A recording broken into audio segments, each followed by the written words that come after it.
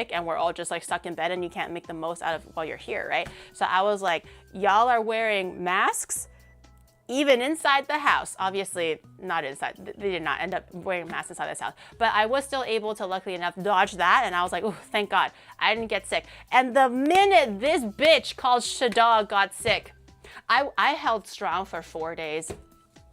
He was like, I'm sick. And I was like, don't even look my way. Speak to me the other way. Like turn 180 to speak to me. So your mouth is facing the other way. I don't want to risk your disgusting cooties and spit germs touching me, okay?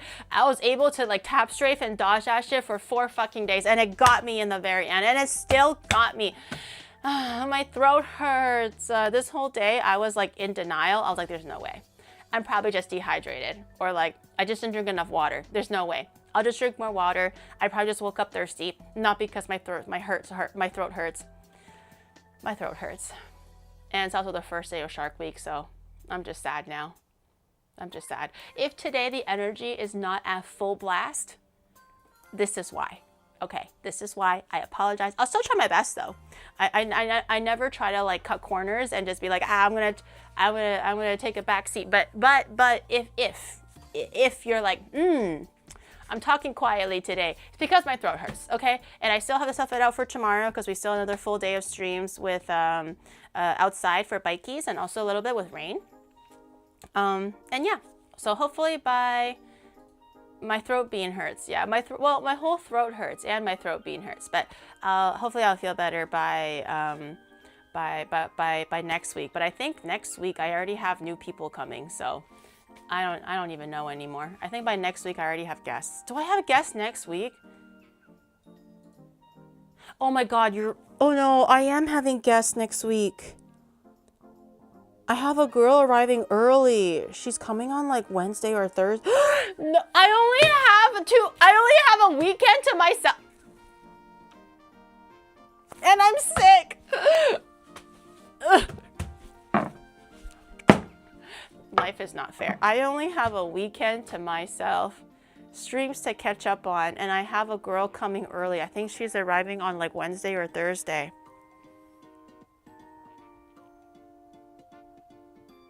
And then there goes another week.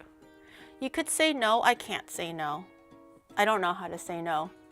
Especially when they all go caps lock. Can we stay at your house when we visit? Or like, I'd like to reserve a spot in Hotel Onimar. You wanted me to look at these cute ass messages where people are looking up to me and expecting me to like offer them help and extend a helping hand, and I go like, no, I can't do that. I can't do that. Can I have your Pokemon cards? No. 你係邊個啊？我唔識你，你係邊個啊？ Do I even know? I have it. I have it. Here, I'll show you. I was actually sucking on one today, but I didn't want to like overeat it. I don't know if overeating it is going to cause like problems. I need one too. 屌你老母啊！ No, I need to suck on it too. 你俾我病，我唔俾你㗎。呢個係報應㗎，你知唔知啊？報應啊！屌你老母，俾你一個。妖，咁冇用。Catch。收皮啊你！好煩啊！ But I have this. I have the squeezy tubey one. I'll show it on here. I used to drink the one that comes directly out of the bottle, like exactly the one in the picture, but I've actually come to like these ones a lot more. These are like a teeny tiny bit more expensive because obviously you have less like in a packaging and they're all individually packaged. So it's cheaper when it's like in bulk in a bottle. But I actually prefer it this way, even though I'm paying like a few cents extra per, you know, weight or whatever, because these are great on the go. So normally if I'm kind of like winding down after stream, I don't have to just hold on. I used to have the bottle one. So before I would just basically take a spoonful and nurse the spoonful. I would just hold it with the spoon and then I'll just do whatever. And I'll just slowly lick the medicine away off the spoon. but it's quite messy. It's quite cumbersome. So I didn't know they had the packaged version. Shadow found these for me on Amazon. So I prefer these much more because I can just pop this in my mouth and then I can just go about my day. I can travel with it. I can like put it in my little like extra, you know, makeup bag or whatever. So if I am on the go and streaming, or if I get sick, whatever, I will also have some on hand. So these are really, really great. I really recommend getting the little pouches if it's a little bit cumbersome to have it in the bottle. And I also like to eat it straight. I like to raw dog it. I don't like to put it in water. I feel like it dilutes it a little bit, and I just prefer if it just like completely just coats my throat, as opposed to like slowly simmering it in like, you know, hot water as I slowly like sip on it and stuff. I just prefer just to swallow the real thing and just let it coat my throat as it goes down. And I like to like suck on this little by little. So I ate some this morning. I was waiting to maybe eat it after stream today when my throat probably will be the sorest. So I'm kind of saving it. I'm saving all of my strength meters. I'm building up my strength bar, or my power move bar, so I can eat it later. So I'll probably eat this after stream. I won't eat it now. I've had it with hot water, only straight with a spoon from the bottle. I used to, like, I feel like sometimes if it's straight from a spoon in a bottle, I can't put the whole thing in my mouth because then it's way too much, because this is also quite sweet. I don't know if there's actually a lot of sugar in here necessarily, but there is a, like, it's a sweet, it's a medicinal taste, but also a really heavy, like, sweet taste as well. And I feel like if I just take the whole spoon and shove it in my mouth, it's way too much. Now it's like all in my mouth, right? And now it's hard for me to partition it in my mouth and swallow it slowly, little by little. So this is a nice way to kind of like suck it on my terms and at my own speed, so I'm not being overwhelmed with one big spoonful of, you know, medicine. I'm just kind of particular like that. It's annoying, but I much prefer paying a little bit more for the medicine to have it be in the little pouches. She don't want my resub message. Oh, my bad. Thank you for the 16. Can you believe this Lola is my top streamer? Really? I've been tagged already for well, also I missed the TTS. I didn't hear it. So Pete got a baby, Rob got a baby, your friend, oh no, that's an old one. My bad. I'm delirious. My bad. What? Can you believe the Lola? Okay, yes. Okay. I'm focused now. My brain is back on track.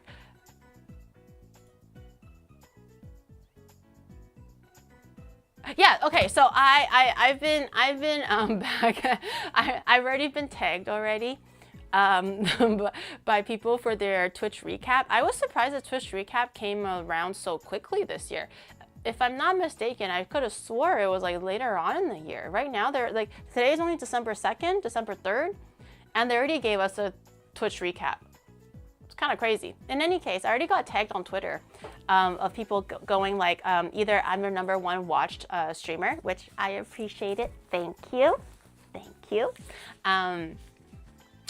Or like they had like 600 watch hours or something, like something crazy like that.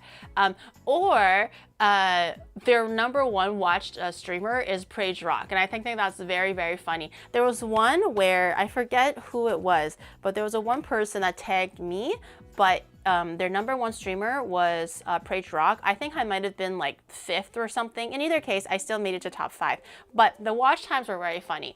It was like, I was #5 at like 300 hours, right? And then there was another streamer at like 350 hours. #3 was at 400 hours. #2 was at like, you know, like 500 hours or something, right?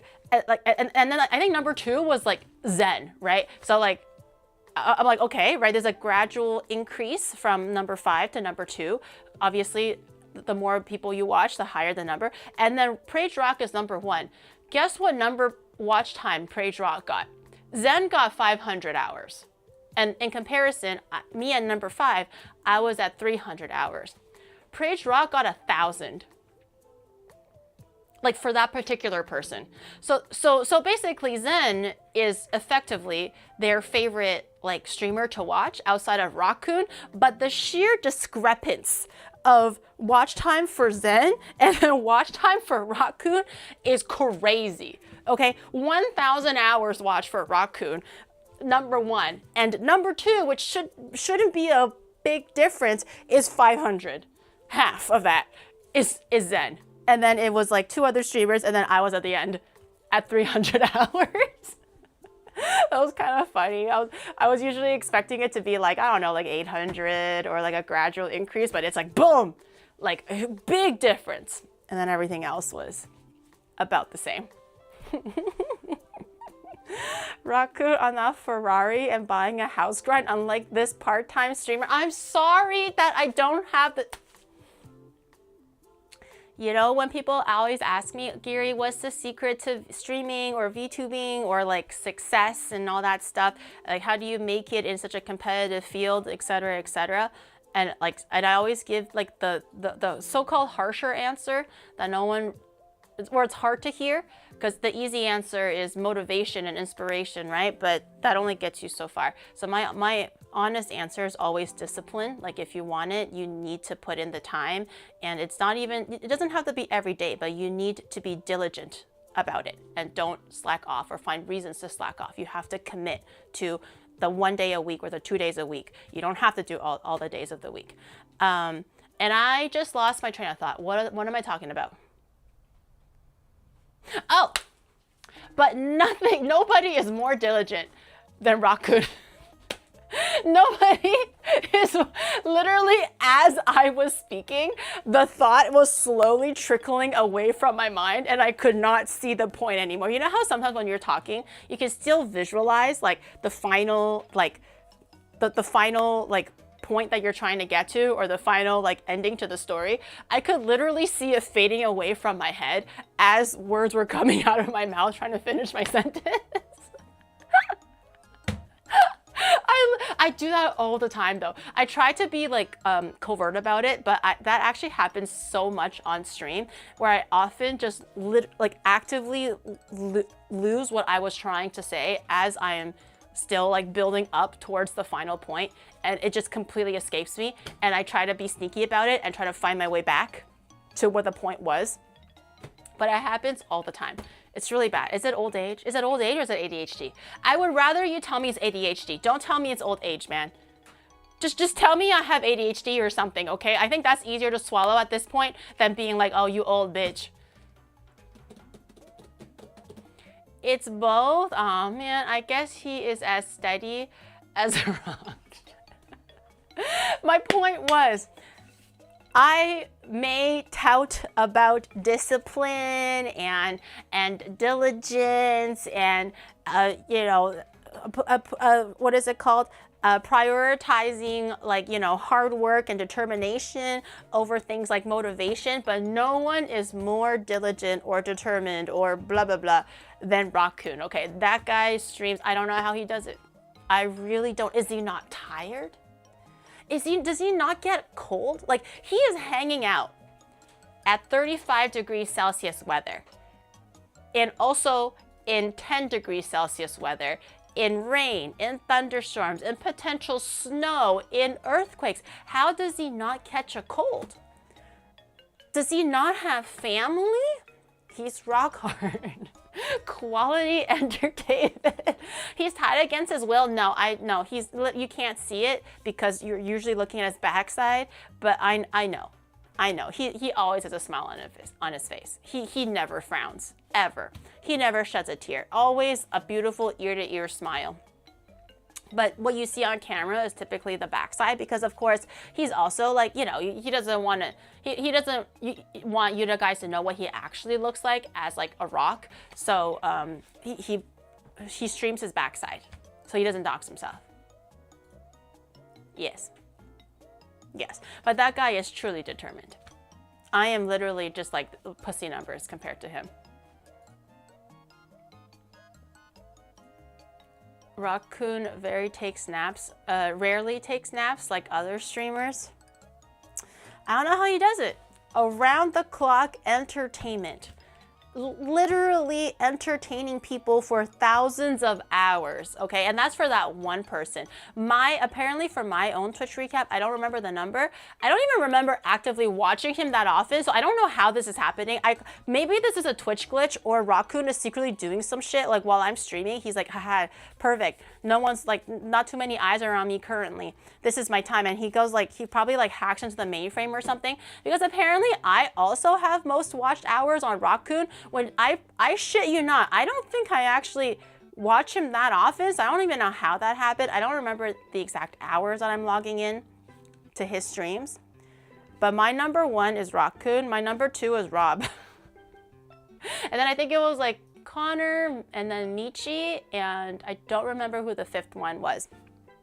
But Rockcoon's also my number 1. But I swear, hand to heart, I really don't think I watch him. I don't even have his screens open. Like, how did I lock in those hours? I don't know.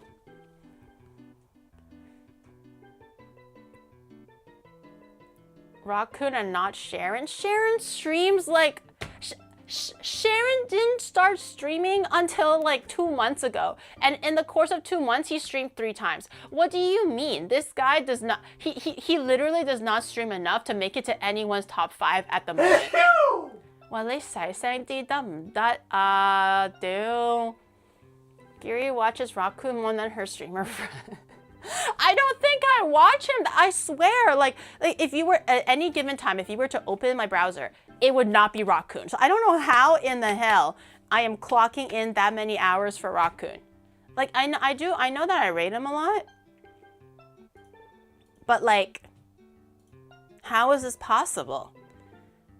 Because it doesn't it count towards like actively watching?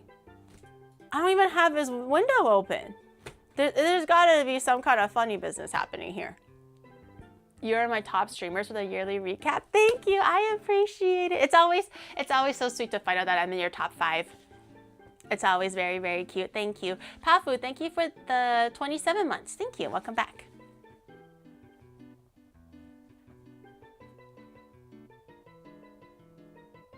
More often than not, Giri, you typically rate into Rockcoon. Yes, but does that count towards watch hours? Because I think oh, maybe I don't close the window. I don't know. I was also baffled. Who do you guys have as your top 1 streamer currently in your recap? Just the top 1. I'm just curious to see, because I'm always really surprised to find out every year there are streamers that I don't know who they are, but they are your number 1 viewed, and normally it'll be like a huge discrepancy between your number 1 viewed and your number 2 viewed, and it'll be like a person that I haven't heard about. So I'm just like, wow, I didn't know that there was a streamer that did this. So it's also very interesting to see whether it's like my friends or a completely new viewer or a completely new streamer to me. Rain, unfortunately you. You're my top streamer. I got Pete, you're second. You do not have XQC as first. Shut the fuck up. Your number 1 viewed Jerry Tech Soup is XQC. Code Miko is your number 1. Midnight Sumo. I did not know about this person until they started doing like the commentary for Sumo season. They're actually really cool. Apparently they're also Canadian, so I don't blame you. You and then 20. Despite everything, still you. I don't wanna out Kurgash right now, okay? But as like a streamer, you can also see like viewers like recap. So as a viewer, I watch Rockcoon apparently as number 1 and Rob is number 2, etc., etc. As a streamer, there's also a recap. Okay, and there is a section called My Biggest Supporters. Okay. I think there's 9 people in the list. I think it's a grid of 3 by 3, I think. Number 1 was Kurgash. I don't know how they determine it. Is it by watch hours? Like who watched me the most? Like are they able to like congregate that kind of data? I don't know. Number 1, Kurgash. Number 2, I believe was Cray Cray. I don't remember specifically where. At one point there was Hyperion, there was Domsy, And then I forgot. I only looked at it really, really quickly. But because Kurgash spoke out that how he was my #1 viewed, that reminded me that I saw that name. I saw that name. As #1. Valor was also one. Yes, Valor was one. Who are my top 9? Can you list it for me, Shadow? Valor, waifu lover. Not surprised. Not surprised. Imran. Oh, Im, yeah. Oh, Im has the rock, the old rock as his avatar thing, which I thought was very cute. Im, I-M-M-M-M-M-M-M. They have the old Rockcoon when he was still shibaried by elastics. Anyways, so go on. Kadam. Oh, Cad, yeah, yeah. Quickly, Ewok. Oh yeah, Ewok. Tyrion, Donzi, and Kurgash. All of you guys deserve a ban. Ban. One of them was my mod, so my mod will escort himself and the rest of you guys out temporarily. 5 minutes. Come back later. Ban everybody. I just work here, man. No. You too. You did this to yourself. What am I supposed to do? We're gonna go. Where are we going? Ban people? You're only gonna get time out for like 5 minutes, okay? You can just sit there and like be bored for a little bit. You don't gotta leave. I avoided it this year. Yeah, I was surprised. I was like, oh my god. Some of them are obviously. I'm not surprised if one of my mods made it there because they have to show up and help me around. So I do appreciate it, Valor. No, I'm kidding, but I do appreciate it. But for some of them, I was like. Some of them I'm not as surprised. Some of them I was like, really? As my #1 supporter? I was like, oh, gosh. Okay. Okay, damn. I didn't know. Damn, okay. That's cool. That's cool. Rob the Demon is not on the top of the list, but I don't recall. Did Rob the Demon start watching me this year, last year? I'm not too sure.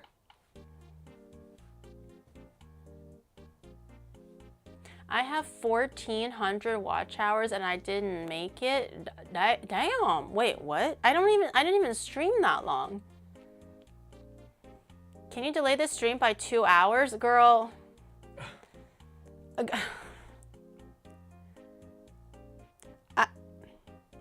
Yes. Yes, I can. Have no fear. Your streamer is here. Whatever the request, I can carry out to perfection. You want me to delay for 2 hours? You want me to ride a unicycle? You want me to juggle 5 bowling pins? You want me to start sprouting wings and fly? Yes! I can do all of that. Just close your eyes and come back. And I would have done it. Yeah. Gary, yap for 2 hours. No, my throat is gonna be in fucking shambles if I yap for 2 hours. Didn't you used to stream much later? Depending on where you are in the world, then probably yes. I used to start stream in Japan time, 11:30 JST, like 11:30 p.m., close to basically midnight JST, because that would convert to my old original time, start time of 10:30 a.m. EST.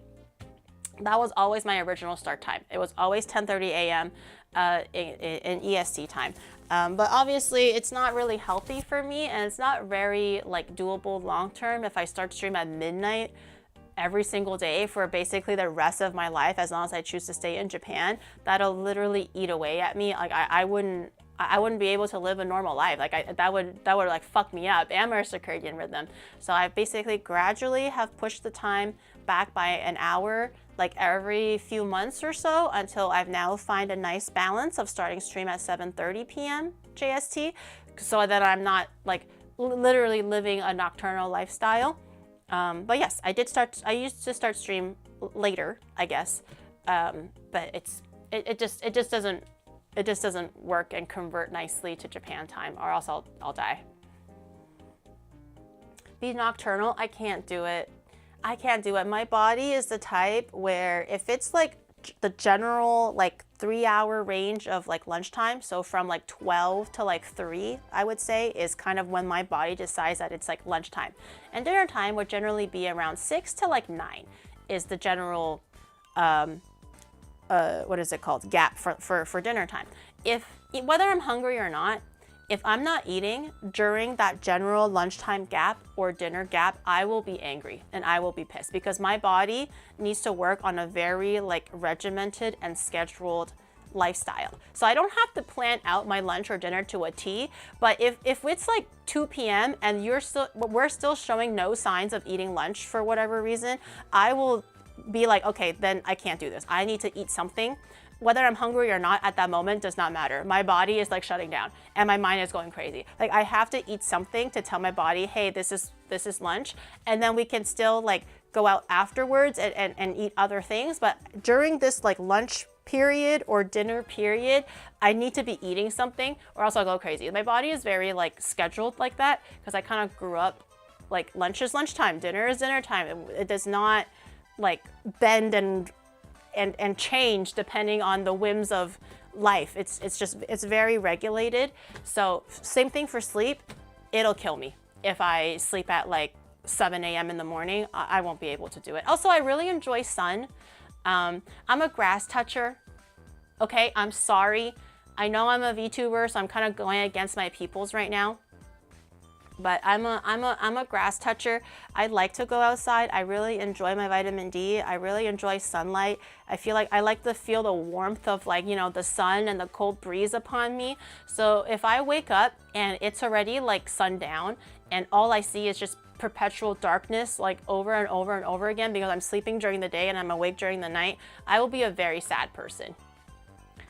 I do like to touch grass. I like to go out and go grocery shopping. It's not like I'm going on hikes every day, but I like to go out and go grocery shopping. I like to walk to my mailbox or like to deliver the mail to the mailbox. This was like back in Canada, but I like to, you know, walk to the grocery store. I like to ride my bike and like, I don't know, go to the slightly further McDonald's so I can enjoy some time in the sun. Like, you caught me.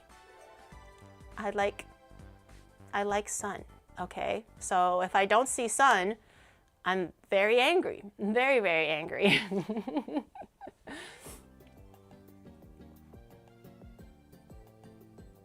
I work overnight and in the winter, I go back to work in the dark and drive home in the dark. It's so awful. It's so awful. Like back when I still worked in the office, same thing. When the sun would go down at like 4:30 in Canada. So basically I'm driving to work when it's like kind of getting brighter, but not full sun. And by the time I drive home from the office, it's pitch black. And I'm in the office the whole day, basically. So all I can see is like, I see the sun through the window, but I didn't have like I didn't have an office, like I didn't have a window desk, okay? I'm not cool like that. I didn't have a window desk. So I would always just like look out to be like, wow, beautiful day today, when the window is like 10 feet away from me.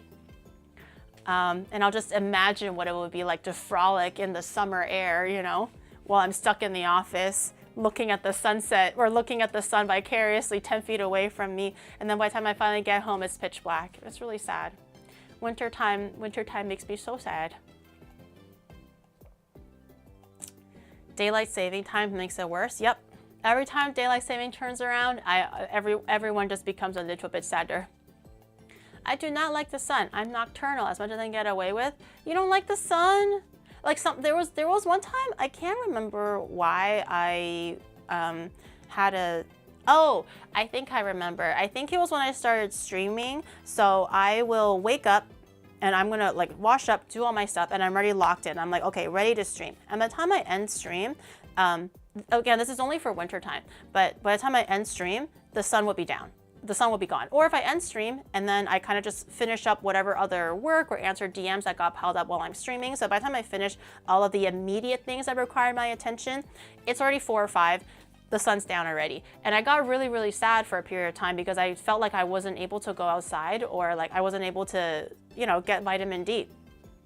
So there was a point where I would wake up and I will wake up like 10 minutes earlier just so that I could literally stand outside my front porch and just literally like stand there and let the sun bask like on my body just for like 5 or 10 minutes, just so that I can feel like a human again before I go back indoors and then get ready for the remainder of the stream. But it was awful. I don't know why like weather or sunlight affects me so much. Like it's not like I'm depressed, but it's just like, I just move so much slower, and I'm a little bit more like moody, you know, a little bit more grumpy. So I realized I just had to like stand. I just literally like hand behind my back, just staring outside of my front porch, just like head raised towards the sky like a sunflower, and I'm just like, just hit me with it, man. Just give me the 10 minutes. Let me bake for a little bit. I'm almost done. And then I go back in, and then I never go back outside ever again for that whole day. Literally like a flower. Yeah.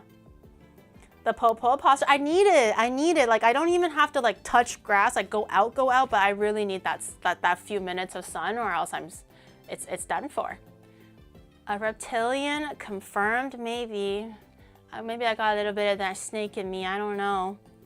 Just a grandma thing, you guys don't feel that way? You guys don't think you need sun? Like a fresh breeze?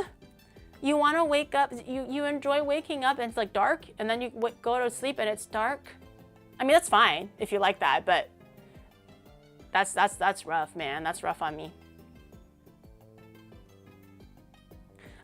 I do have a friend that used to be allergic to the sun. Not used to. I had a friend back in Canada that is still, unfortunately, allergic to the sun. I'm not sure how it works. I'm not sure what part of the sun she's allergic to. Like, is it the UV rays? Is it just literally like light photons? Is she allergic to light photons? I don't remember what it was. I don't even know if she can explain it herself. But that poor girl she's Korean, by the way. She's allergic to sun, allergic to pork, allergic to fruits with seeds, and I think she's allergic to like sesame. And she's Korean. What can she eat as a Korean person? How does she live her day? Okay, no sun, no samgyeopsal, no bosam. There's so many like core Korean dishes that rotate around pork. She can't eat sesame, so there's no sesame oil, and they sprinkle sesame on everything for Korean cuisine. And she also can't eat, like, I think it was like certain choices of like lettuce.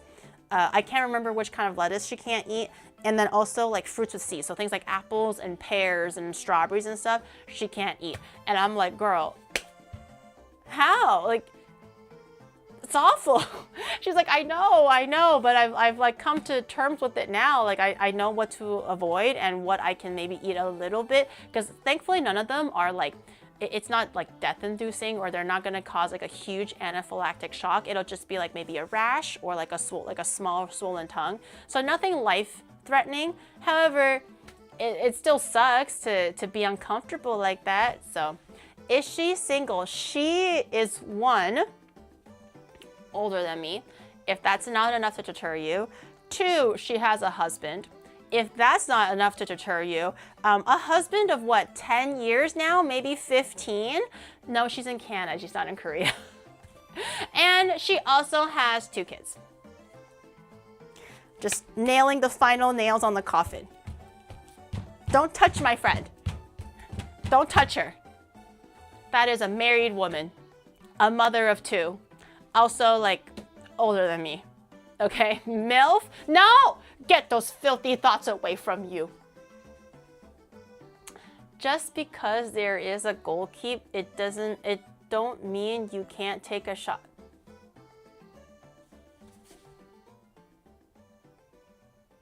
Can you not be an animal, please? Can you not be an animal? Stop. Down. Bad. Down. Shame on you. But still, but married happily. Well, I haven't followed up with her since I moved to Japan, but since I've, like, up to the point where I went to Japan, yes, they are happily married. They're in a very fulfilling relationship. I do believe they're Christian, but don't quote me on that. I think that they're religious. I don't know how religious. She's also very beautiful. I'm not helping the cause right now, but she's very beautiful. She's very, very sweet. She's very kind, and she always makes usually when friends get together, she always makes a little like baked treat or a little snack or something. She's very, very cute. Her children are very cute as well. Her husband's also like pretty good looking. I think they're like a very good like couple. I think the husband is like a chiropractor or something. So they're set. They're good. They make good money. They're a very beautiful couple with beautiful children. But yes, that was them. If you won't take us to see MILFs or landmine girls, don't blame us for asking. Why do you always choose to think that is not good for you or so far from reach? Why can you not aim for a nice girl that's single, that's in your age range, that is mentally well adjusted? Well, who really is fully mentally well adjusted? But you know, at least they have some kind of a control or understand where they are in their whole, you know, psychological journey, at least, you know, and just a nice sweet girl or boy. Why can we not aim for that? Why is everything like MILFs? So she's taken. Oh, she has children? Even better. Or like, oh, she wants to kill me. Oh yeah. She wants to ruin my life. Give me some of that. Oh, I love it when she kicks me and spits on me and gashes my heart open and rips it away even more. Yeah. Don't look at me like that. That's what you want. I don't want that. That's what you want. Don't look at me like that, like I'm some kind of a filthy freak, okay? That's literally what you said. You wanted me to introduce you to MILFs and landmine girls. What happened to the nice girls that you can meet at a library, huh? What about that? How does that have anything to do with why I'm single? Just because I don't want to find a mentally unstable person that wants to hurt me all the time? Or is married? That's why I'm single? Because I'm not aiming for married men? That's why you're not single, Gary. You gotta aim low. You gotta aim low, girl. Aim for the ones that are married and taken with kids. Yeah, aim for those ones. Or the ones that, you know, wanna like kick you and stab you. Yeah, aim for those ones. The ones that use you mentally, emotionally. Oh yeah, those are the good ones. What do you mean this is why I'm single? I just want to play football with their lovely family. Get your head out of the gutter. Okay, why are you playing football with their family, huh? My uncle who met his wife while being, as we say in Chile, the patas negras, and she's insufferable. I question his decision making that regard. What does that mean? Is she like a silai? Like in Cantonese, a silai is kind of like a gossipy Karen-y, not over the top Karen, like that you would normally see on like YouTube and stuff, but like kind of a Karen-y, a complainy type of a middle-aged woman. Is that kind of what it is? Is that what it is? Gary caught in an affair? I don't like going after taken men. Where is this coming from? Why is everyone all of a sudden going like, I caught her? Officer, the family splitter. She likes, what? I said I don't want married men. Why would I want married? Don't ooh me. What do you mean ooh? I said no. I'm looking for well-adjusted, single. I'm not looking for the ones that are taken already. That's awful. Don't call me homewrecker, Ian. How fucking dare you? I have never, ever in my life home-wrecked anybody. I have pride, okay? I have dorobo nickel. Wait, what? Like a thief cat? Is that what a homewrecker is in Japanese? Dorobo nickel. Dorobo means a thief. Neko is a cat. In 40s, men are divorced? Or shut the fuck up. I'm not 40. I'm 21 3/4. I'm not a homewrecker. I don't go after those who are taken. That's just crazy to me. Okay? It specifically refers to women to date married men. Okay, well, 100% on the woman to go after a married man. But 2, why is a married man dating? There's both something at fault here. There's both something at fault. I don't believe it. I don't think my standards are that high. Okay, in a man. I think they're pretty normal. Just like don't smoke. Height compatible. Like they don't have to be taller, but it's height compatible is all I'm asking for. Or they make me feel comfortable with my height, and they don't like make me feel weird if I'm too tall or too short or whatever. Because I don't like, you know, if they're like 4'11" or they're like 8 feet tall, like either way, it's too much. Okay. So anyways, age compatible, younger, older, doesn't really matter. Not too old, not too young. Okay. Height compatible. Don't smoke. Okay. I hate smokers. A little bit of a nerd, a little bit of a geek. Okay. What else? Make me laugh. I think making me laugh is very important. They have to be funny over anything else. I think if they're funny, they're all automatically a lot more attractive to me. So I think physical looks are not super, super important. Obviously, I would prefer like if there was a bit of like initial physical or sexual attraction, but they don't have to look like Prince Charming. If anything, that's gonna freak me out even more, that they look too perfect. I think that's a little bit weird. I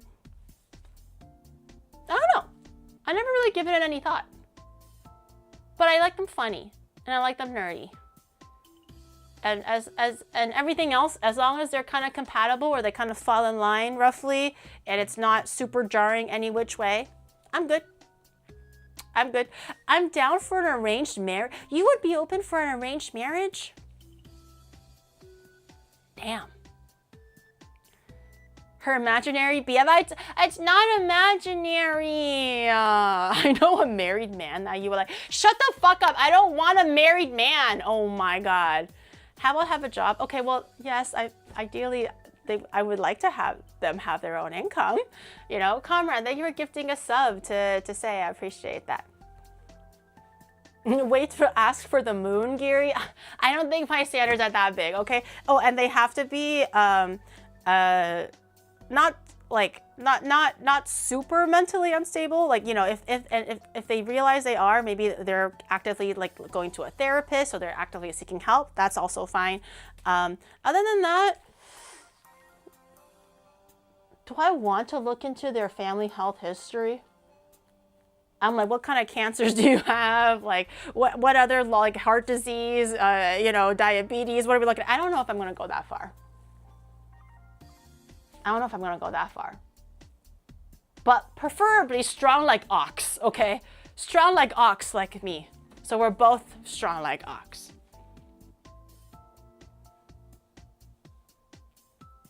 Married man can't afford it here. That's not true. Wait, I actually have a decent amount, not like a whole lot, but for watching like a VTuber, I suppose, or watching a streamer, I do have a decent amount of married people in the chat. A lot of the chatters boast that they watch it together with their wives, showing off to me and shit like that. Like, oh, I just had a son, like, you know, few months ago. Congrats. You know, I watch it with my wife and like, wow, thanks for rubbing it in and hurting everyone else's feelings. She wants a minotaur, not literally an ox. I said strong like ox. Oh my God. Are they called Pete? Bro, that Reddit still fucking gets me like laughing so fucking hard. I think it was, I told you about this. I think Pete also said this. I think it was in the Trash Chase subreddit.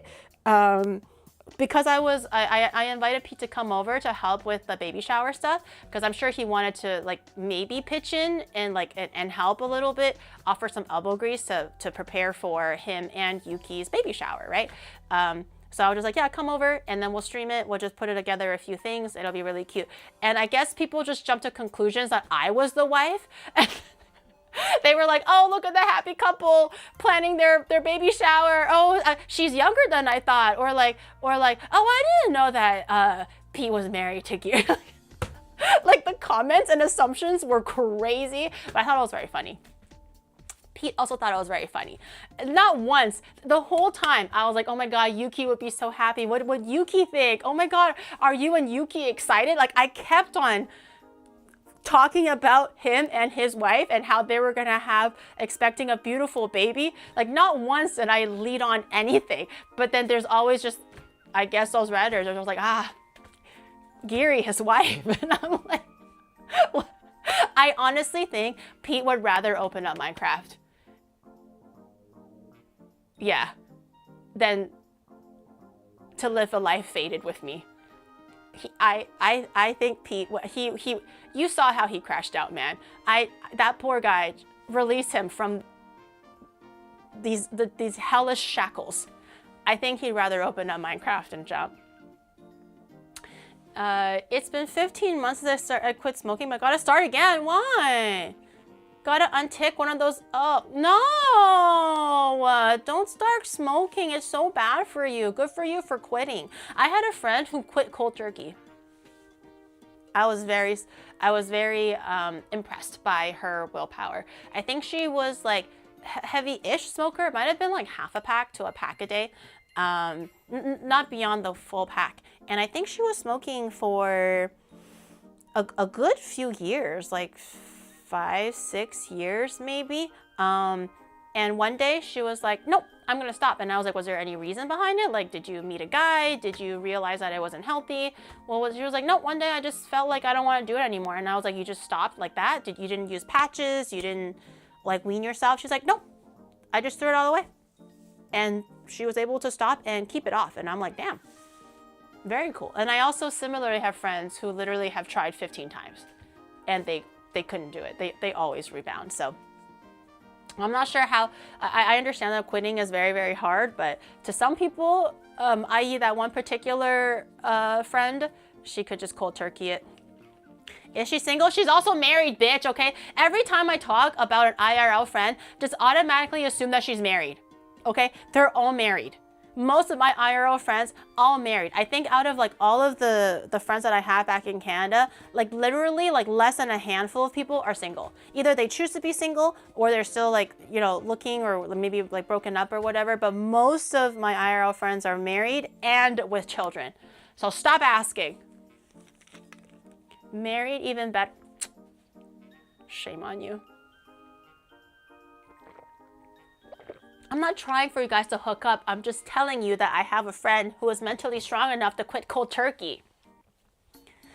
Married is not a problem, just an option. You guys are animals. We live in human society. We don't live in a gorilla pen. This is not a zoo. Okay? This is not the wild. We are not bonobos. We are humans with society and culture, and we are able to judge what is right and wrong and what is morally ethical, unethical, what hurts people's feelings. We are capable of empathy. NTR is only in the scope of hentai, okay? I'm not actually hurting anybody. It's all make-believe.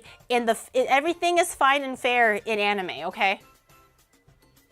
So back off, bro. Back off. I'm not talking about IRL, okay? It's harmless when it's anime. Damn. Damn, can't a girl enjoy her anime? Sheesh. NTR fades. Why wouldn't you steal the car if the door is open and the key is there? What key? Stop touching the keys! Get your hands off the keys. You guys are so dirty. If you see a car with the door open and the keys are still there, you keep on walking. Maybe the driver is just dropping off groceries and they're gonna come back and park the car back in the garage, okay? You're just gonna be like, ooh, free car, and then you're just gonna take it? Touch the keys, don't touch the keys. Get your filthy hands off those keys.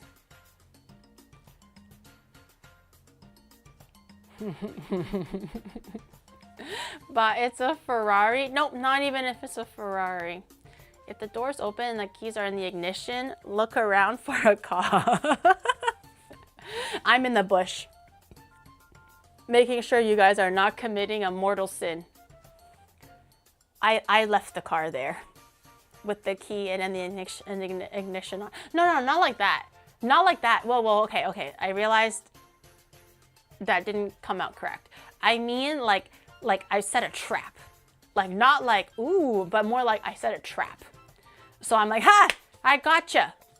I'm gonna jump out of the bush and I'm like, hands above your head. I caught you now, you law unabiding citizen. Like that. That's what I meant by a bush. I'm gonna have to catch you. This grandma is a huge perv. I'm not a perv. I'm talking about how I will do a good deed by going like, no, not on my watch. Leave. Turn back around. Hands off the keys. Leave this vehicle right now.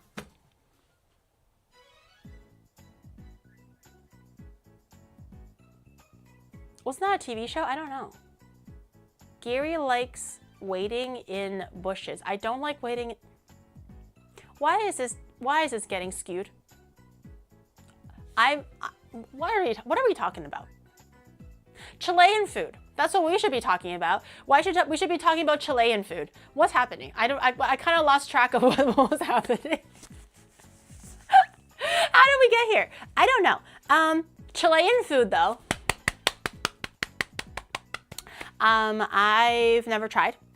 I got a really nice message last week about me trying Venezuelan food. There was a person on Twitter that just made like a tweet to themselves. They were like, hey, and then they added me. They were like, hey, Giri, it made me really happy to watch you make Venezuelan food because we never get any representation in media.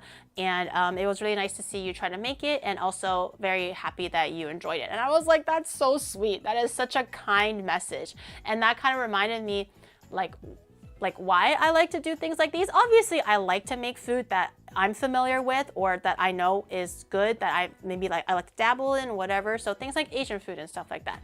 Of course, I like to do that. But it's also really nice to like try other things that are very, very foreign to me and very unfamiliar, but it means something to you guys. And obviously I always come back to like food is the greatest, I guess, like connection that anybody can have. Like we can always be on the same page when it comes to food, whether we're kind of like agreeing to disagree or both talking about something that's delicious or is memorable. Like food always has such a strong and prominent role or weight in our lives and how we perceive life. So it made me really happy that just being silly one day and was like, I don't know what a arepa is. I want to try it. Made someone's day. And that made me really happy. So I was like, I can maybe try a different place that I've never had before.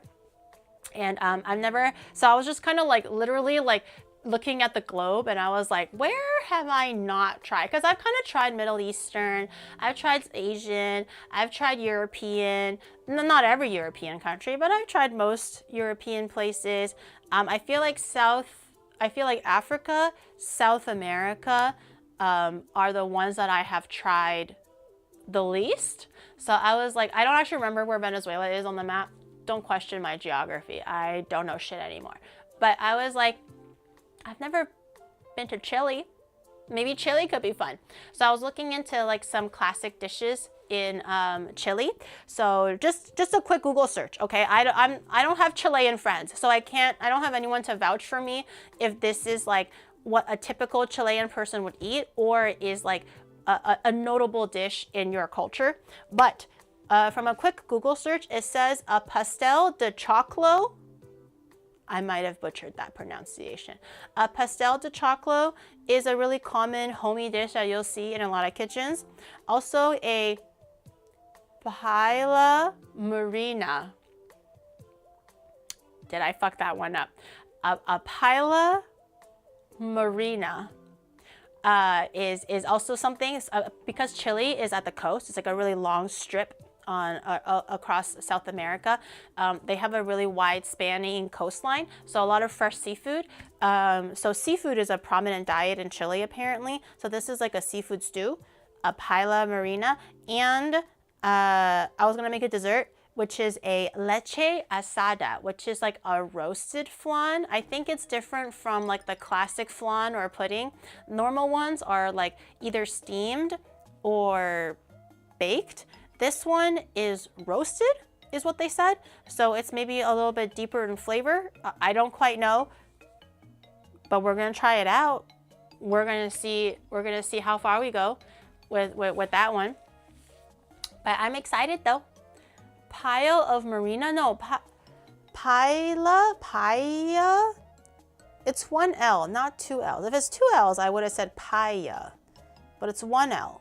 Paella Marina. Paella? Paella. Isn't that the Spanish thing? The Spanish rice dish? A paella?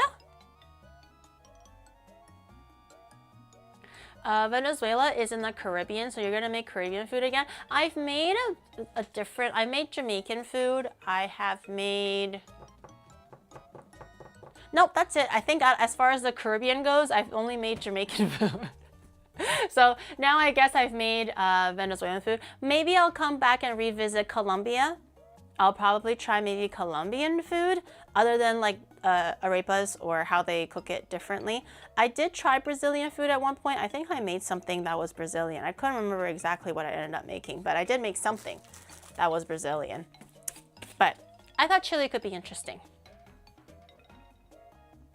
We're not making cocaine. We're making Colombian arepas, if we are. What are you talking about, chat? It's actually pronounced Paila. I was right. Anybody from Chile want to give me an honorary Chilean passport? It's actually Paila. Vala looked it up.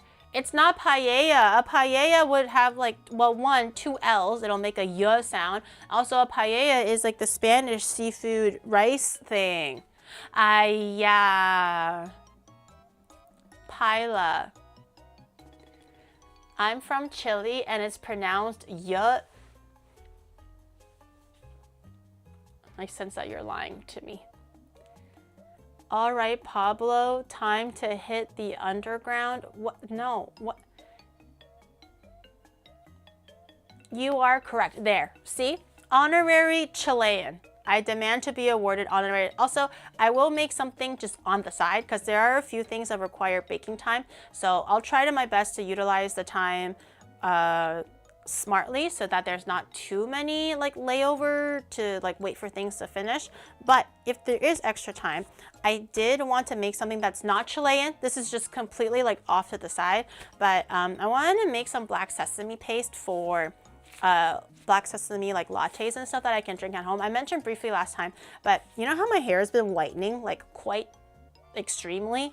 I feel like in the recent like year or so, I've always had pretty bad white hair because of the, you know, genetics and everything. But I feel like in the last year, it's really ramped up. So I was like, it kind of makes me sad that I have to dye my hair like literally every month to a month and a half, or else I look like a street rat. And I don't want to damage my hair as often. Can't wait to watch Giri ruin Chilean cuisine today. Maybe I will excel in it. I did really good for the Venezuelan, like the leftovers for the beans and for the meat dish that I ended up making, which I forgot the name already. I'm so sorry. But the beans dish and the meat dish, I literally enjoyed that as leftovers for like 3 days. And it was still so delicious. I ran out of the arepas, but the meat dish that I made for the Venezuelan day, I was able to enjoy the leftovers for like 3 extra days and it was very good. I enjoyed it very much. My sister is also in her 40s. I'm not in my 40s, but you know, premature white hair. So they were saying how like prolonged eating of black sesame, this is also stems back from like Chinese medicine apparently. If you eat black sesame, it's gonna help with hair strength and also hair color. I might give up halfway through. I get bored of a lot of things, but it could be nice just to have some in the back burner so I can just put a little bit of hot milk in it and make some black sesame latte. So we're gonna make a quick black sesame paste and maybe we'll make a latte. Also, it's finally strawberry season. This one was like almost 600 yen, but oh, she smells so good. Oh, hold on, I haven't smelled strawberries in so long.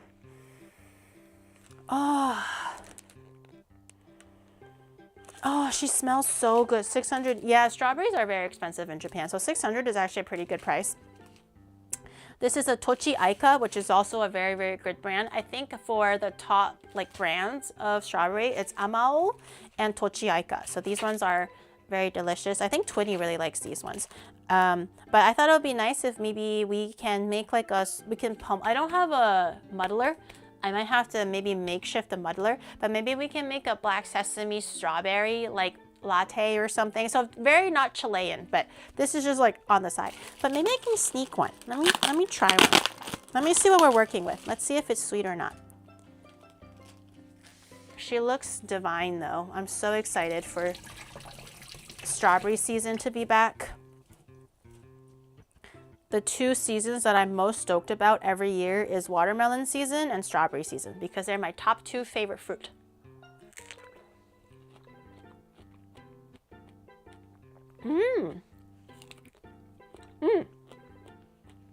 I think if I wait a little bit more for strawberry season to be a little bit more like in full bloom, they'll get sweeter. These are still pretty good. But this is still beginning of the season fruit. So I feel like it's not as sweet as it could be. But still very delicious. I'll maybe add a little bit of sugar when I muddle it together. Delicious. Okay. I think we should try making the flan first. The Leche Asada. Because that needs to bake. But that also needs to cool down. Because you have to serve them either room temperature or fridge cold. So I think it'll be better if we make the leche first. So we need some milk. We need some mew mew. We need 2 eggs. 2 really big fat eggs. I'm gonna get the fattest eggs that I can find. A little bit of butter. A little bit of butter. Butter. My favorite season is hunting season, so I can hunt your mom.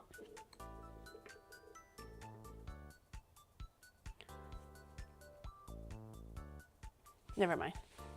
I'm not, nope. I'm not gonna fall for it. They're rage baiting me. I'm not gonna fall for it. Actually getting rage baited. Nope, not today, sir. Not today. I might need a little bit of extra sugar though. Leche Asada, loved it when I was a kid with honey on top. I'm vegan now though. Ooh. I'm not sure how you would substitute egg in that way to make it more vegan friendly.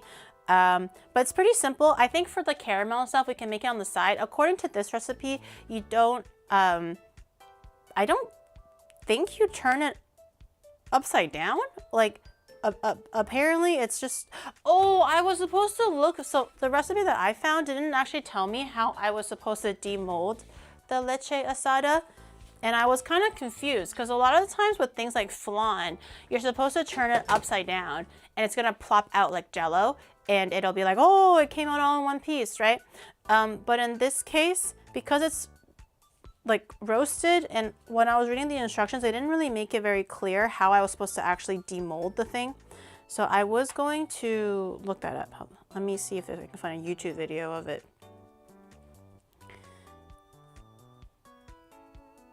Leche Asada recipe.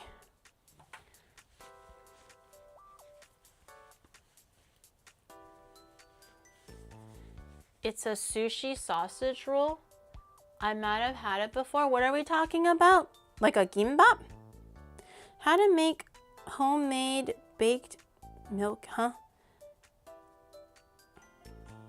Is this a leche asada? Okay. Azúcar, agua. That's probably for the syrup. On the bottom. Oh, they put this on the bottom. Okay.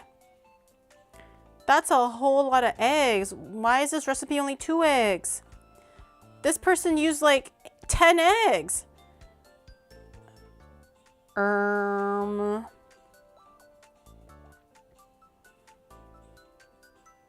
Girl, there's something wrong with these recipes. They're not lining up right. And then they bake it.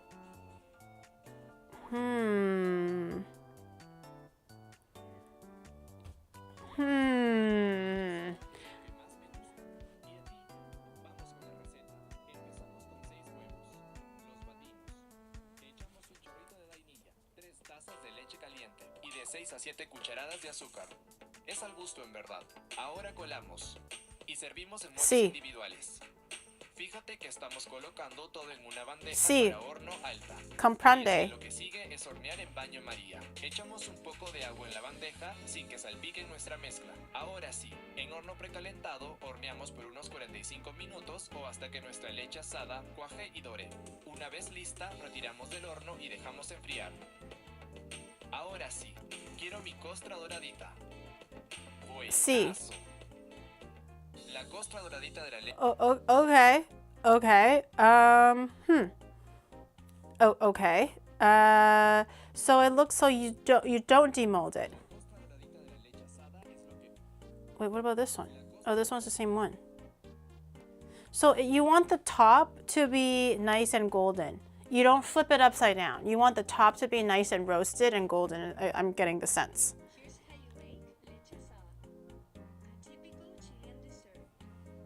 First, we heat 1 liter of 1 liter of milk, milk. adding the peel of a whole Okay. till the sugar gets a brown purple. Okay. Eggs. Then avoid adding bubbles. Okay. The milk mixture through a sieve So you do want the pudding at the bottom, or the caramel on the bottom. for 30 minutes at 155 Celsius. Then let it cool in the oven. Once it cools down, let it rest overnight in the fridge. The next day it will be cold and delicious. Enjoy! Interesting. Okay.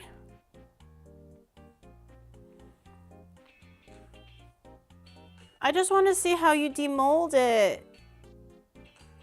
Do you demold it? Agua, put in hot water. Okay. A bain-marie, that's fine. 45 minutes. And then it just comes out all demolded already. Okay, I'm gonna demold it. I'm gonna cook it in a way where I anticipate to demold it. Okay. I have made my decision. Because I'm confused. You don't demold it? Really? But it's so like, how does it come out so pretty if you don't demold it?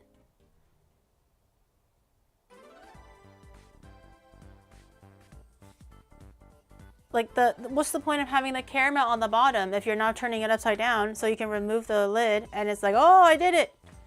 Isn't that how you demold it? Not demold like that. You guys are so annoying. Demold, like taking it out of the mold. Just cut a piece.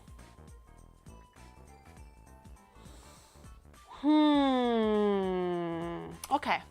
Okay, let me, Okay, you guys are so annoying. Okay, in that case, let me use this one instead. I was going to use like a cake mold, but if we don't actually need to take it out of the mold and whatnot, then I might just use this.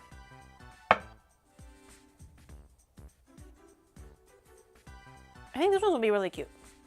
Okay, I think I'll do this one. But the recipe called for hella eggs. Should I do 3 eggs? 2 eggs. Maybe I'll do 3. Oh no, I'm buying away from the original recipe, although it is similar to the other recipes. If it's what I think, you scoop the caramel when you eat it with a spoon. Okay. Okay. Okay. All right. I'm going to grab, so you're gonna need a baking tray. Clearly something that's oven safe. Also scoopable, so you don't want the base to be too tall or else you're gonna be scooping like a nice thin piece of flan from like a cauldron. So it's just something that is nice and like a baking dish or casserole dish or something that's kind of like small and evenly sized like this. I was gonna use a cake pan, but I don't think a cake pan would be an appropriate like shape or size for something like this. So this is really good. A mixing bowl, we'll do the egg mixture first because once the milk is heated through, we're going to temper the eggs and everything was going to happen quite quickly. So we'll do the mise en place first because then you don't want to wait for the milk to cool down Here I am later in and Malaysia everything like right that. now for holiday, and I've got to say, the McDonald's Prosperity Burger, top-notch chef's I kiss. want to When try are you gonna be in it. Southeast Asia again to taste this wonderful burger? I want to try it, but I don't know when I'm going to be back in Malaysia yet. I want to try this prosperity burger thing that everyone is, you know, so excited about. I want that to be me, man. It's like just onions, right? Like loads and loads of onions. You have to have it over slightly warm water on the bottom to flip it into a tray. That's how my sister does it, and she works in a bakery. I mean, you guys are saying that I don't need to demold it. That is easier for me.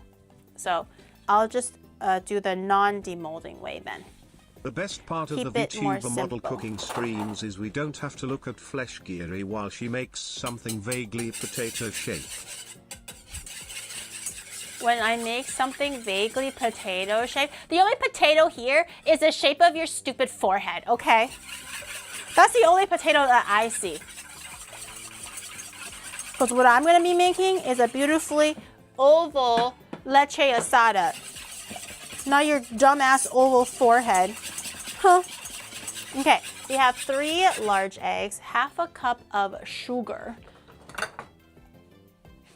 I'm gonna get some sugar. It's not my fault I was born with your face. No, you're right. It's your mama's fault. Okay? And your ugly dad's mug that gave you that face. No, you're right. It's not your fault. Are you happy now? Is that what you wanted to hear instead? Huh? Is that what you wanted to hear instead? I prefer model giri over flesh giri. Is my flesh that insulting to you, chat? Is it that insulting?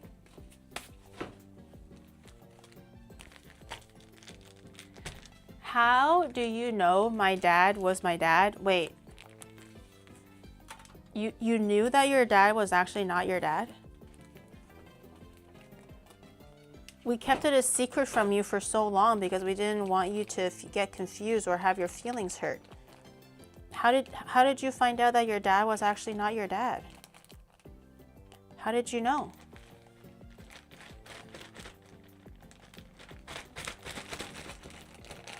Can we get VTuber bite keys? That would be technologically, at this moment in time, probably impossible. I know Shadow can be a tech wizard and can do all this stuff, this and that, but to have a VTuber model that blends like seamlessly with real life and still somehow showcase my VTuber model walking and biking, I think you're at this point in time asking for the impossible. Maybe once, like, what was it, like NVIDIA or something makes a complete like robot model or something, I can maybe just power at home with a robot or something. That could be possible. Other than that, you have me stumped. I think you're really challenging him. Oh my god. I think you're really challenging him here. After you brought up my ugly potato forehead, my dad didn't have a potato forehead. The potato forehead doesn't run in the family, huh? I bet it runs, I bet your uncle has a potato forehead. Wait, that's insinuating. No. I bet your mom's boss has a potato forehead. There you go. I was like, wait, that doesn't wait. I was like, I would say wear a green morph that's not suit very and overlay kosher. your model onto it, but you're built like a Pringles can and your model definitely isn't. Wear a green morph suit. I am not wearing. I did actually think about this when I was originally, before I was moving to Japan. I was like, oh my god, we're gonna do IRL streams in my VTuber model. It's gonna be so cute. I'll just wear a green morph suit, but then the also problem is, how am I gonna carry my face tracking? That means I have to wear a head brace with my face tracking phone in front of me at all times. I'm gonna look like a freaking freak, okay? A green freak with like a face brace with a phone connected in front of it. So there were a lot of like technical things to consider, but we did consider those things. Trust me, we did. But I refuse to walk outside in a full green suit with a head brace on, just to make sure that my face can be tracked. That is vile. Okay, And I guess other aromatics are optional, but in this particular one, they recommended a little bit of cinnamon. I think that's really cute. So I'm gonna grind a little bit of fresh cinnamon into the egg part of it. If I can find my zester. Where's my zester? Here it is. But spices are optional. Just having it baseline vanilla is good enough. That was not a Ninja Turtle, it was just a freak. Mediocre, wait, hold on. Ioners, Ionerman, thank you for the 6 months. And Arxiono, thank you for the 17 months. And Cyborg, thank you so much for the 7 months. I appreciate it. I was, for the life of me, I did not know how to read that name. I couldn't get it out. But the grease will be good for hiding in the bushes. No, that's just gonna get me deported even more. Especially with Japan not having the best time with foreigners right now. No, sir. No, sir. They're not gonna catch me lacking. I'm gonna assimilate. I'm gonna be covert. They'll never find out. They'll never catch me. Okay, I'm gonna preheat my oven to 180 degrees Fahrenheit. Get a baking tray in here. Do I need it to be very brown? I think we want it to be more brown on the top, right? Hence the roasting. So I'm going to do 180. Okay. We also need a pot to not boil, but heat up our milk. And we also need a nice roasting pan that can hold a bunch of water, because we're gonna have to fill the roasting pan with some hot water. The hot water is going to help. I think I'll use this one. Does this fit? The hot water is going to help. Oh, that's a tight ass fit. That could work though. The hot water is gonna basically help the eggs cook more evenly, so there's no like cold or hot patches, especially when if your oven is uneven in heat distribution, which my oven is. The water will help kind of distribute everything evenly and heat everything up gently as well. So make sure you do have like a casserole dish or a roasting pan that's tall enough to hold a bunch of water, and the water usually will come up to half the height of whatever vessel you're using to make the actual leche. So just keep that in mind that everything is tall enough. So we're gonna need a bowl to boil water, and then we're gonna need a bowl to boil milk.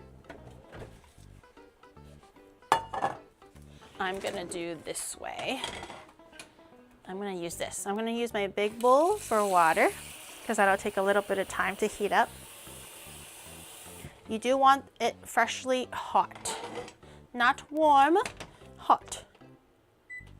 And then I'm gonna get my little bowl, my little pot here, for some milk. We need 500 mils. So this is just happened to be exactly 500 mils. Electric kettle for water and Chef Mike for milk, easy and fast. Who's Chef Mike? Chef Mike for milk? You mean like the YouTuber guy? Did he not turn out to be problematic or something? I always had like a weird feeling about that guy. I used to really like his content until I saw how he was acting towards other people when he was a guest as a collab for like other people's YouTube videos, and I didn't really like his energy when he's hanging out with other people. That's not for his like video. That was kind of weird. But it turned out that he turned out to be, but I think he was like exposed for being problematic, right? Chef Mike is a microwave. Oh! Chef Mike the microwave. Oh, I thought you were talking about that YouTuber guy, that Chinese guy. He cooks like Chinese food, but he's also like a foodie, so he goes around and eats like different things. And he used to talk about like Chinese history with like another friend, but they dropped that video. I used to really like their stuff. And I was unfortunate that they couldn't continue. But then it turned out that he was problematic, so. I am not a PR nightmare. I tuned in an hour and 40 minutes late and I didn't miss anything. Nice. You can count on me. You can count on me. I'll just catch you up. So I'm boiling a little bit of water for the water bath, for the actual leche. I'm not boiling the milk. I'm only heating it up until you see slight bubbles around the edges of the pot. You don't actually want to boil the milk until it's like bubbling, because then you're one scalding the milk and you don't want that to happen because it can change the flavor of the milk. But it'll also promote, you know how sometimes with protein, when it gets heated, it has like that skin or that film that forms on top of the liquid. So if you just let it sit there for a little bit, that film forms and it's kind of weird. It's disgusting. No one likes that. So you want to basically heat up the milk evenly without it actually boiling, or else you're going to also have that film produce, and then it's not going to look good or taste good in your leche. So you want to gently heat up the milk until it's just slightly bubbling on the outside and warm all the way through. You don't want it boiling hot. The water though, you do want it fully boiling hot. So I'm just stirring it just a little bit to make sure that it doesn't actually go too crazy or too over. And make sure your egg mixture is already ready so your milk doesn't get too cold while it's waiting for everything. That's why I have the mixture pre-made. Not pre-made, but made first. Oven is preheating to 180 degrees Celsius. I've been waiting for this stream for years. Somos el mayor pie de Chile hermano. By the way, I like the Pastel de Choclo salty. That's the real. Wait, is it usually not salty? I thought it was a savory dish. I was really intrigued about it though, because they were saying how the Pastel de Choclo is basically like a Chilean take on a shepherd's pie. So a shepherd's pie normally would be like lamb, or cottage pie I suppose would be beef, and then it would have a layer of mashed potato on top. But because in Chile, I suppose corn is the most prevalent like crop that grows there. When I was doing research, it looked like a lot of dishes had corn and a lot of dishes had beef, and then it would be seafood. So it looks like corn is a very major crop there. So a lot of things involve corn, and that's why I guess they substituted potato for corn. I know some of them can be poo-poo heads, but I really wanted to say this for a very long time. I'm honestly glad that I discovered you during the COVID years, thanks to Coefficient. I've been loving your content, your outrageous sense of humor, and I've been loving the artists behind your gorgeous models over the years.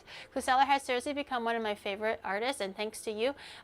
Thank you for always being amazing, and I hope 2026 is a great year for you.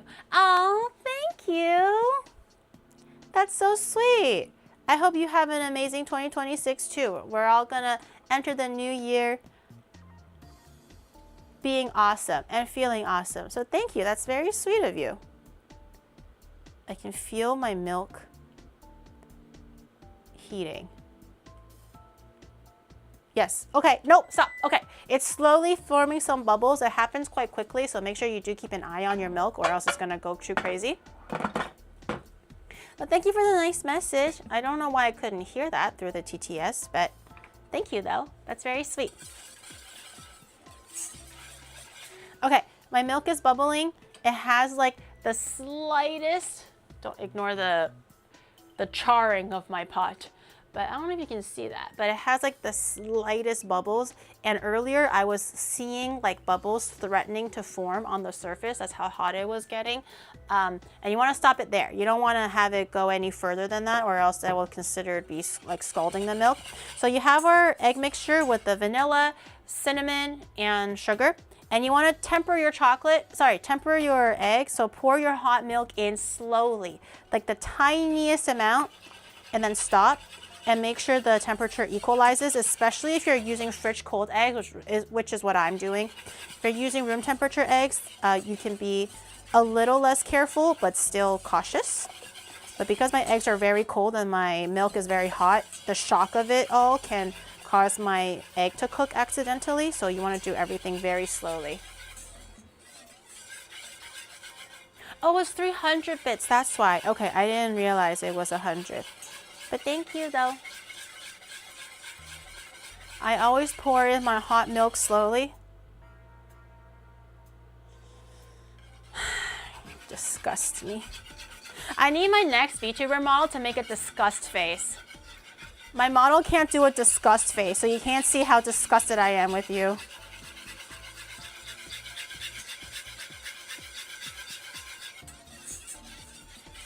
Tell that to your married friends. Can you stop? You're so gross.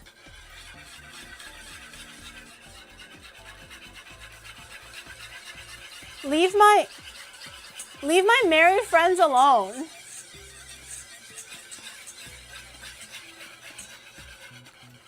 Okay, now that it's mostly warm, I think the risk of having our eggs ending up scrambled eggs is quite low now. So now you can probably just slowly but firmly just pour everything else in. You don't have to be as careful. But just keep stirring the whole way through. Oh, you also want to use what? My name is Chef Mike. Mike Hawk. What's Mike Hawk? Mike, like Hawk Tula? My name is Chef Mike. Mike Hawk. Mike Hawk Tua. Oh, my other water is boiling. Mike Hawk Tua? I don't know. Hawk as in Hawk Tua? I don't know. Who? Mike Hawk. I don't understand. I know it's a joke, but I don't understand the joke.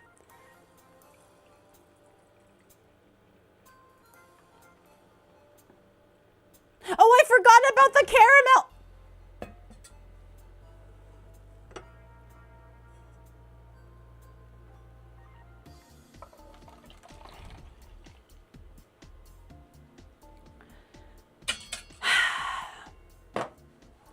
I forgot about the caramel.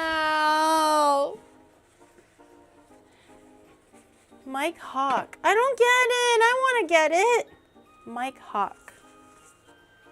Hello, my name is Mike Hawk. Oh! Mike Hawk. Like how also your brother's name is Hugh Janus? Oh.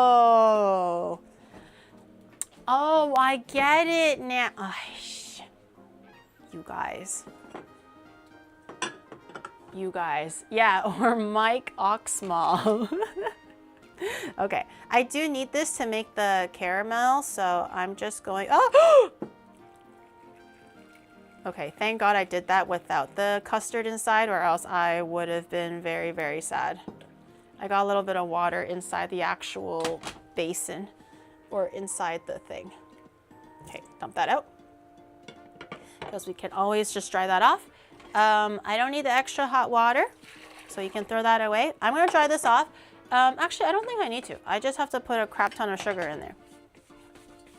We're gonna make some caramel, which is very easy. Basically, just a bunch of sugar, a little bit of water to kind of help the sugar along to melt a little bit easier.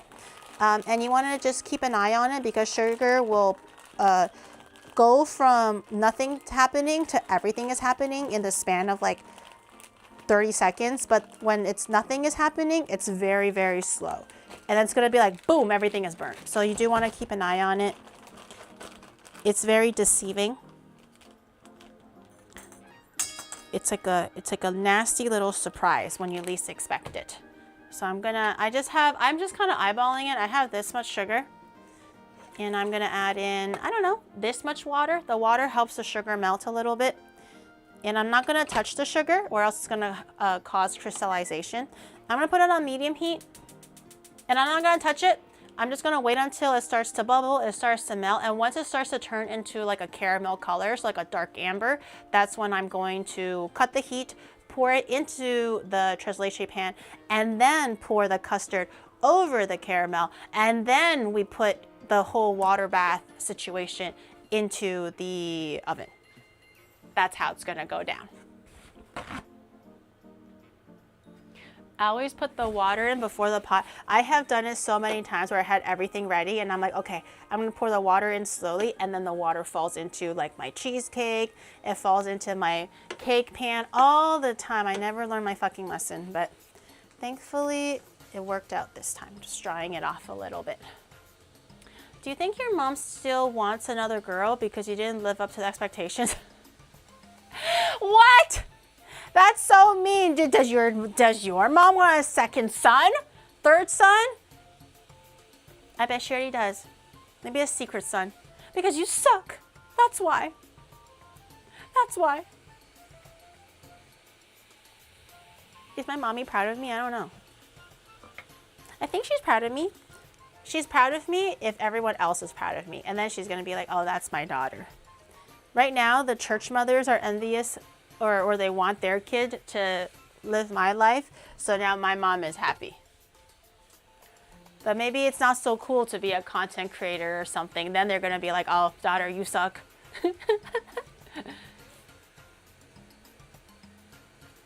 Didn't read the second part of the message. There was a second part. My daughter, the moldy boob demon, she's seen my models before. She did actually comment on the boobs at one point, but I was like, oh, mommy, that's what makes money. And she was like, oh, really? And I'm like, yeah, unfortunately. And I showed her basically a list of my friends that all had the same bust size, if not bigger. And they were like, oh, they really like it like this, huh? And I'm like, yeah, it's nicer to look at. It's easier to make money when boobie big. And she's like, oh, okay. But very big, daughter, very big. Are you sure this big? And I'll make the next one smaller. I didn't make the next one smaller. Also, Clue Seller does not want to make anything smaller, so. I can help her in making the second daughter. You stay away from my mother. You stay away from my mother.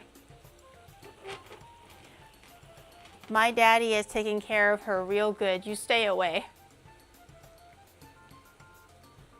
Nobody has ever claimed that Jiri is the sharpest knife. No. At least she has learned not to burn food, unless she has burnt some food in the stream I've missed.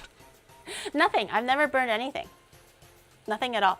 You can't quite see in the camera because I don't think the camera can move at this point. But right now it's bubbling away, but it's still very clear and no color. So I'm not going to touch it. I'm just going to keep watching, keep a watchful eye over it. Don't walk away at this point. Like I said, it'll be a whole lot of nothing. And you're going to be like, wow, is anything going to happen? And then it's going to be like, bam, in 30 seconds it's burnt. So don't walk away. Just be very, very patient. I can see that it's slowly getting like the faintest of yellows. So I'm just gonna let it keep going a little bit. The list is that list is crazy. That list is crazy. I don't know where you guys got that list from, but I don't claim ownership on that list. Ooh, I also just realized that I might have a little bit extra, so maybe I can make a little extra on the side. Do I have some leche? Ooh, I have these. Oh, these are okay. I don't know if because when I was pouring in the custard, I noticed that I will have a little bit left over. I forgot that I had these like flan, like pudding cup things. Maybe I can make a few random extra ones on the side. And if I have some extra caramel, it can also go in here. I think that would be cute. So I have some small sized ones to serve too. Let me see. I just realized that they're different sizes. Maybe I'll use the smaller ones. These will be so cute. Do I need to put some butter on them? Maybe I'll put a little bit of butter to demold. My caramel is still caramelling. It's not quite there yet. Maybe I'll grease them up a little. I don't know if it's mandatory, but maybe it'll help. This one, because this one is going to be a scooping one, so I think I'm not going to grease it. This one will be one where I want to like doop, and have it pop out, so I'll do a little bit of butter to see if that helps. I don't know if I'm making it worse or not. Cute. And I can pull those out before.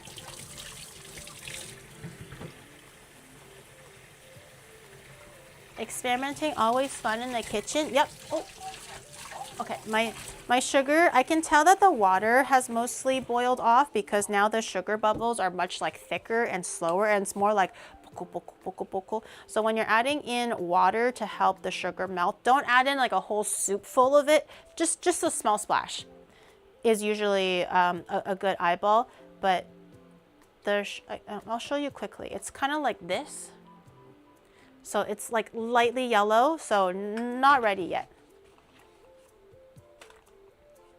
It still needs to go a little bit more. We're waiting for that dark amber color. Poco, poco, poco. Have you tried flan before? I have, but I think the one I've ate before were like, I think Italians have like a flan thing. I know that they're all quite similar, like leche asada, flan, the Japanese like baked pudding. They're all fundamentally quite similar. Oh, but my water bath is getting cool. They're all fundamentally quite similar because it's all just a custard base, a milky custard base that you would bake and or steam. It's just more so like how you would cook it. So this time you don't cover it, you just let it roast, and you want to have that nice beautiful golden top over it apparently. She's thickening. She's thickening. Have you tried a leche flan? I don't remember. My water is getting cold. I'm so sad. My freshly baked water. No. Hopefully that won't mess with the cooking. It's like warm now. Hopefully that won't mess with the cooking time.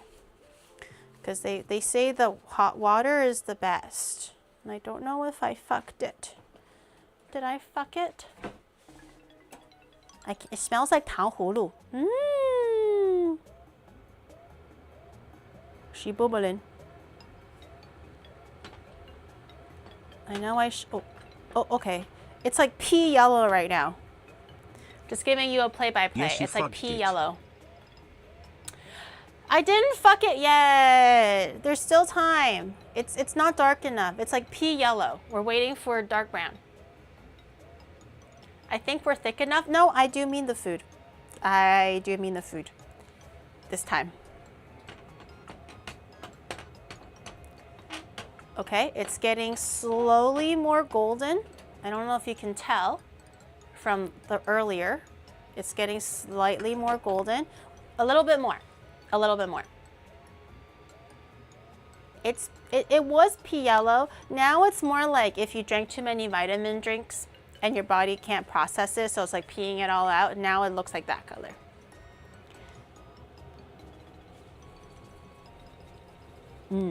I love the smell of burnt sugar. Very delicious. Okay. It's now getting a little bit more browny yellow, but not brown enough. It's still more yellow than brown. We're gonna let that keep going a little bit more.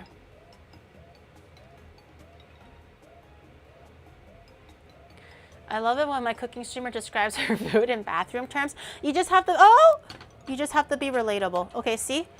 I'm gonna let that go just a little bit more, but it's changing color very quickly now. So now is the time where you wanna keep an eagle vision, an eagle eye on your caramel. I also like the juxtaposition between like a slightly bitter caramel with a very sweet flan. So I don't mind if my sugar is like a little bit darker. I think the bitterness pairs very well. But if you prefer your caramel to be more sweet than more like toasted, then just stop here. But see, it's like it's getting even darker now. But I still want it to go just a little bit more. I'm also just slowly twirling it, not too crazy because I don't want to cause the sugar to go onto the sides of the pot. I'm just kind of, okay, I think this is good. This is what I'm personally aiming for. I can smell the sugar. So I'm going to pour it in here.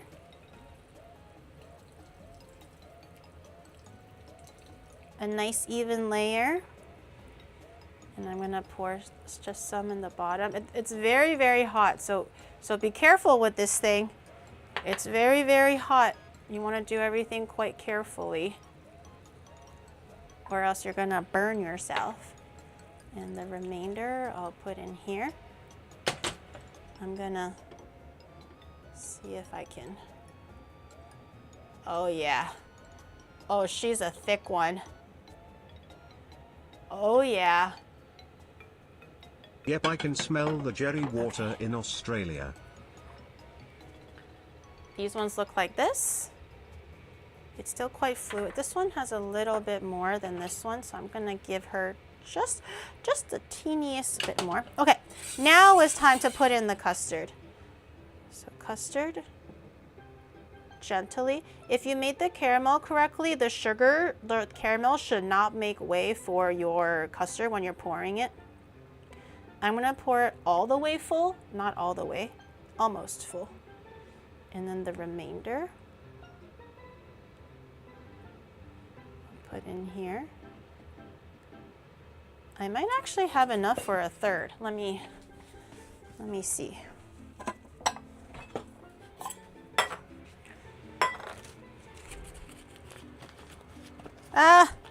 While my sugar is still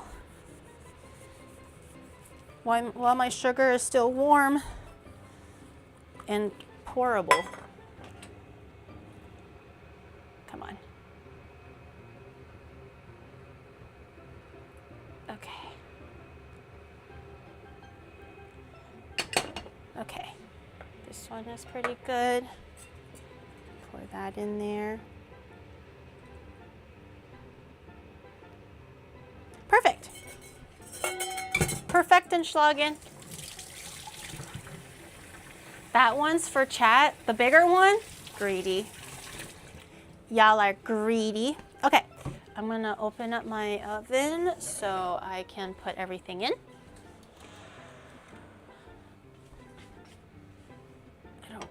Careful, slowly, slowly. You don't want to mix your water bath with your eggs. Slowly, slowly. Slowly. Slowly. Okay, and I'm gonna put these three on the outside because these are gonna be done before the other ones.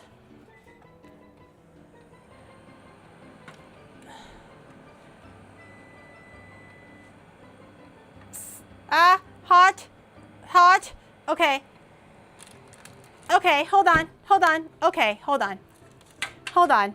Okay. 40. Okay, hold on. I might have to use this might be a second tray kind of a deal. It's a second tray angle. I can't shove it in one tray. It's too dangerous. I'm gonna grab this one, put it in my second tray, the bottom tray. Okay. Oh yeah, I spilled a little bit. Okay. Put this guy in the bottom. Okay, now they may continue. Okay, leche is done. Uh-oh, did the sugar? Uh-oh, oh yeah, okay. I'm gonna, oh, it's not fully, okay, I'm gonna get some hot water. I thought it was completely hard already. If it's not fully, ooh, okay, maybe I shouldn't have touched it. Hot, okay, maybe I shouldn't have touched, Don't touch hot water like that. I mean, don't touch hot sugar like that. Ooh, hot. Okay. Oh, eat. I want to eat. I want to eat it. Okay. I'm gonna put a little bit of hot water so I can boil the sugar off.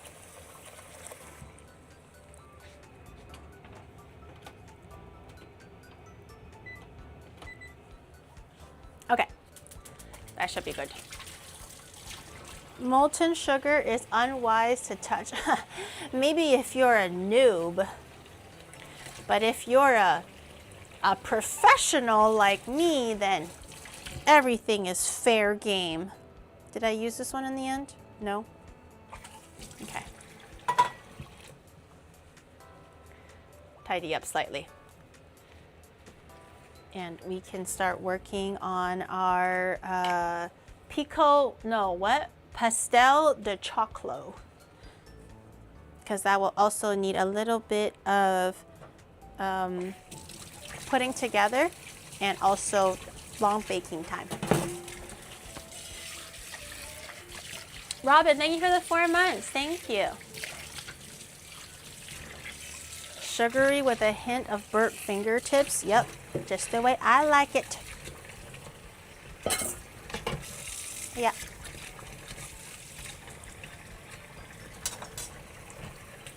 I think this was for the milk. Yes, this was for the milk.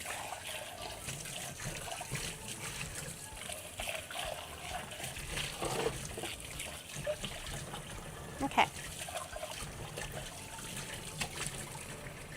I don't have enough space to dry all my dishes. I need a way bigger space for a dish dryer. Not even a dishwasher. I just need a dish dryer. Okay.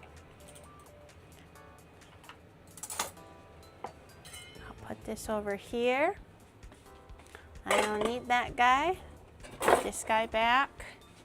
This guy I can, I don't know, hold on. Actually, maybe I should wait until the sugar melts first.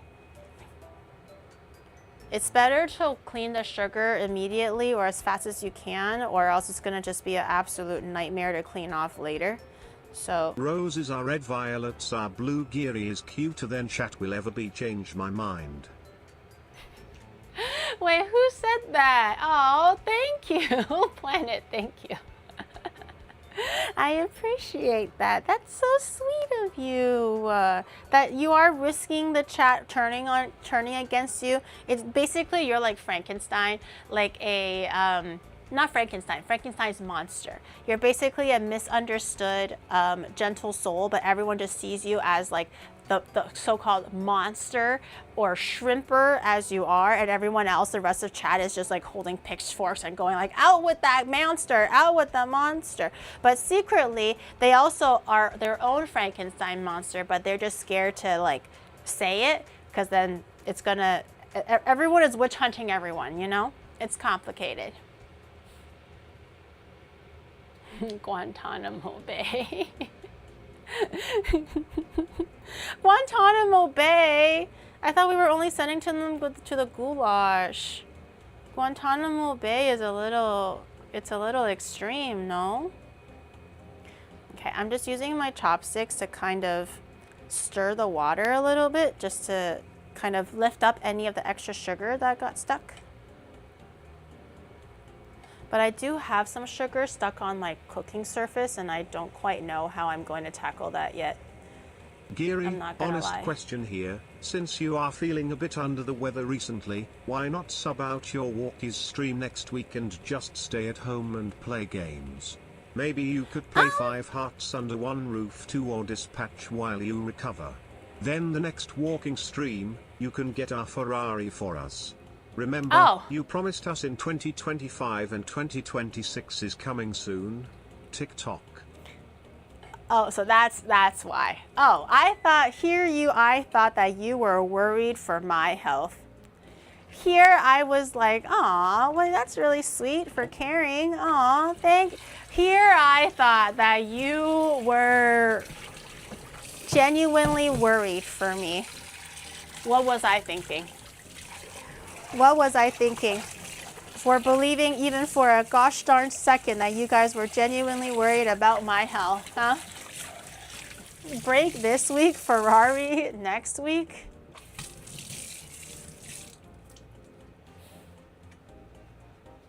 You guys just, okay, do you guys just always have like really good memory or what? Can a girl not, oh no, this sugar part is stuck. How do I get that off? How do I get caramelized, crystallized sugar off of a cooking surface? I can't very well pour hot water over it, can I? You guys ever heard of like a lapse in memory? Because that would be pretty convenient for me right now.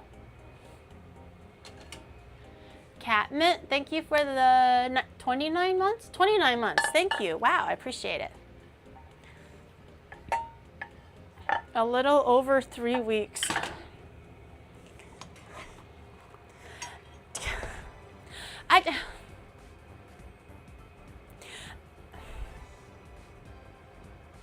I'm working on it, okay? I'm working on it. We still remember the promised karaoke stream. I'm working on it. Aish. Can a girl get no break? Oh my goodness. Here I am working so hard for you guys and grinding along, and all you guys complain about or care about is whether you still have your $2 million house and your Ferrari. And I'm over here sick with first week of Shark Week upon me. All you can think about is your Ferrari. Dad said he was working on coming back from the store. He hasn't come back yet. Surely by Christmas he will. Don't worry. I believe surely by Christmas that'll be the secret. Okay, we'll start on the Pastel de Choclo because it takes a little bit of extra time to bake, so we'll have to account for that. Also, we are going to be making two separate components. There's the beef mixture part, which obviously is, you know, to saute and stir fry and cook the beef down, but the second part is the corn pudding part. So it's not simply just putting corn on top of the meat. It does have a little bit of seasoning and a little bit of cooking towards it. Nothing super complicated, but once we combine everything, we can pop that into the oven and we can wait for that to bake and cool and everything else like that. Oh, also forgot, we need to make some boiled eggs. Apparently there's like, so it has beef in it. It's like a, you know, a beef casserole in a way, beef and corn casserole.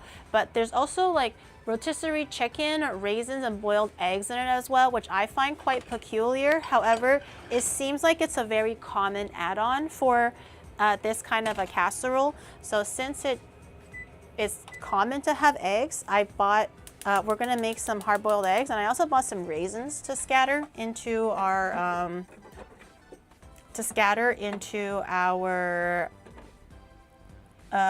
casserole. I'm gonna have some eggs out to boil.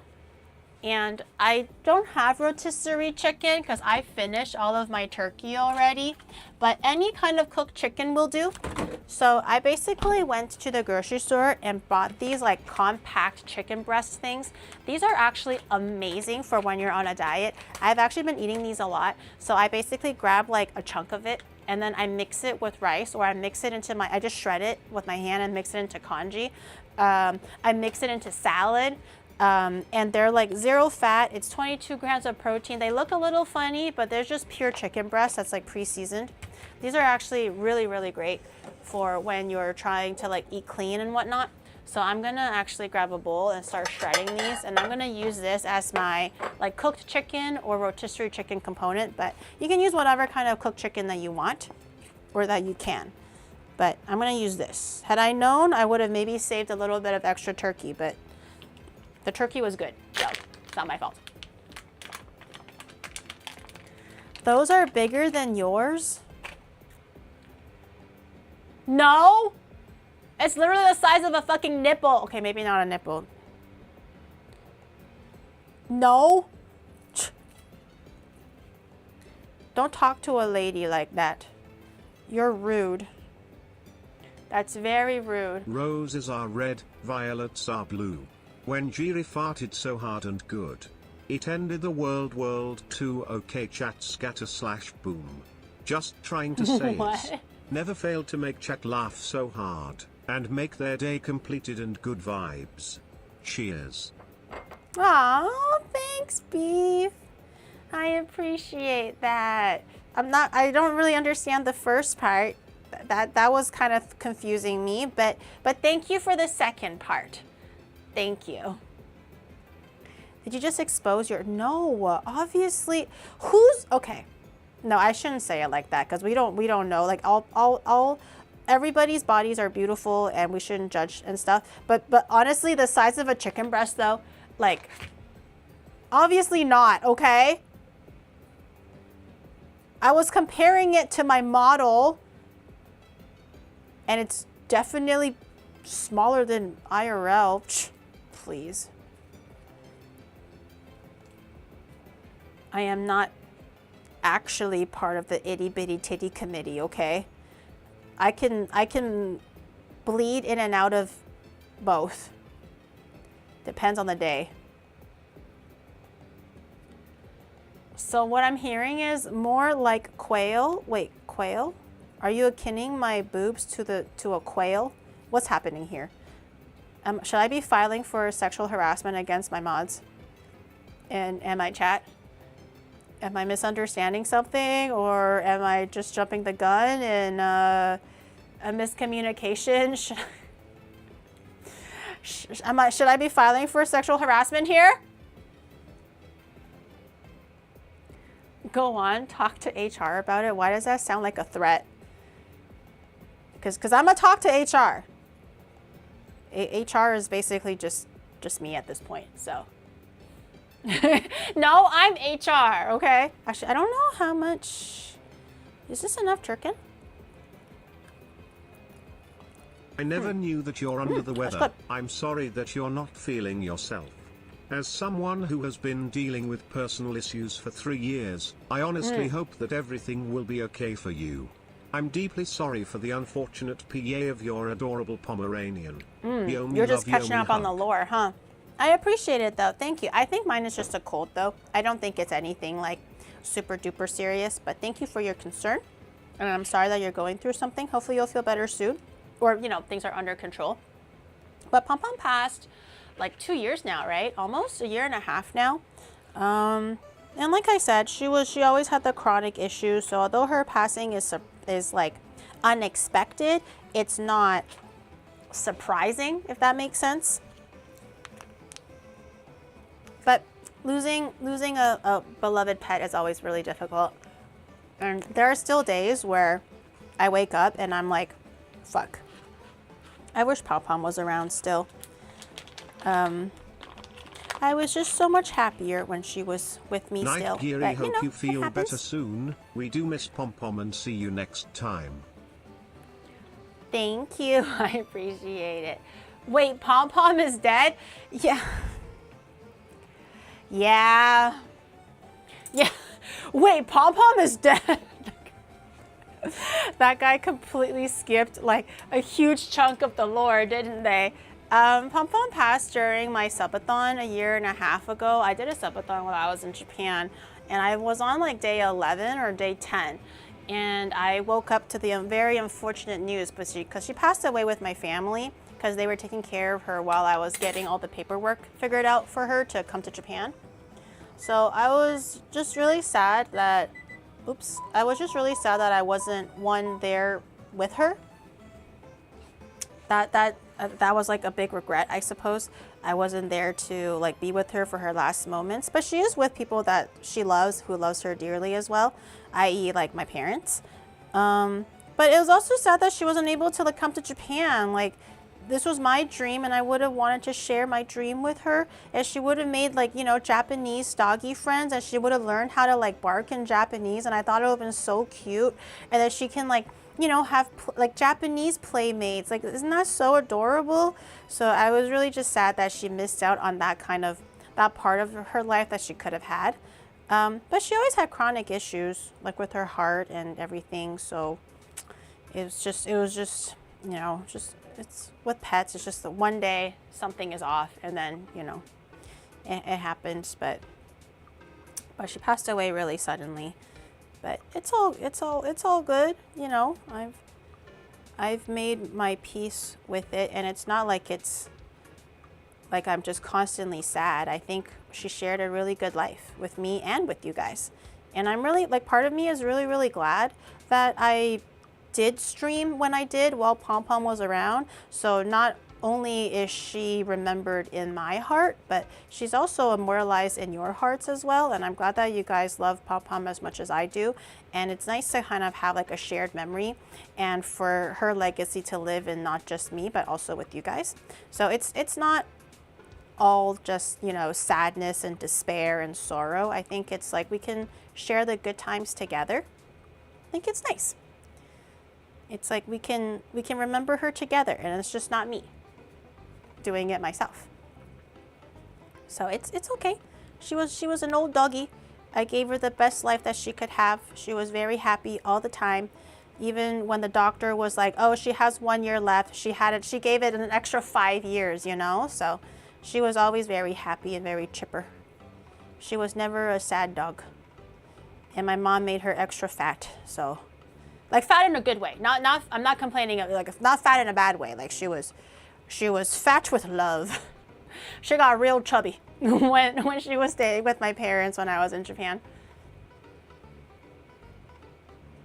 Jiri, I'm sorry to hear you burned the rice. I'm sure you'll do better the next time. Hopefully this doesn't become a running joke in the community swirl. Oh, yeah, shit. What is this? Are we getting like a fucking Twitch rewind of like 4 years ago? What's happening here? My cat died two weeks ago? Oh no, I'm so sorry. Parvovirus? I'm so sorry. My mom also adopted a kitty at one point. Not the current cat that they had, but it was an earlier one. It was an all black cat, and she was very, very cute. And this was my mom's transition point. Like my mom hated animals, and Pom Pom really turned her around to the concept of having animals. And she said dogs were a little bit too needy, so I was like, try for a cat. I think you'll really enjoy having a pet in your life. Pom Pom changed her whole outlook on animals. And she adopted this, I think it was like a 1-year-old or like a 6-month-old black kitty. She was very cute, very sweet, and gradually my mom opened her heart to her. And they've only had her for about 6 months. And I don't know what virus it was or what it is, but apparently it's like a semi-common thing where they suddenly just have like a horrible like heart attack or something, and then they pass. Like it's not like a prolonged health condition. It's not like a freak accident. Well, I guess it would be a freak accident, but it's more internal. And she was just basically going about her day. Like the cat had no signs of anything. She's an indoor cat. My mom's very careful to, make sure she doesn't eat anything she's not supposed to, et cetera, et cetera. And she was having a very normal morning. And then all of a sudden she just wouldn't stop meowing. And my mom is like, well, that's not a normal meow. That's very weird. And then she started like limping, and the way that she was like meowing just looked like she was in like a horrible amount of pain. And my mom is a new pet owner because they've only had her for about 6 months at this point. So she was like freaking the fuck out. And then in the span of like an hour, by the time they got to the vet, she was already gone. And I felt so sorry that my mom had to go through that experience as like a new animal lover and a new pet owner.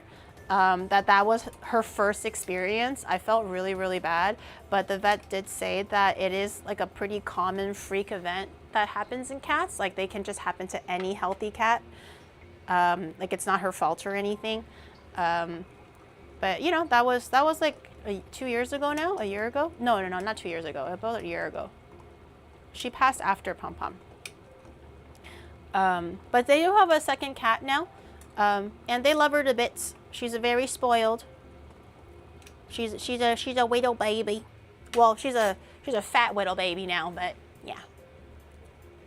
Common, yeah. It's just all of a sudden they're just in a lot of pain. I think something with their heart, and then it just stops working, and then that's it. Pom Pom passed 2 years ago. Pom Pom passed when I was in Japan.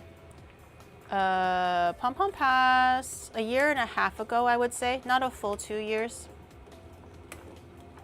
I'm waiting for my eggs to boil so I can cool it down, peel it, and have it set on the side. Then we can start preparing everything else. Munching on some chicken. My sister cat, yeah. The cat that I have, the cat that my mom has now, that's my sister. I have a cat for the sister. I want to go through. I feel like the one thing with pets is like, they're gonna be gone before your time, so you'll have to be unfortunately alive to see the passing of maybe several pets. But I think as humans, we kind of already know that going into owning a pet. So for me, although I still miss Pom Pom tremendously from time to time, I like to think about it as like she fulfilled my life in a way that no other like entity ever could. Like that was my daughter, And I know that as a dog, she'll definitely pass before I pass. So I can always just try to give her the best life that I can and love her like wholeheartedly, right? So that when I have the next pet, whenever I'm lucky enough to have one, I can hopefully like pass down that same love that I gave for Pom Pom to my next pet. So although it hurts, I totally get it. And it hurted me a lot.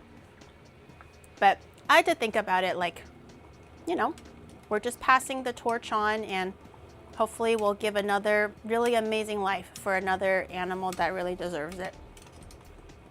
But part of me, that's also part of the reason why I'm really scared to adopt old pets. I want to adopt like a grandma or grandpa dog or a grandpa cat. I think it's very sweet to give like a second life to elderly animals. But like, I feel like to be so attached and for them to leave me in like 3 years will kill me. Like 10 years or 15 years, I'm like, okay, we had a very fulfilling life together. I did my best to give you what I can. But to love someone so wholeheartedly and for them to leave me in 2 years, I will be so devastated. So I want to adopt maybe an elderly pet, but I'm scared. I am scared. But they look so sweet and they all deserve love. But I'm like, that's my old baby and I only get to live with them for 2-3 years. It'd be sad. That's what I do. I'm a rehomer. I will just get so attached. I'll be like, mine. If I ever become, I don't think I will make a terrible foster mom because I'll just be like, that's mine. You can't have her. You're not doing it right. Like you know how I'm very bossy in the kitchen? Like Shadow can never peel onions the way that I want it done correctly, even though he's peeling the onions fine. But he's not peeling it how I want to peel it, right? And that's what makes me angry. I'll be like, you're not feeding them correctly. The angle of the water bowl is not correct. That's my kitty now. Like you don't deserve. I'll be a terrible foster pet owner. I'll just be angry that they're not doing it the way that I'm doing it, and then I'm gonna get attached to all the animals that I foster. I've had 2 dogs past 18 and 20. Oh, they live to a ripe old age. Pom Pom only made it to 12, but she's a smaller dog, so. Yeah, 100% foster fail rate. I could never. It would be nice to be helpful like that, but I would never. I would just get so fucking attached and those are my babies now. You're not taking them away from me. They're mine. I fostered a lot of little cats and dogs. I want to keep them all, but I kind of have to let them go to a better home. I know, but I'm the better home. No one knows how to treat them better like I do because I treated them better, okay? Me, not Dale from Algonquin. Giri from Tokyo, okay? I know how to take care of my foster kitty. That Dale guy doesn't. I put in all the work already. It's not fair. It's my kitty. Allegedly Tokyo. Sorry if your name is Dale. Fuck you. You're not taking my foster kitty. That's how you become a crazy. That's why I gotta control myself. It's so easy for me to just like trickle down the slippery slope of becoming a crazy cat lady because I know I have the capability of becoming one because I'm crazy. But that's why I just don't start, Gary. Just don't start, or else you can't stop. Oh, this egg cracked a little bit. No, should be pretty good though. Have you taken care of a cat before? I did. I had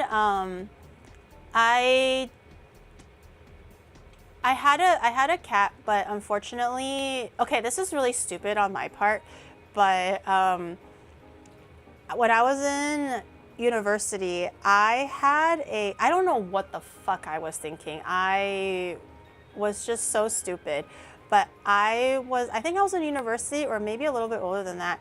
I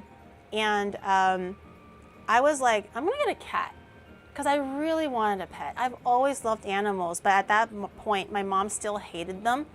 And I've always was just like, that was my dream. I just wanted a pet. So I went to the pet store and I was like, I'm gonna do it. I'm gonna get a pet. Yes, you have a question. So I went to the pet store and I got a cat. I just got it. I just picked it up. I went to the pet store. I bought a little kitty cat, a little tabby. She was very, very sweet. And I basically brought her home and I kept her like in secret for a good like was it like a year or something like that? I kept her a secret because I didn't want my mom to know, because I knew that she was gonna say something about it. But I took really good care of her. You know, I got all the litter, anything that a cat would need. She already had, but she was just an indoor cat basically. I wouldn't let her go outside. And then my mom found out one day, like this was like, you know, a year after, and my mom was like, what the hell? Like, why does your house smell different? He ordered dinner first. It'll take another, should he order dinner first? It'll take another 6 hours. How starving are you?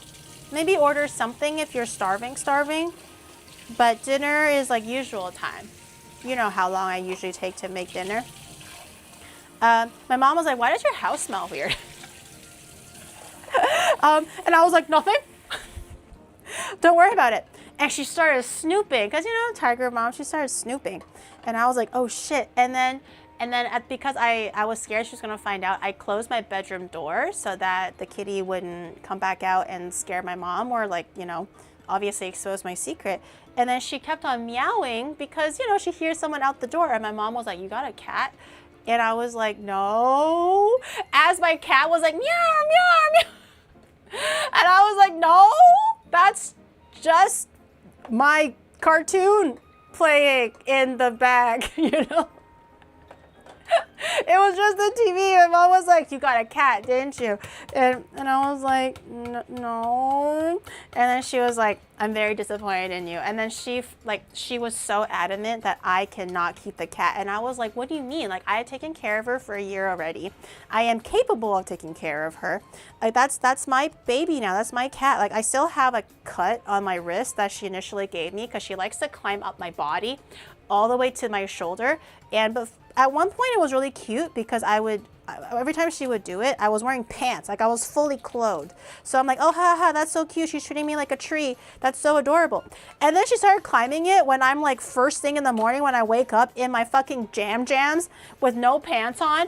And she was still managed to claw up my entire body, claws out, just grabbing every piece of flesh that she can. So at one point she was doing that and she slid off almost and she was trying to grab onto me. So she left a really deep gash on my wrist. So I still have a scar from it to this day, by her. In any case, I was like, I can take really good care of her. She's already been with me. And my mom was just like, no, you're still a child. You're still a child yourself. You can't take care of a cat. And I was like, I'm not, like, what am I going to do? Like, give her back? I can't do that. That's mine already. I have to take care of her. My mom was like either, I think she gave me an ultimatum or something. So in the end, I ended up having a friend who was also looking for a cat. They were kind of scoping around.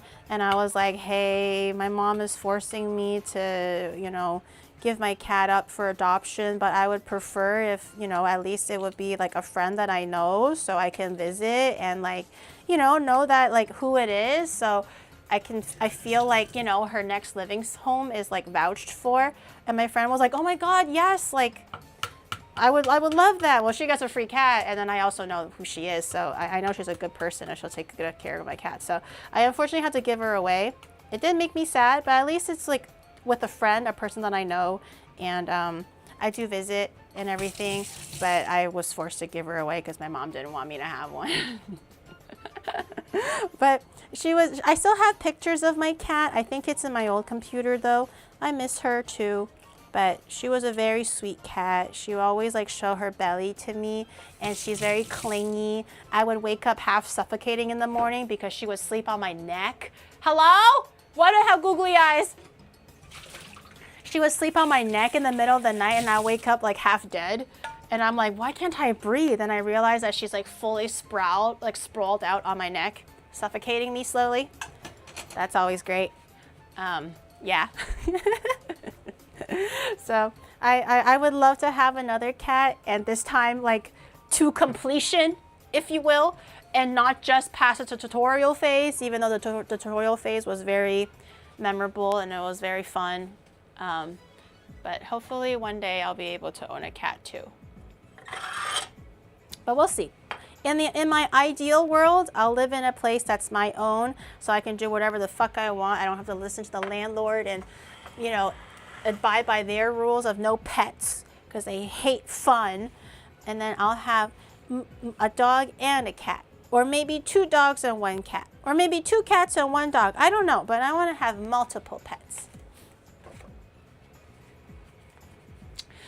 A Maine Coon. I really loved Maine Coons before. I think they were so awesome looking, but I think their upkeep is a little too much. I think with like the size of them and also with the fur and everything, I feel like for like a streamer life, I also want to pick an animal that's suitable for a streamer lifestyle. Pom Pom was already old when I started streaming, and she already fell into like a schedule that I had, so it worked for me. But to get like a puppy or like, you know, early stages pets are quite needy. I want to make sure that I can responsibly take care of them while I'm still streaming and working. So I don't want something that's like crazy upkeep, where I want to make sure I can fully give full attention to my work, but also to my new pets. So maybe something a little bit lower maintenance. But we'll see.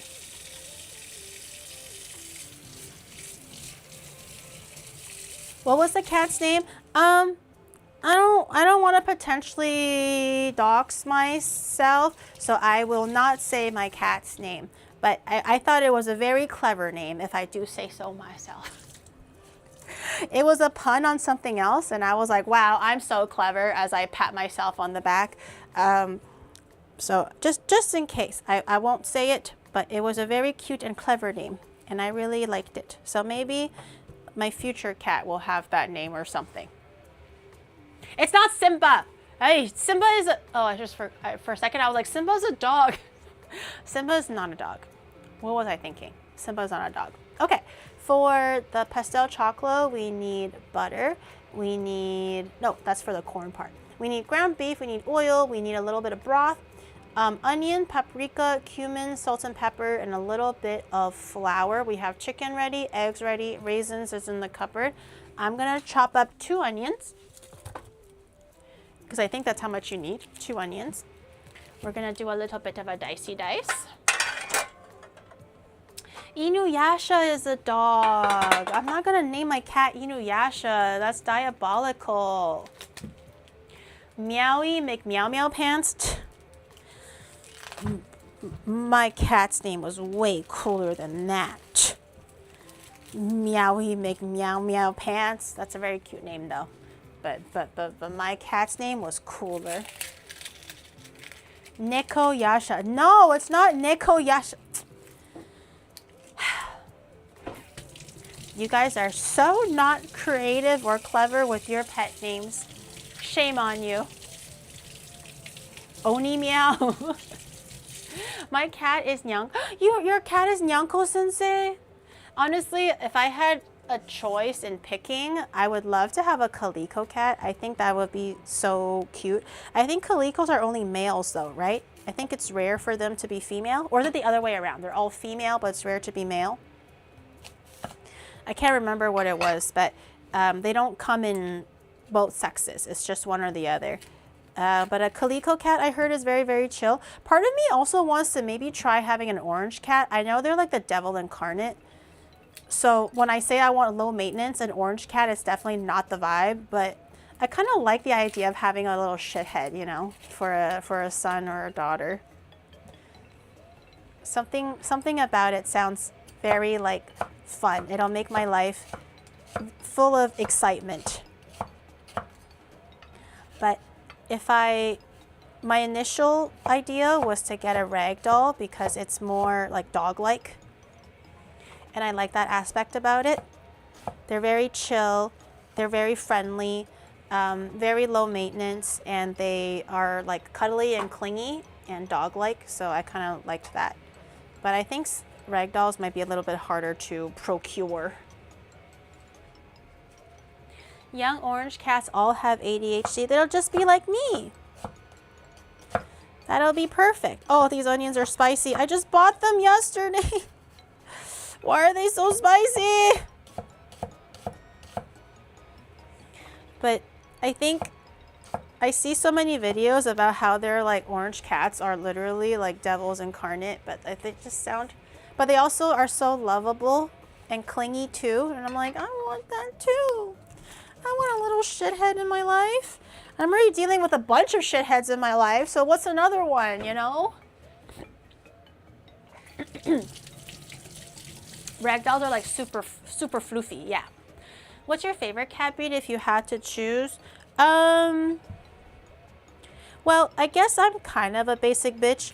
Because my first cat was a tabby, I just really like tabbies. I think they're really cute. They're very easy to take care of. They don't have a lot of hair. I would say that maybe health-wise, they're also maybe a little bit more stable. But in terms of kind of like for looks and stuff, I would say a ragdoll. I would definitely have had the opportunity to maybe go to a breeder and get a ragdoll cat. I think they're really cute and pretty. They're just a bit lacking upstairs in an endearing way. That's like me. Me and my orange cat against the world. Or we'll try to. Just blank eyes and blank stares. Oh, well, a whole lot. Oh my God, I'm crying.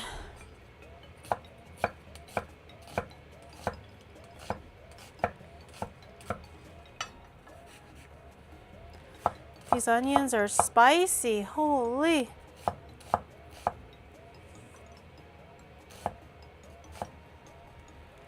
Oh.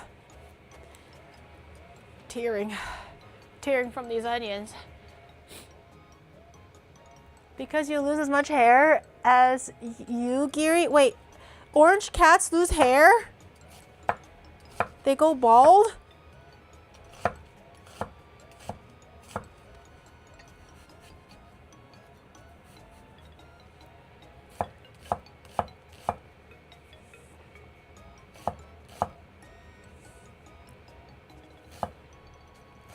Maybe I should let Shadow have an orange cat then. I think that'll maybe be more compatible to Shadow instead than me. Look into Burman cats. They are the same as ragdolls but have less genetic defects. Take less care because of no undercoat.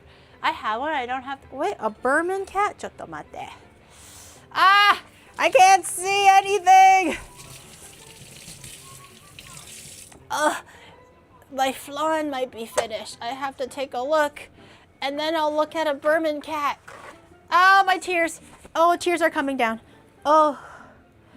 Oh, tears. Oh, I cry. I cry. Sorry. I didn't even bother muting the mic. My bad. It was just a lot of things coming at me at the same time. I'm sorry. Astral, thank you for the 24 months. Thank you. Ugh. Okay, let me take a look at my flan first. See where we're sitting. Close your eyes. Aha. Grabbing some oven mitts. Let's see if we need a little bit more time. Ooh. Oh. Quite nice. Oh. Okay. Okay, she's quite nice. Quite nice. They're a little bubbly. Oh my God, I almost poke eyed. Oh my God, I almost poked eyed and I had to show my face. The floor was wet and I almost slipped and I almost died. And then I don't know what's worse, falling on my ass or falling on my ass and then doxing myself. I think doxing myself would be way worse. These look so cute.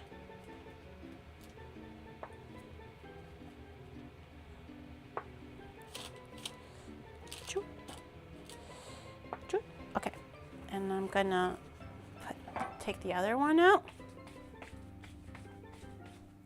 This one I must be careful because there's water in it. Slowly. Actually, she's bubbly, but I need to make sure that she's actually fully cooked. They said to stick a knife inside. If the knife comes out clean, it's cooked. So let's... Yep, that's clean. Okay. She jiggly, look at that.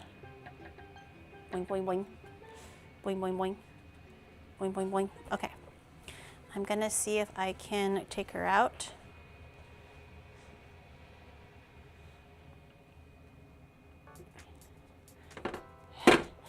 Okay. Okay.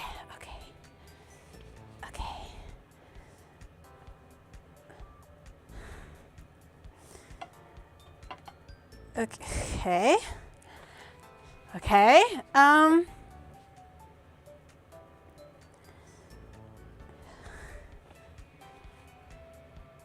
Okay. They have guaranteed blue eyes, white paws, darker upper legs, and they come in red, gray, or black. Pretty like a red doll. Cute. Wait, what's wide poggies? What are we looking at? Oh, wide poggies. I can't take this out. Wait, hold on. What if I do this instead? The gloves are too fat, so I can't take it out. Okay, I'm gonna get 2.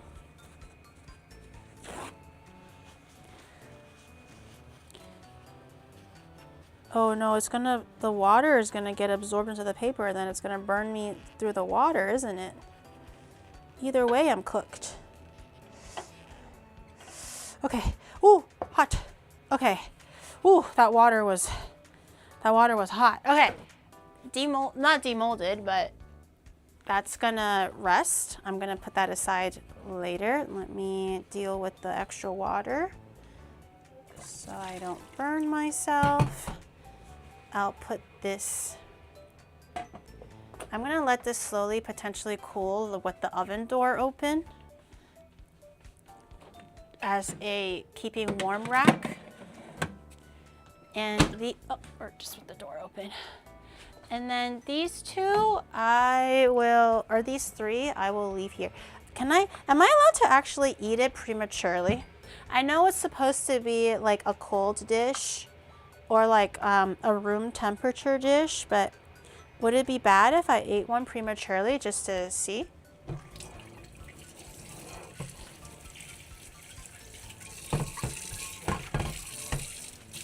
Should it set a little bit? It will explode. Oh shit, okay. Well, I don't want that to happen. Damn, that was dramatic. Let me grab it. You can keep staring at my triplets. I'm a mother now, and I'm gonna eat my babies in a little bit. Once they cool down. They're too fresh at the moment. Too fresh. I'm gonna grab another towel so I can clean up. Then I will also put these 3 on top of my oven so they can cool down as well. I'm so excited. They look so delicious. They look so yummers. I hope they pop out well. I'm more worried about them not popping out. I hope they pop out real good. Okay, do I need to do mise en place for anything else? I have my onions cut. I need oregano. No, that's for something else. I need broth, which is, I just have bouillon, paprika, cumin, salt and pepper, flour, eggs, raisins. Okay, I think we can start assembling.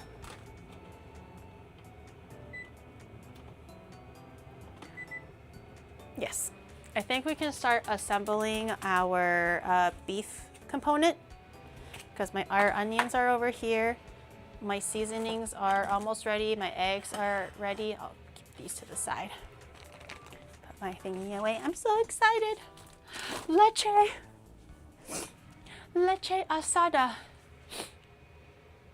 Gordon Ramsay will show up in an attack helicopter if I eat them now. Why can't I eat them now? Oh yeah, Burmese, what is it called? Burmese cat? Is it actually going to explode or are you just saying that? I think you're just saying that. A little bit of oil. Oil. Let that heat up a little bit. It will explode, trust me, really. What is it called? Burmese cat? I missed it. I forgot.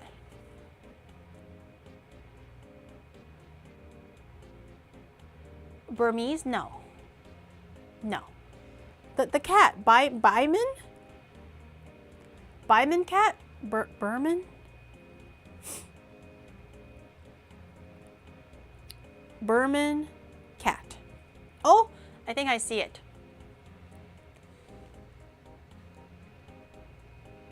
Oh, wait, it's so cute. Wait, hold on. I'm not gonna show anything I shouldn't, right? Okay. Wait, that's so cute. It does look like a rag doll. Oh my god, look at that one. Oh my gosh, look at their eyes. I love how beautiful ragdoll eyes Burman are. cats are And they're like color point soft and cats. poofy. One of the healthiest pure breeds out there. And are known to have And they're blue healthy. eyes and white sock paws. They are medium Oh, large look breed at 'em. that are known for their sociability.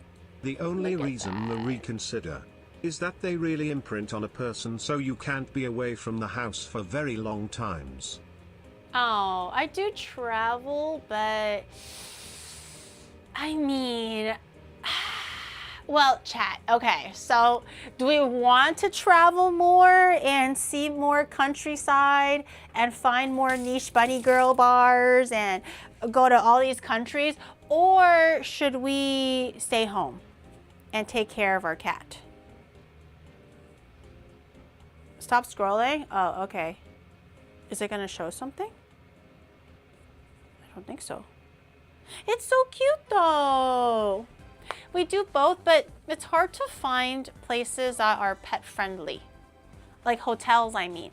It's hard to find hotels that are pet friendly.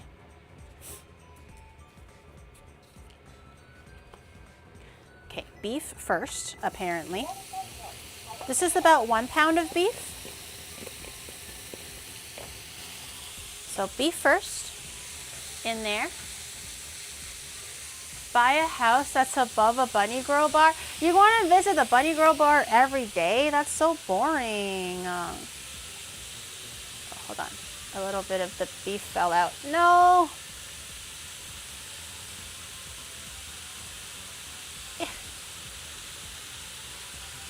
No. Okay. I think I almost got it all. Okay. Stir fry the beef. No alcohol, no onions, no garlic, no nothing. We just stir fry this right now, I think. We add a little bit of broth, let it simmer, and then we add onions. But part of me wants to add the onions. You know what? Fuck the recipe. I'm gonna add half the onion. Half the onion will be sauteed to season the beef, and half of the onion will be used to give it like the texture, I suppose. I'm deviating from the main recipe just a little bit. My Chilean fairy godmother told me to do this. She said it's okay. So I'm gonna do it this way. Ruining Chilean tradition. Gary brands the bunny girl and gets the cat. Get 2 birds with 1 strike. Damn. Maybe I should just, what do I do? I mean, don't dogs imprint too? Like, I could leave for like I mean, I don't intend to travel for more than a week at a time anyways. I think that's already quite long. Maybe 2, like max. Because normally when I travel, it's also half for work. I don't really intend on taking like a month break and fuck off somewhere and like not come back. So I don't think I'll ever leave my cat away for longer than like 2 weeks maximum, but I think 1 would be standard.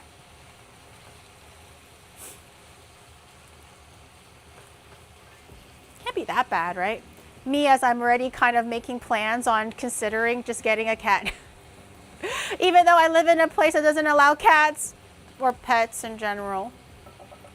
What am I doing to myself? I mean, they sometimes work 10 hours a day away from home. They get a bit lonely. They're just like dogs. They just want to be near us. I'll be so sad to know that they're lonely though. What about dog? Oh no, I'm just considering this as the cat option. Burman cat. I might forget the name. Burman cat. And they're healthy. I did read up that ragdolls have quite a bit of health problems. So that's why it always kind of makes me a little nervous to get, like, I don't know if they're considered like an exotic breed, but if they're like a you know, a purebred, blah, blah, blah, they all tend to have a lot of health problems. So that was kind of why I was like, do I really? I don't know.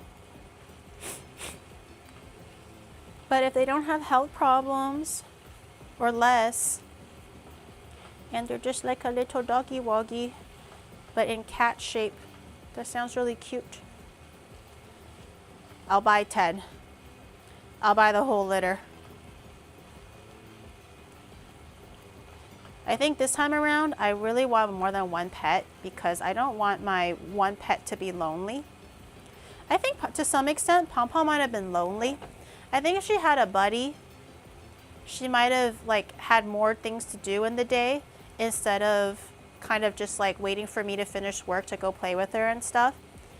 I think it would have been nicer if she had another buddy to kind of keep her company.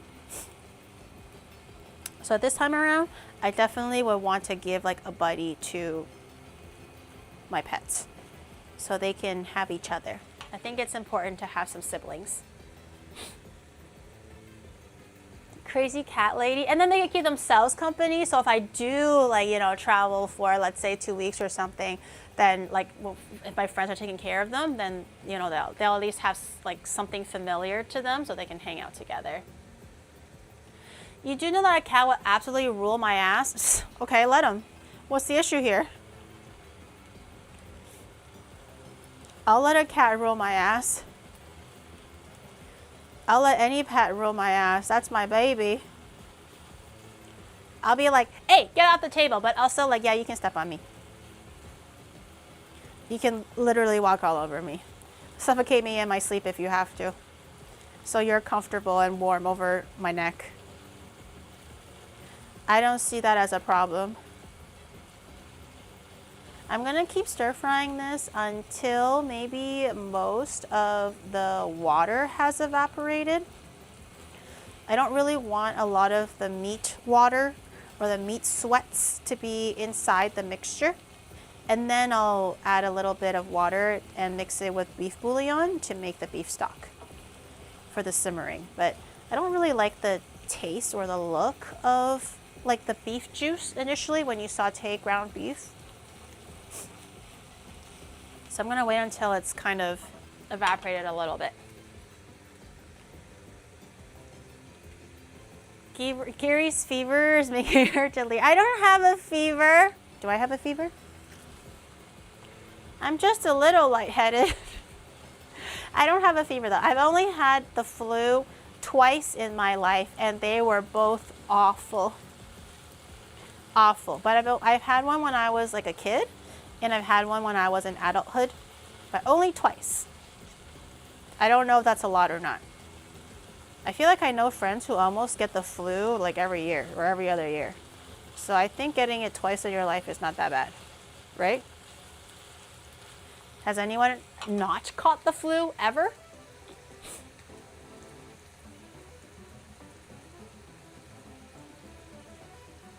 I gave your mom a fever. Stop. Stop! So when are you getting baby fever? I always have baby fever. I don't think I've ever cured myself of baby fever. I have always had baby fever. They're so cute. I love a cute baby.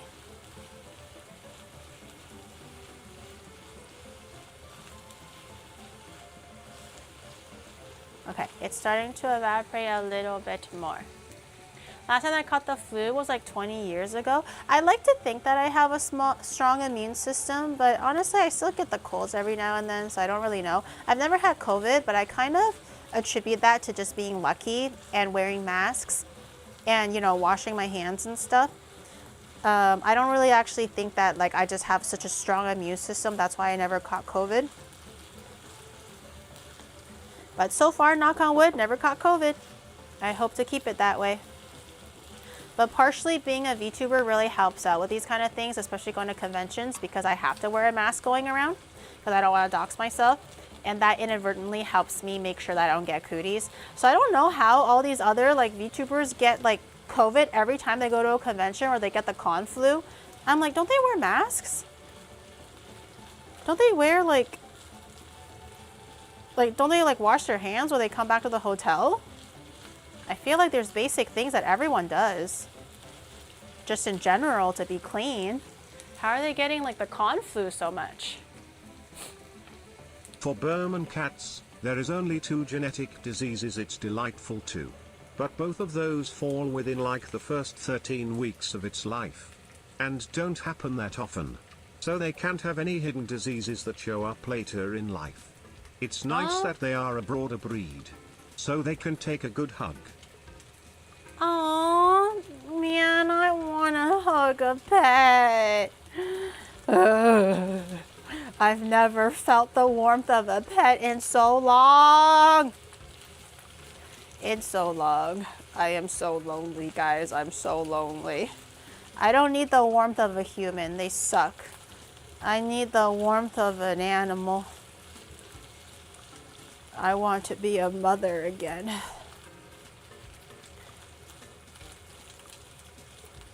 They'll always love me unconditionally, unlike annoying humans. Okay, I think it's starting to be just oil now because it looks like my beef is slowly starting to like fry almost, which is also great. Getting some nice browning on my meat. But I think I'm going to start adding in a bit of wawa now for the beef stock. You don't like the warmth that chat gives you?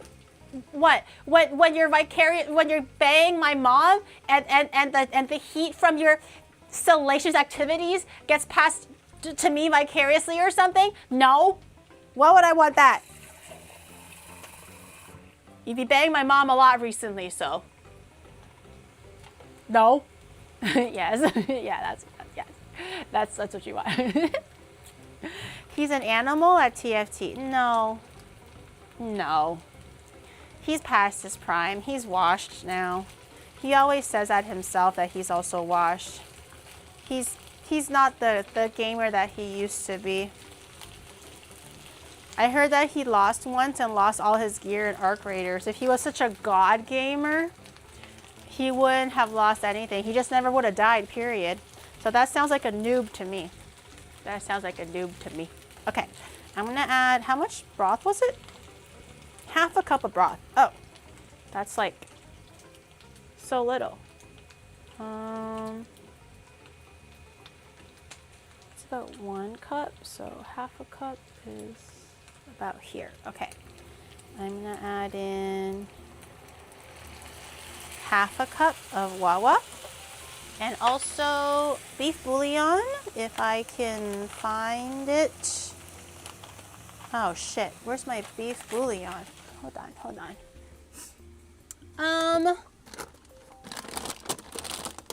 Oh shit, where's my beef? Wait, no, I know I have some. Wait. I had so many. Wait. Oh, I knew I had some. I was like, no fucking way, I don't have some. I have some beef bouillon to imitate the beef stock, also give it that MSG kick and saltiness. And it says to let that simmer with the rest of the onion.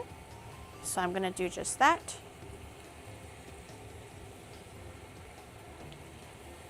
Put in the rest of the onion, wait until they're like almost clear and translucent. And I think then we're gonna add in like a teaspoon or 2 of flour. I did a terrible job cutting that one.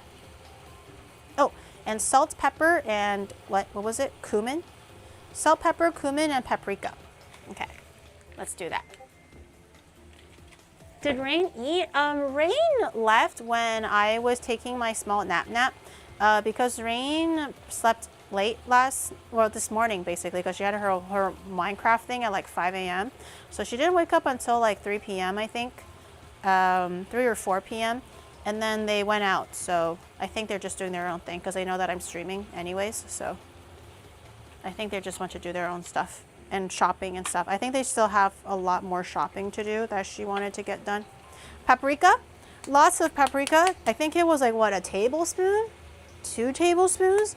A whole bunch of paprika. Just be real slack about it. Put it all in there. And some cumin. I have cumin seeds. I don't have cumin powder. So I'll just do a little bit of the seeds. 5 a.m. Minecraft? Yeah, because it was for like PST time or something.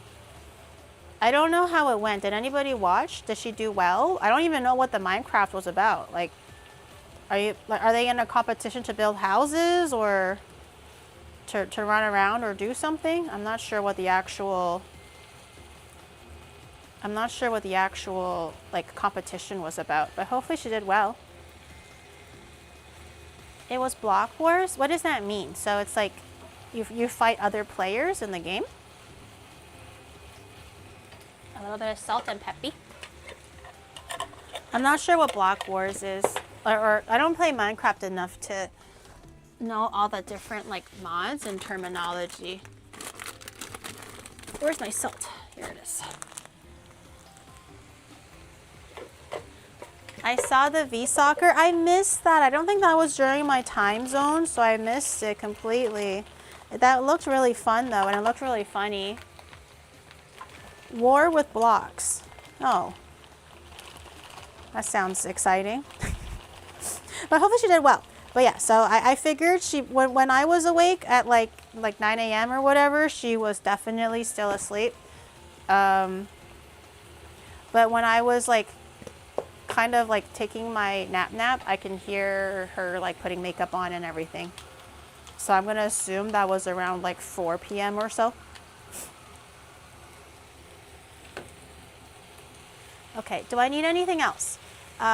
Beef, broth, onion, paprika, cumin, salt and pepper, a little bit of flour in a little bit. Okay. And apparently for this beef mixture part, you can actually make it ahead of time. Whether it's like hours or even days, it stores really well in the fridge. So if you, for whatever reason, need to make it separate and you want to just put things together last minute, you can make the beef mixture a few days ahead of time and just make the corn pudding fresh and just assemble everything all together when you're ready. So you don't, it's not a very time sensitive dish to make. Okay, I think this is getting pretty good and pretty translucent. I'll show you here real quickly. Kind of looks like this right now. It smells really good. I'm gonna give it a taste. And I'm gonna put in a little bit of flour. I think the flour is kind of what makes it a little bit thicker. A little bit more like stuffing consistency.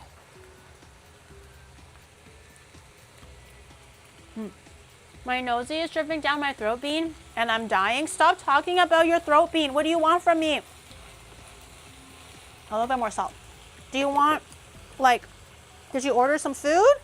I told you, like, if you're really hungry, you know when I usually finish cooking.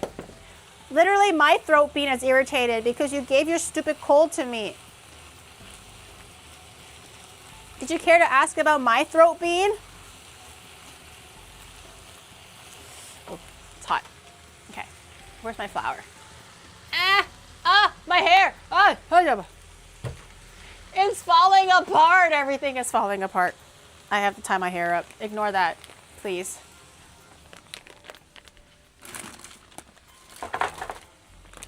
I'll tie it up in a second, but my hair keeps on coming loose. I am not making him buffalo chicken wings. Where's the cooking cam at? I think Shadow used it for the gaming stream the other day. so we don't have a cooking camera. We haven't had a cooking camera in a while. Shadow usually just manually moves the camera around. So about 2 tablespoons of flour. That's pretty rough, but maybe around there. I'm gonna turn the heat down a little bit lower so it's not too intense. Stir that in there.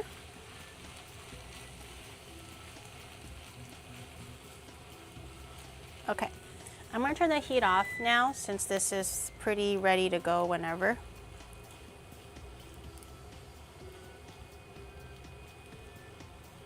I'll have another taste and we can adjust a little bit.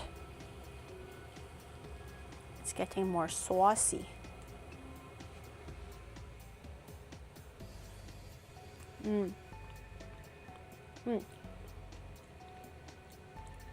Shadow is dying.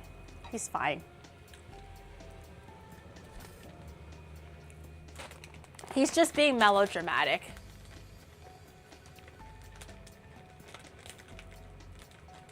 Take the one from the rock. The rock keeps on stealing my cameras, so every time I have a camera, it goes towards the rock or it goes towards like a different stream. And then now my stove cam is caught lacking. Sad.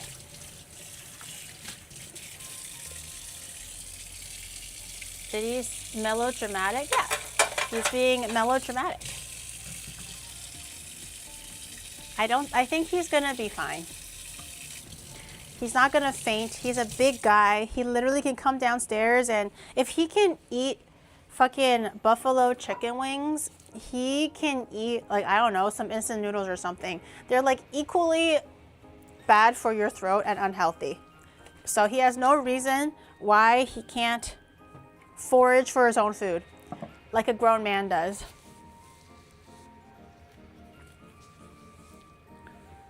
What happened to the camera in the Oni pram? Oh, those were always the same few cameras that we just kind of toggle around depending on what we're doing. So the pram one I think was also my stovetop one, and now my stovetop one is being used in the tatami room for the Empress game stream, and it's still there at the moment, so we didn't switch it back yet. Okay, or ice cream? I don't think he wants ice cream. He's picky as fuck. All he does is just be picky. Okay, we need to make the corn pudding type thing. We need butter and frozen corn, some milk, cornmeal, basil. Okay.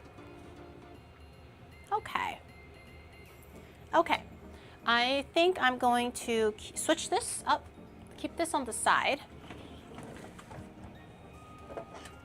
You guys can stare at my beef for a second. I'm just going to put a few pans away. I'm gonna use my little pan for the corn. I'll put this way. I'm gonna grab my butter and grab my frozen corn. We need quite a bit of corn. We need 2 bags of frozen corn and some basil. I have some basil. We need a little bit of miu miu. I have some miu miu. What else do we need? Cornmeal, I have salt and pepper and paprika, and also a blender. We basically want to, Shadow needs a 臘腸煎蛋。我冇臘腸，我邊度揾你臘腸啊？你臘腸好咩嚟㗎？冇益㗎，好熱氣㗎，你知唔知㗎？好肥㗎。你成日都話你唔想當肥仔，你要食臘腸，臘腸咁多肥肉。No, I don't. This is Japan size corn of bag of corn, not American size bag of corn. 你成日都話你自己食太多，冇益㗎。Dude, this guy eats like a baby. The Chinese sausages are so fatty, and it's not even like real meat. It's just lard upon lard upon lard. It's so unhealthy. And this guy always complains that his food doesn't have good macros. Lapchern is the epitome of terrible macros. I can make a jindan, but I don't even have rice, dude. We finished all the rice. We don't even eat carbs that much anymore. I don't know what you want from me, man.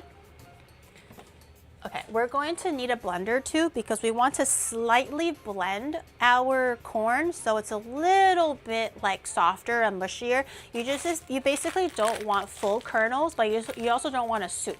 We're kind of aiming for an in-between texture, kind of like congee, I suppose, where you see bits of like full-sized rice, but there's also a lot that's very soft and broken down. So same kind of a concept.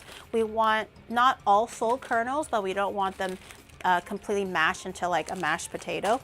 So we are gonna blitz it in the blender just a little bit as we're cooking. So just have it in a pot that's like ready to transfer into a blender, or if you have an immersion blender, that actually works better. I don't think I have an immersion blender. Let me double check. Do I magically have one? No, I don't have an immersion blender.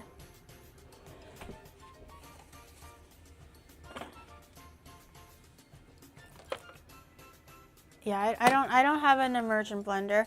So we'll just have to use our regular blender. It says to use 1 tablespoon of butter.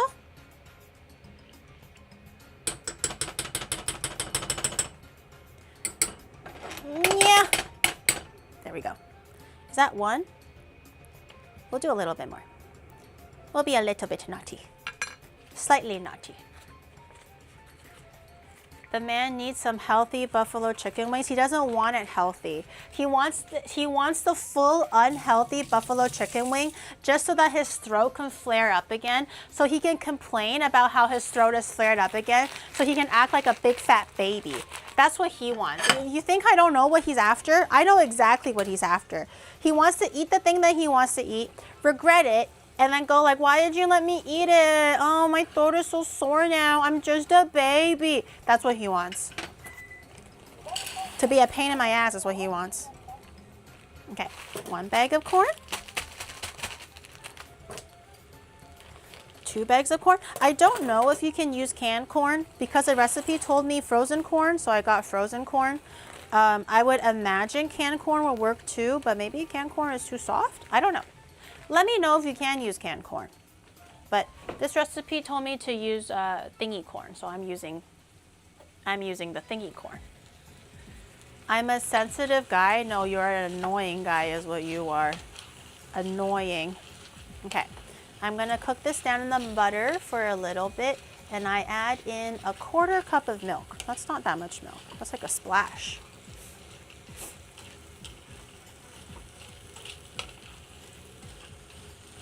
Oh, that's like a splash.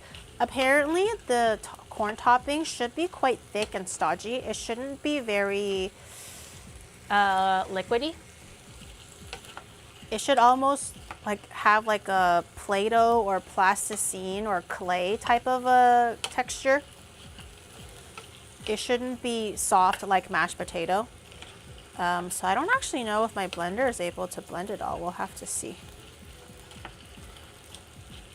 I don't have an immersion blender, so.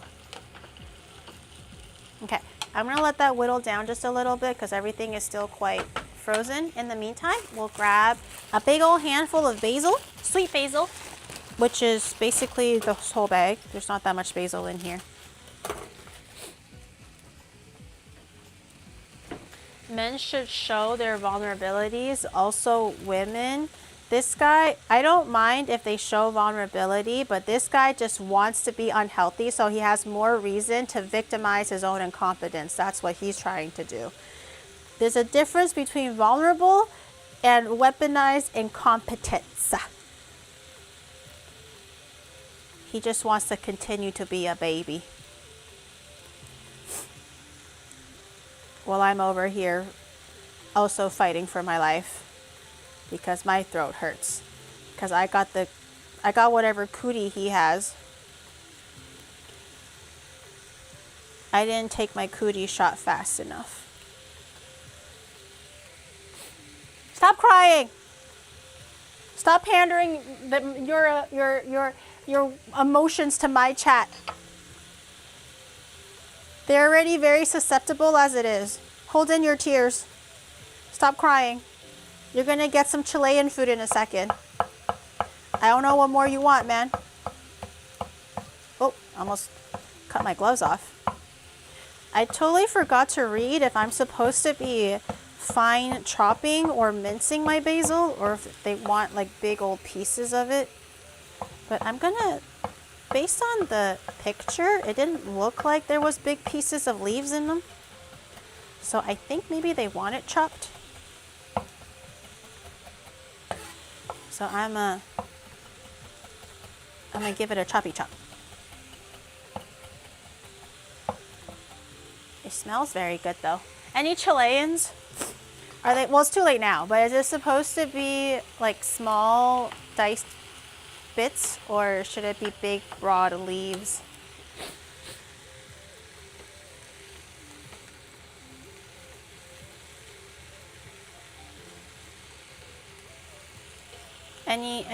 Any Chileans in the chat? Anybody?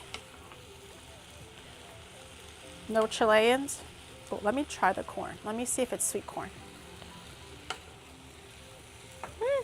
It's not really sweet corn, but it's corn. I guess this is more suitable for a savory option. Canned corn tends to be sweet corn, so maybe it's a bit too sweet for something like this. I don't know. I've lived for Chile in 2 years. That's more than me. I feel like you have a right to an opinion. I've never even stepped foot in Chile before.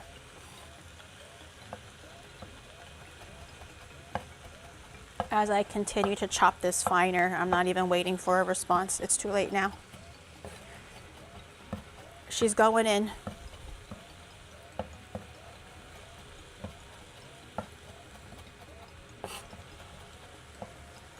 Okay, I think that might be fine enough. I think.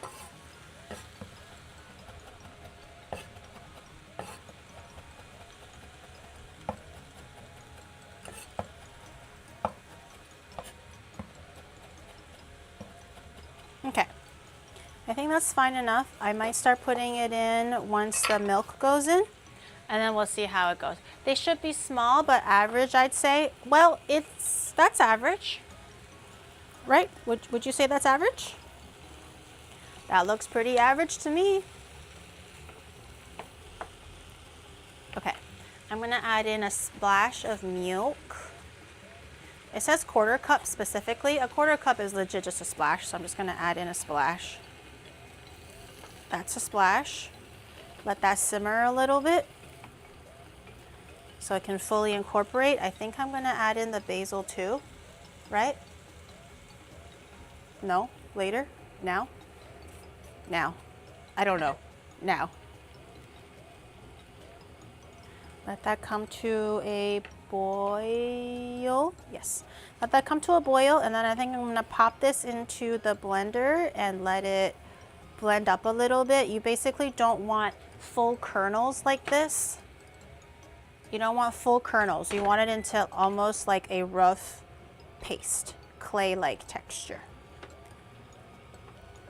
I think I'll also salt it now while it's easier to maneuver the thing. I think once it starts to get pulverized, it'll be way too stodgy. I'm gonna add some salt.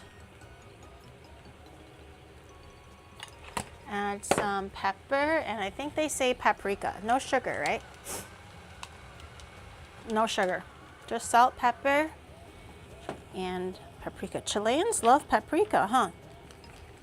They add paprika and everything. Lots of paprika.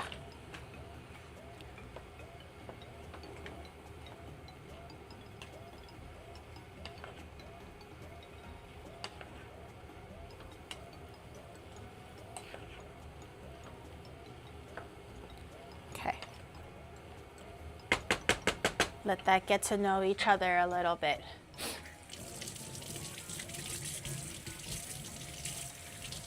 She's not using fresh corn. Oh, they told me to use frozen corn, but also corn's not in season right now, so it's really hard to find fresh corn. I don't think they have fresh corn in Japan anymore.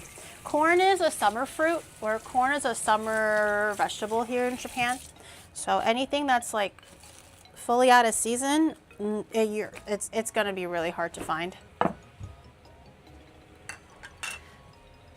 But this recipe told me frozen corn. Maybe I'll try making it again in the summertime, because the moroshi, which is like the sweet corn here that we have in Japan, it's really fucking good. And it's so sweet too, and juicy. I think if anything, it'll maybe make a really good pastel choclo. Oh.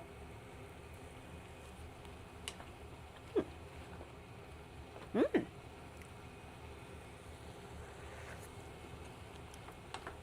Mmm. That's nice. Should I add a little bit more salt? Okay. No. I'll add it later. Let me grab my blender, because I don't have an immersion blender. I'm also going to grab a pulverizing like pummel stick thing so I can push the corn down a little. So again, we're looking for a gritty texture, not perfectly smooth and fine. Just down to like a clay-like consistency.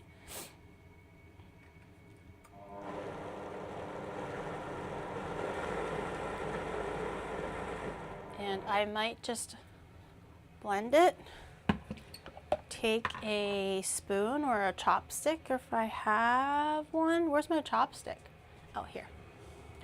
Take a chopstick, maybe mix whatever's on the top to the bottom so it's like evenly pulverized.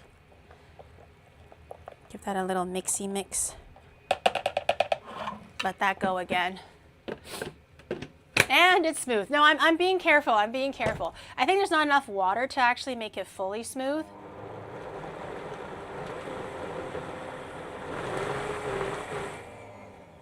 Yeah, she's a thick one. I don't think it's actually enough to make it fully smooth. Kind of do a little mixy mix again, just to kind of tumble it.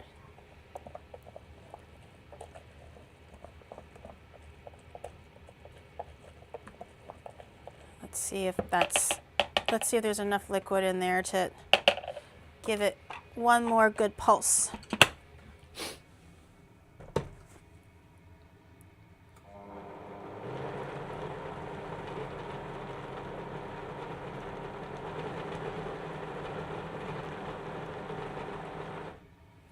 Okay, taking a peek again. I think lower speed is the play. Higher speed is not enough. Or higher speed is too fast, so it's not going to pulverize it well. I think I'm going to go a little bit more. Any Chileans? Any Chileans want to whisper in my shoulder? That's enough, Carrie. You can stop now. If I don't hear any whispering, I'm going to default to my own Chilean fairy godmother, and I'm going to stop when she tells me to stop. I did add milk. She's been ignoring me for 15 minutes. Oh, wait, what did you say?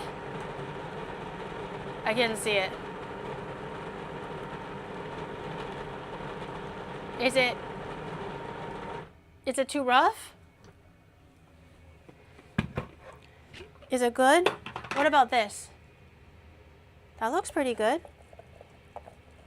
I didn't add in the cornmeal yet, so it's still, it'll still end up being thicker. Is this okay? Can you explain what the dish you're making are? Like, I know what the pastel is, but not the paella or the leche.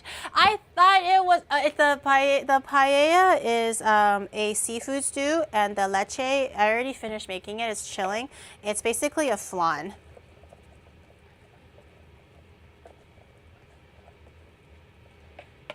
It looks good? Okay.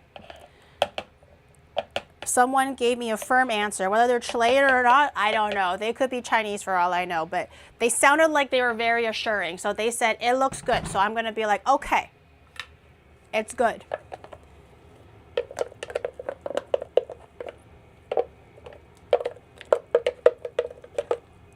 I'm going to get the mixture back out and then mix in cornmeal And hopefully that'll thicken it up a little bit more. I think that's kind of what we're going for. Let me get maybe a chopstick or something. There's so much stuck at the bottom.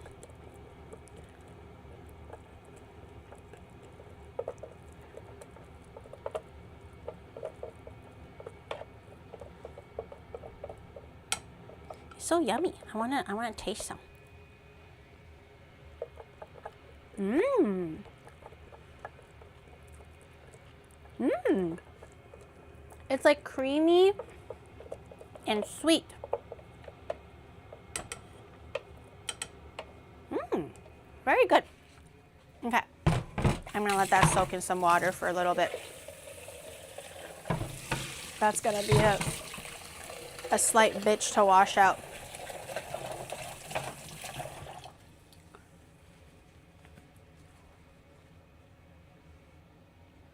You don't want too many Chileans here because we are the type to, you're the type to just lurk in the background and see me fail? What? You guys, so normally the response I would expect is like, oh my God, you're making the food of my home country. Oh, by the way, my mom doesn't make it like that. I would suggest that you try it this way. But Chileans are like, let's see how she fucks it up. Let's see how far she can go to really just mess up our dish so we can laugh at her later.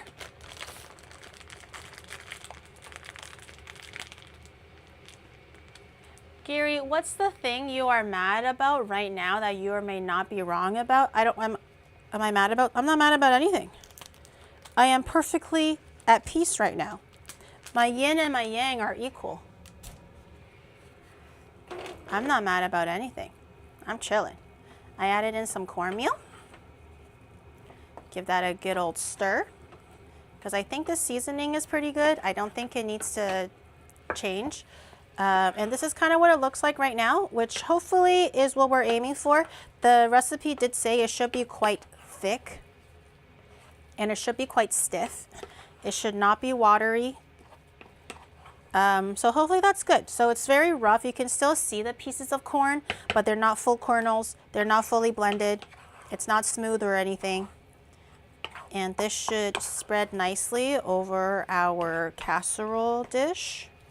So I think we can start assembling now. Let me go get my casserole dish. Didn't I just have one? I did. Here. I think I'm gonna take the leche out so I can use the oven. Stare at my handsome leche.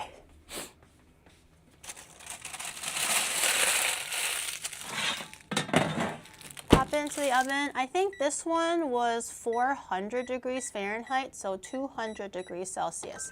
Quite hot.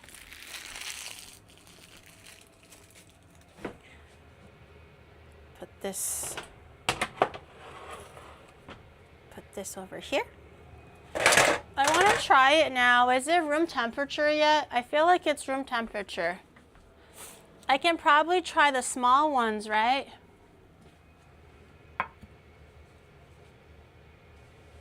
Rockcoon taking heat damage. Oh no, it's already cold. This one's been cooling in the oven for a while already. I already have the oven off at the moment. I just turned it back on to preheat. Okay. I'll use this as my casserole dish. I don't know if it's big enough. I feel like it should be. This is like half the recipe. The original recipe was meant for something like way bigger. So I'm gonna grab my beef, pour it to the bottom. Oh, he's an oily boy. Look at the pan. He's an oily boy. Damn. Push it all the way to the sides like you would a normal shepherd's pie. This is like a Chilean take on shepherd's pie, basically. I hope I have enough ingredients. Or rather, I hope I have enough corn. Okay, and now comes the slightly like unexpected part, for me anyways, but I guess this is more of a traditional topping. So they have eggs quartered. Oh, and also olives. Where'd my olives go? Is this resting in water? No. Okay, so apparently it is traditional to have some olives, some boiled eggs, and some shredded rotisserie or cooked chicken of some sort with the pie as well, not just the beef. You can leave it out, but they said that this is pretty traditional. Unless in true Chilean spirit, they just make something up and they just watch like people who don't know just make it and they go like, oh yeah, this is normal, it's so good. But they're like, hee hee hee. They don't know we actually don't put olives in there. Hee hee hee. I'm not being trolled, am I? Are Chilean recipes just one big troll? Just to see who's dumb enough to fall for it? It's an entire olive of the, I didn't know. It's hard to find full olives in Japan because they don't really eat it here. I'm already surprised they just have shredded olives. Olive is good? Okay, good. I was a little bit worried. Okay, and then we have chicken. I think they usually put the boiled egg at the very end. So I'm just gonna scatter some chicks, some herb chicken breast that I got from the Japanese grocery store because I ran out of rotisserie turkey. I ate it all. It was very yummy. Just give it an even little spread here. Oh, I actually ended up using both. I thought that maybe one package would be enough, but I'm using the full package. Okay. Maybe I'll save a little bit to nom on for myself, or I'll give it to Shadow. Shadow, do you want a little bit of the extra chicken breast to nom on? And then I just kind of eyeballed it. I don't know how many eggs, but hard-boiled egg. I'm going to quarter them and just lay them down like this and scatter them equally. It's good to use olives, so we use a whole one. Oh. Might have to go to like a specialty store to find whole olives here in Japan. I'm gonna put 3 here. No, 4. 4. Oh, this one's facing the wrong way. I hate that. Okay. They all have to face the right way.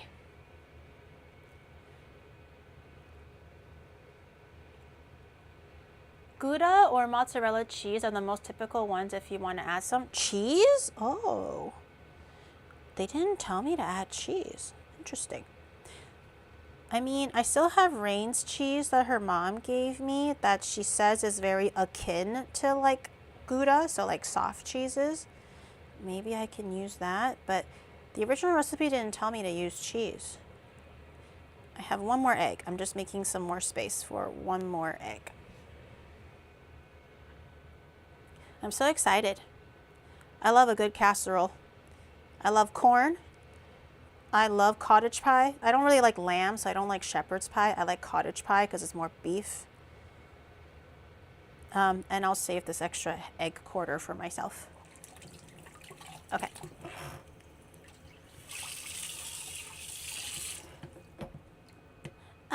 Okay. Now it's time to put, oh, my oven is ready. I think I'm just going to use my hands. I'm just going to go in. I'm going to use my hands. Ooh, it's warm. And just, it's okay if not all of the eggs are covered. Just try to cover as most of it as you can.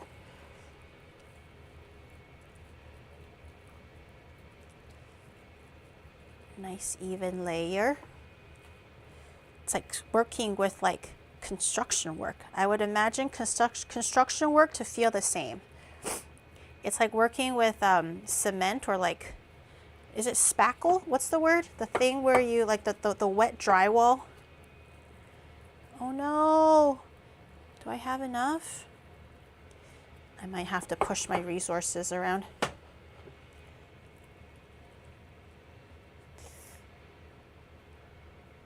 I work with my hands.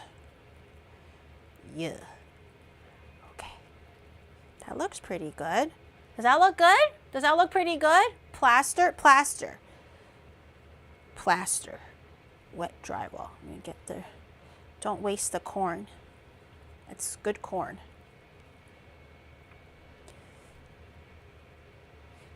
I don't know if I should have buttered the dish, but it's too late now.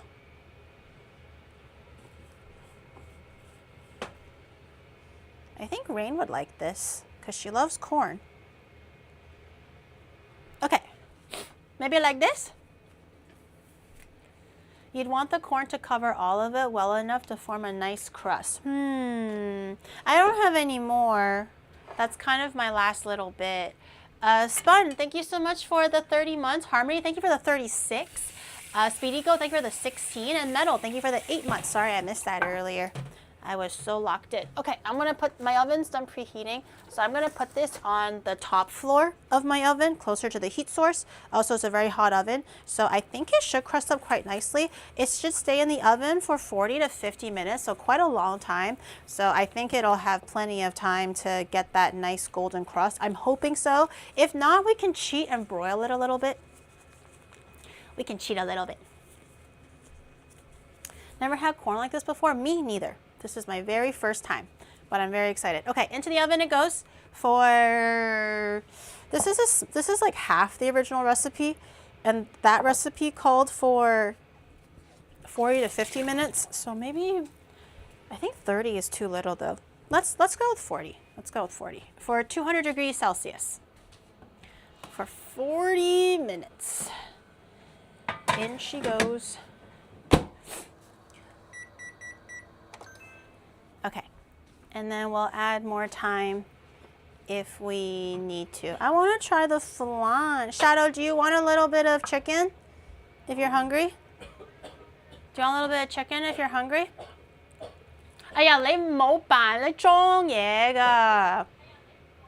This guy comes downstairs and he goes, he's lying. Do you want some chicken? And a quarter of a boiled egg. 俾你啦。妖，裝嘢，扮嘢。Geary is so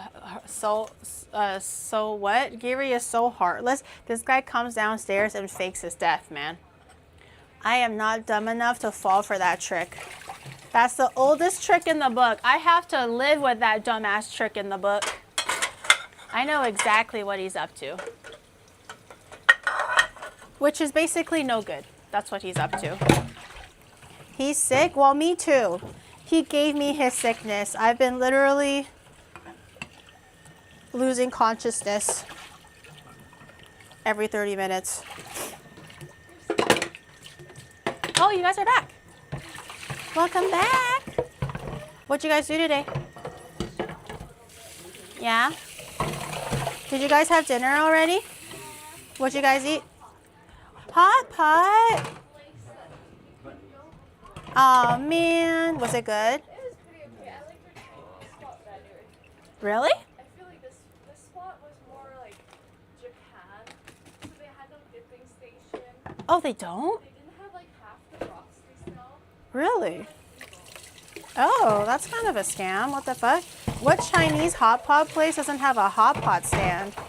Or like a sauce stand? Gary is hallucinating. No, I just find myself wanting to faint every once in a while.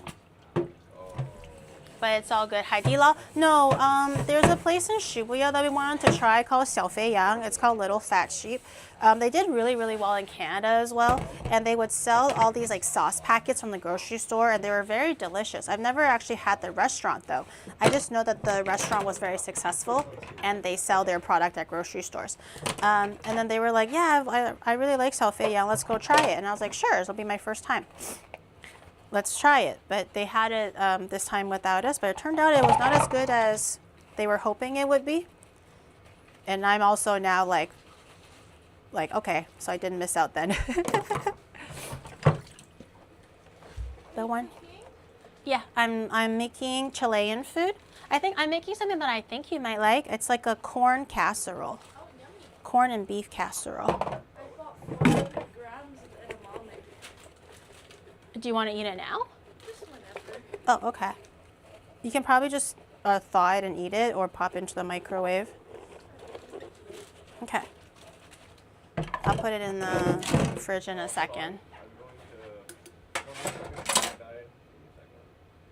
My camera died?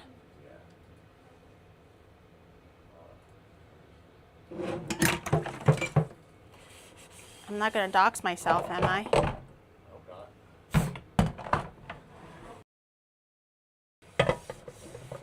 Surprise! Ah! Wait, are you sure? Are you sure? Oh my god, you gave me a fucking heart attack! Oh my god, you can't do that! You can't do that! Oh my god, you almost gave me a heart. I was like, haha, the attack of the blue gremlin. But this guy had like a separate monitor over it, and it was just literally me and the Raw in a full blue suit. Oh my god. Oh, how sensitive, God. Oh my God, I almost choke-gunned, bro. I almost choke-gunned. Holy. You scared me. That was like pure fear, chat. That was not like, oh no. That was like just pure horrification. I saw my life flash through my eyes. I almost fainted. That shit scared the fuck out of me. Holy.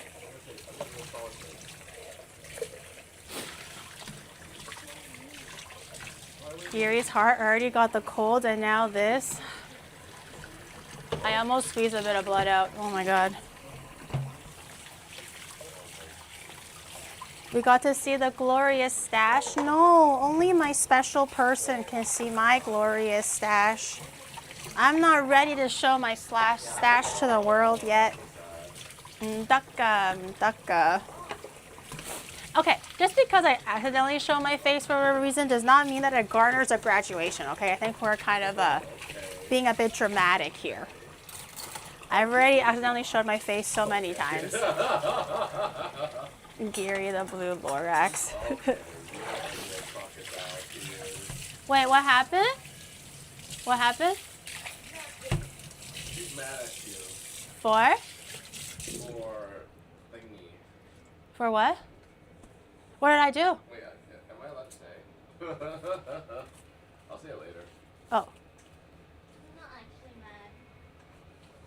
Yeah, Rainbow is so mad. Wait, what did I do? So angry with you. Oh, okay. No dinner for Rain then. I have my own weapon. In my mind, Blue Geary is making the same face as the Nidoran. But he's so happy. Look, he's like pogging. This should be the new pog face, honestly. Twitch, how about you make this the new pog face? I think it's so much cuter than the snake guy. The year of the snake is gone. It's time for the year of the Nidoran. I want to try the Leche. It's already like room temperature. I think it's fine. This one I'll keep for later. This one I'll just keep to the side. But I want to try it. I want to see if it works. And then we'll make the seafood stew. Okay, I'm gonna take a little bit of a, try to release the sides a little bit. Let's see if it falls out. Okay, ready? 3, 2, 1. Huh! Oh, the caramel's coming out. Ooh. Does that look normal? Does that look good?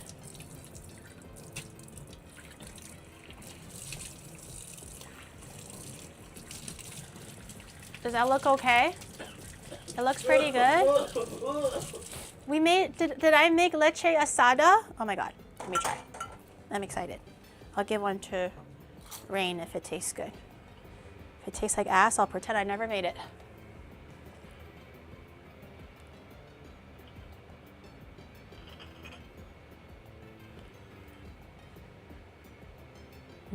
Let me try.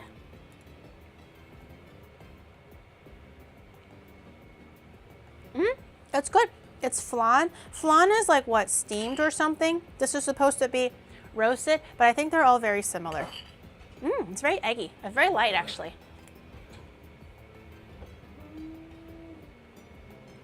It's actually really, really light. I like it. Do you want some flan, Rain? Oh no, but Shadow got me sick, so you shouldn't eat my bite. You should just get a new bite. You can share it with well, you were supposed to be immune the first time. You got sick the second time, so you're not immune because you're just gonna get sick a third time. I don't think you should share with me. Where's my little spoon? I don't have a little spoon. You can have big spoon. Yeah. It's very light though. Very easy to eat. It looks so good. Yay!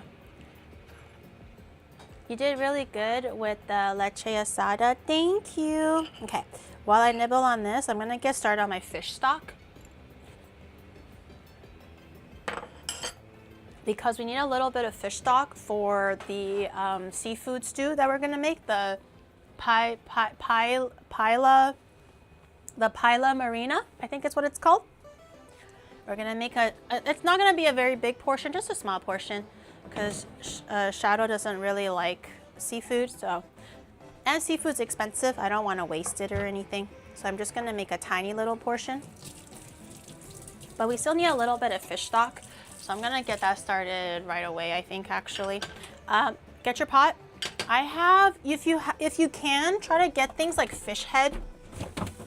Just things that are easily like roastable or like discards that you normally wouldn't eat or hard to eat, and use that for stock.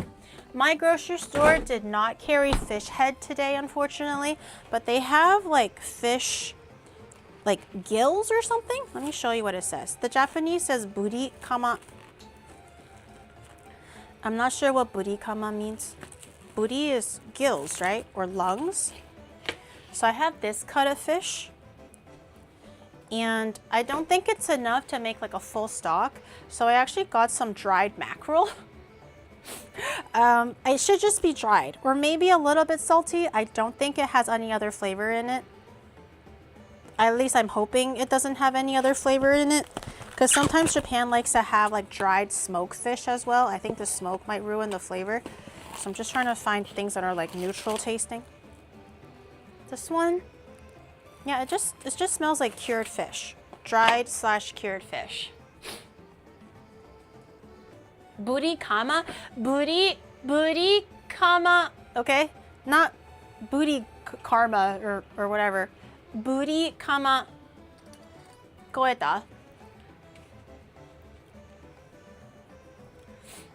Living in Japan and not liking seafood, it's a tough life for Shadow. So I have this piece, which might be like a rib cage cut or something like that. I'm gonna put this in the wawa, or in the pot. I'm gonna take one of these. Whoa. Maybe I'll cut it so it's a little bit smaller. Okay, I'll put these in there, and hopefully that will render a nice stock. Fill it with water. I'm gonna get a few leeks and put in a carrot and stuff, just to kind of help with aromatics, so it's not too like fishy and stuff. So I'm gonna let that boil. Just a really simple stock. If I had hours, I would prefer to boil it over hours, but since we're just kind of putting things together right now, we'll take what we can get.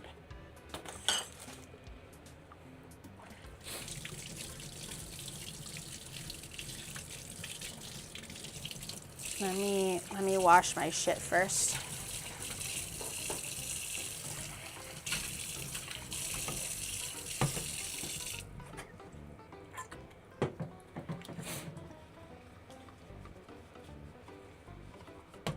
Booty karma. What is booty karma?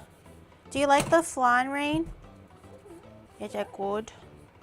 It's not as sweet as I thought, which is quite nice.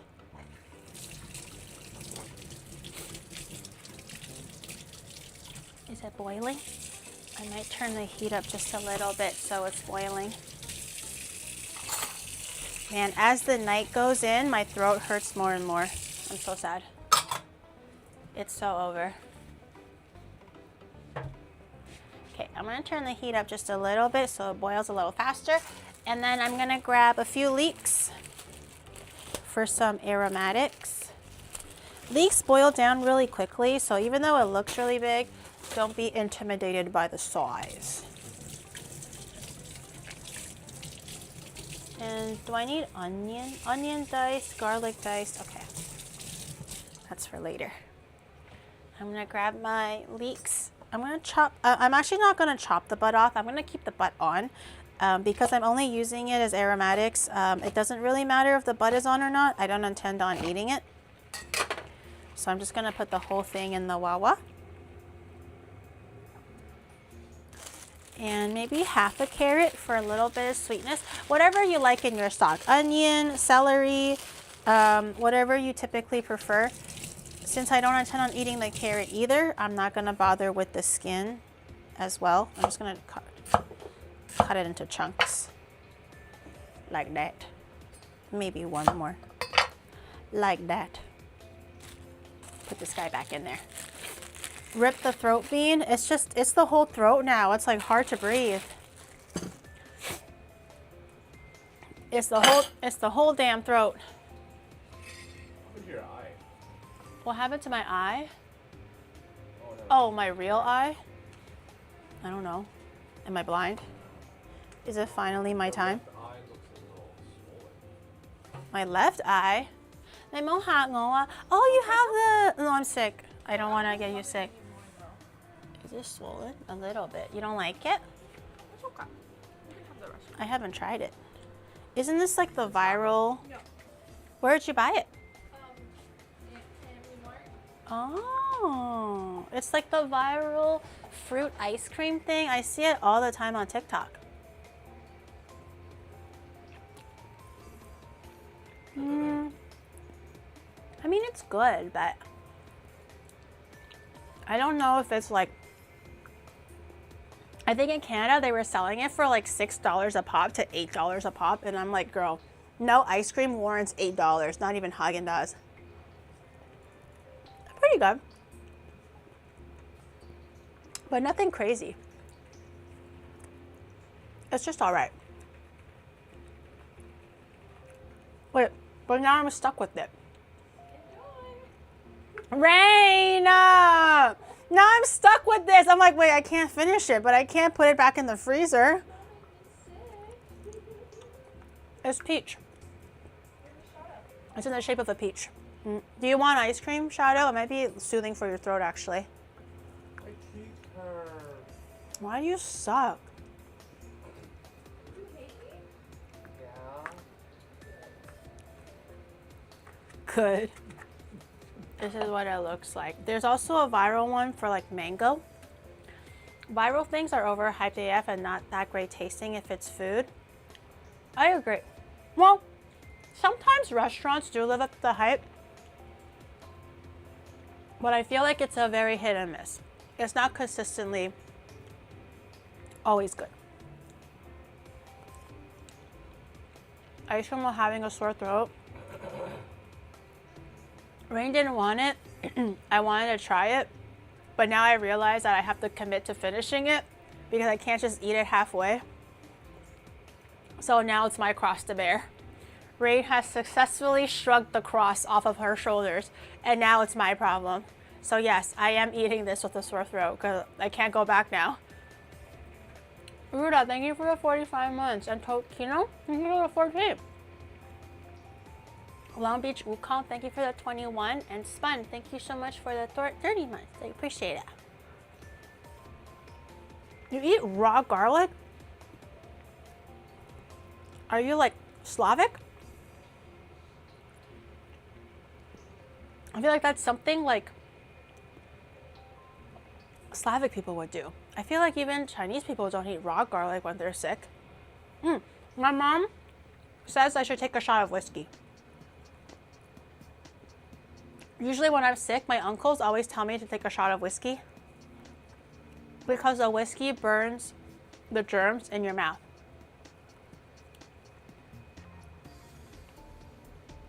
Raw garlic is good, but it's very, very heavy by itself. Normally I take nibbles of it and you eat it with something else. It's really hard to just eat it by itself because it's quite potent. Not a bottle, a shot. Should I take one? Matt, thank you for the 14 months. Thank you. Or the 4 months. Thank you. I appreciate it.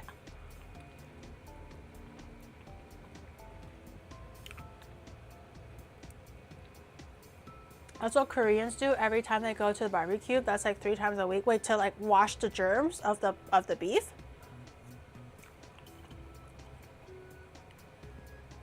Take a few just to be sure. A few shots. Whiskey, honey, lemon. Sounds really good actually.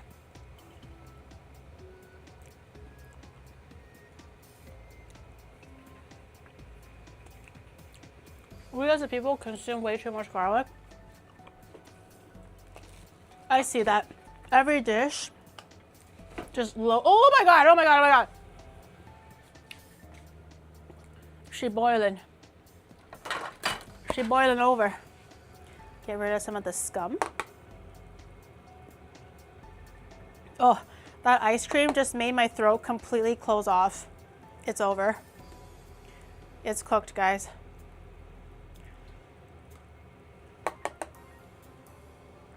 I felt my throat bean like swell and just seal off my throat forever. Radagast, thank you for the 6 months. Thank you. Okay.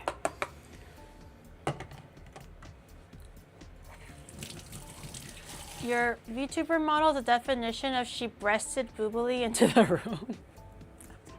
It's not even that big.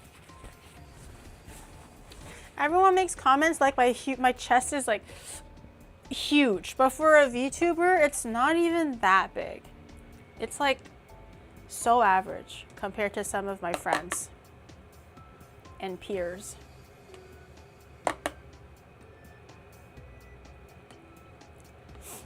Oh, the phlegm. The phlegm is forming. It's coming for me. Okay, as the stock continues to simmer and do its things, we can start prepping the seafood, which doesn't take a lot of prep because I think they're actually mostly washed already.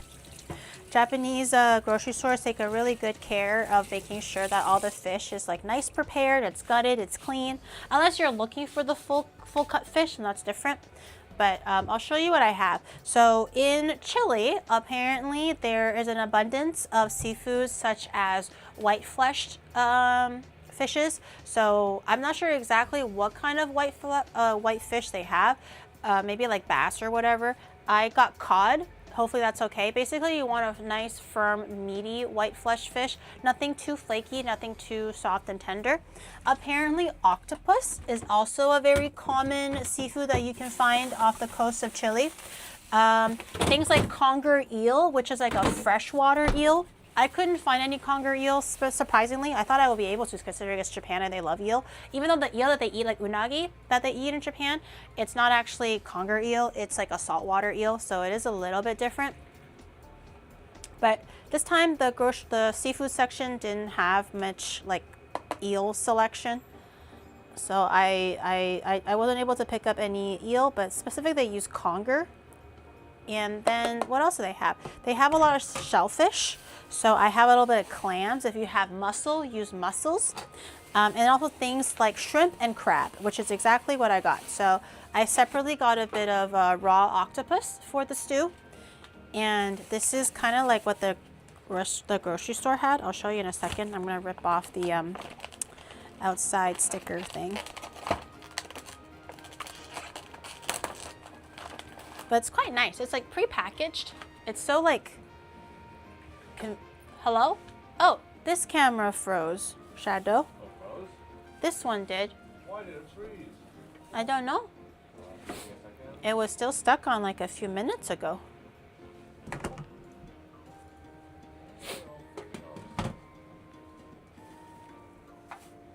I want to eat the eel from The Little Mermaid.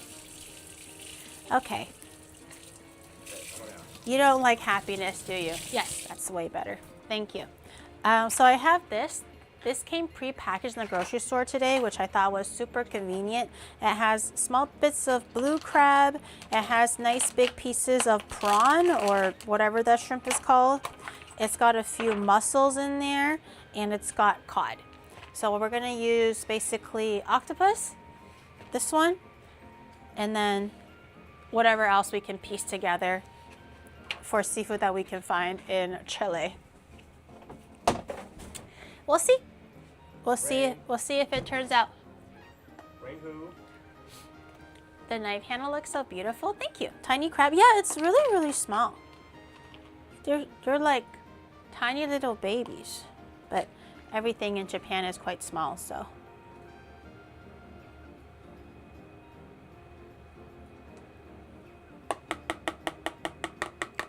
Chicken ice cream next on the menu. Chicken ice cream.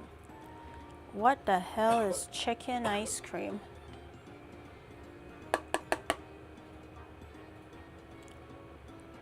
Okay, there's still a lot of foam coming off of my soup. So I've been skimming. Hello? Hello? Yeah? I sent you a message. I've never had one with octopus. I've never had this, period. I'm wondering if it's gonna be similar to kind of like a white wine based stock for like steamed mussels or braised mussels that you can find in Italian restaurants sometimes. But I don't know, it's gonna be a wine based fish stock. So while this is going on here, I think I might just make the seafood stew here. Everything else is already pretty well prepared already. I might just cut the fish a little bit smaller so they're a little bit more bite-sized. Everything else is already treated and accounted for, so I don't think I have to worry about that too much.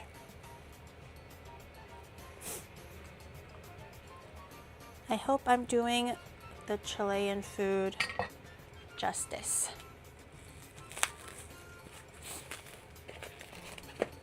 Look at my little octopus. It's so curly. Look at this guy.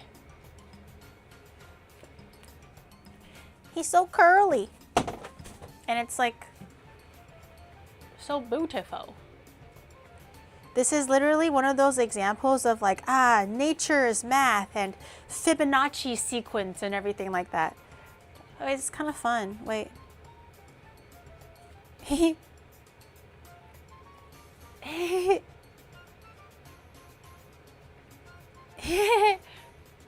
it's kind of fun. You don't peel the skin of the suction cup? I don't think there is any, and I also think it's already accounted for because this is sashimi grade octopus.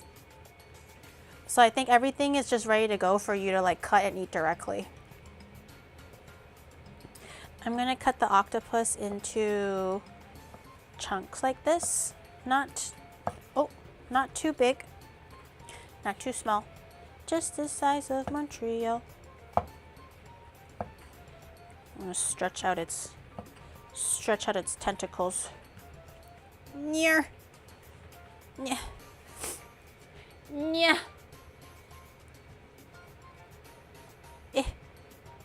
Okay, I'm not sure why I'm holding it like that. That's so dangerous. Okay. And then, the soup. Okay, I think that's pretty good. The octopus we're gonna cook first a little bit so that it gets to cook down slightly before we add the rest of the stuff.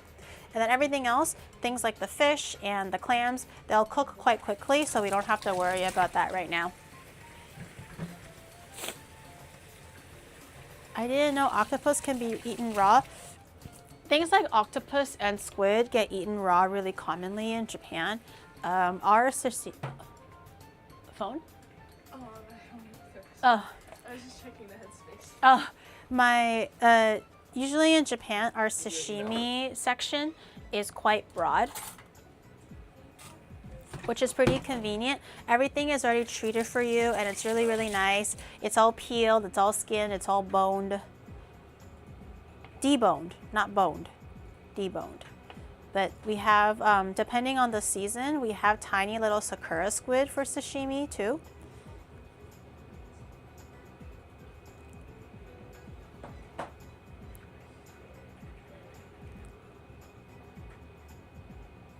You should be thanking me. I'm just kidding. Okay.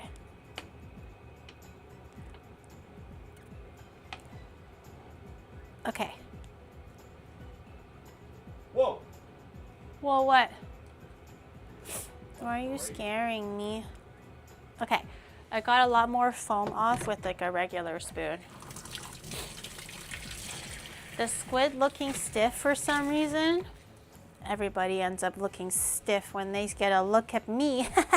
Wait. What did I just say?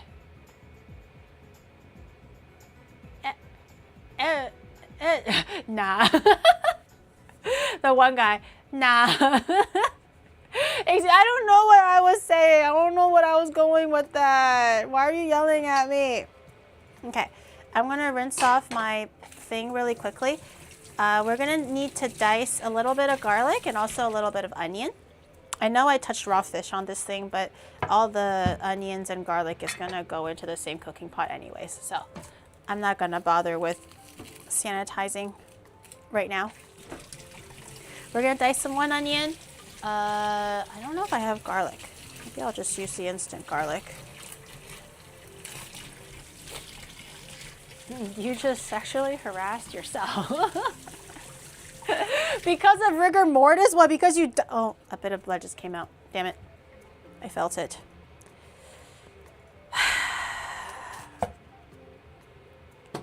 I just can't have one peaceful week where nothing is happening. I just can't have one peaceful... I was in the middle of laughing and I could just... Okay. Anyways, you know what I'm trying to say.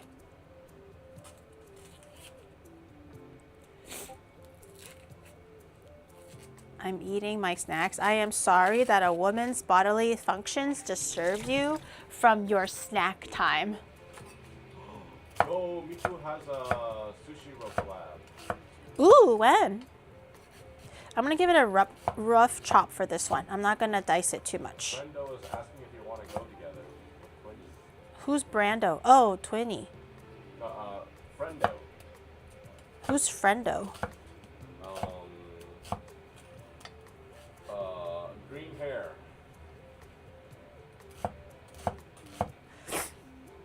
Who the hell has green hair? Oh my god. Green hair. Green hair? And they're asking if I want to go with Twinny? Nice. I'm confused now. Kei-san, thank you for the raid. No, Haruka's not in Japan. That's why I was like, green hair? Haruka? I'll remember. I'm delusional right now. Hi, Kei-san. Thank you for the raid. Welcome in. いらっしゃいませ。皆さん来てくれてありがとう。デートありがとう。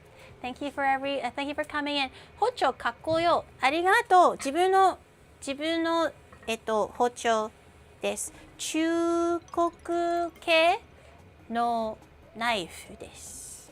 そう。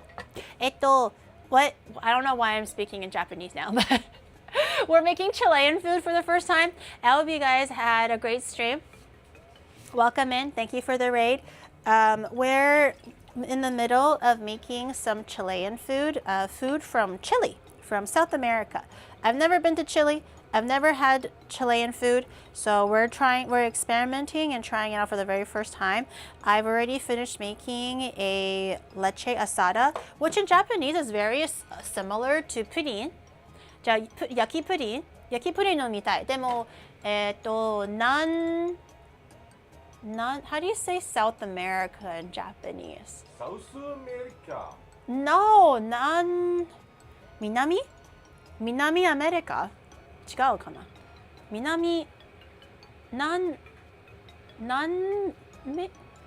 Mandarin it's called Nanmei. So I'm thinking in Mandarin it might be sorry. Minami America.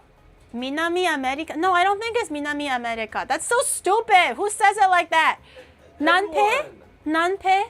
何ペですか？これが南米風の焼きプリンです。これが、本体の、これが、実験小さいの実験 experiment? How do you say experiment? I forgot. But this is the actual one. It turned out really good. 蓋後ろ on the bottom? On the bottom, たっぷりカラメルあります。そして上には、優しく焼いての、卵、ミルク、カスタード、プリンのものです。So, and I have a casserole in the oven that's baking, which is a take on like a shepherd's pie, which normally would be ground beef and mashed potato. In Chile, they have corn a lot more than potato, so it's ground beef and corn. It's baking right now, and I'm currently making a seafood stew, which is also very common that you see in Chile because Chile is along the coastline, so it's very common to see seafood there. And I'm just getting the seafood and all the onions and everything prepped. I got this from the grocery store today. I have shrimp and crab and octopus. Say it in Japanese. Ebi, kani, taco, asari, gindako, gindara. Gindara. Gindara is cod. Gindara, taco, asari, エビと小さいなカニです。今回の材料は以上です。そして、オニオン、玉ねぎとニンニク少々。そしてホワイトワイン、スープはホワイトワインです。タコ as in octopus。銀だら、私も銀だら大好き。銀だら超うまい。でも今回は、スープの中に試してみよう。今は、スープ作っている。そしてこのパンの中には、海鮮のなんだっけ海鮮の煮物ホワイトワインも必要です。魚のスープとホワイトワイン。Okay, I'm going to saute while this is still cooking down and doing its thing. It needs a little bit more time. The longer the better, but we'll work with what we got. I'm gonna add a little bit of oil. I'll turn the heat on. We'll saute the garlic and the onion and together. I don't think I have extra garlic, so I'm gonna use this. I have the ニンニク、生姜、なんだっけネギ、生姜、ニンニクミックス。これもできます。I'm gonna put a little bit of oil and squeeze in a big lob of this, which is just pre-grated garlic, onion, or garlic leek and a little bit of ginger. I like using it. It's just very convenient. I think I don't have any fresh garlic at home. I'll wait for that to heat up a little bit. Put the onions in there. And then what does the recipe say? Fish stock, octopus, and then white wine, oregano. Oh, tomato paste. Tomato paste, I do. Green-haired lady say she PM you, but you no reply. She's heartbroken. I'm working. Green-haired lady. Wait. The one that's like, the one that lives here or no? Chow mein. Chow mein. 邊個炒麵㗎？炒麵？哦，炒麵。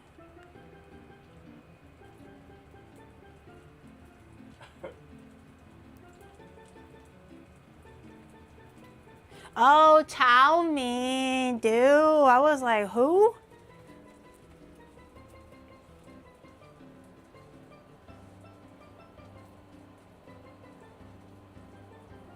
Okay.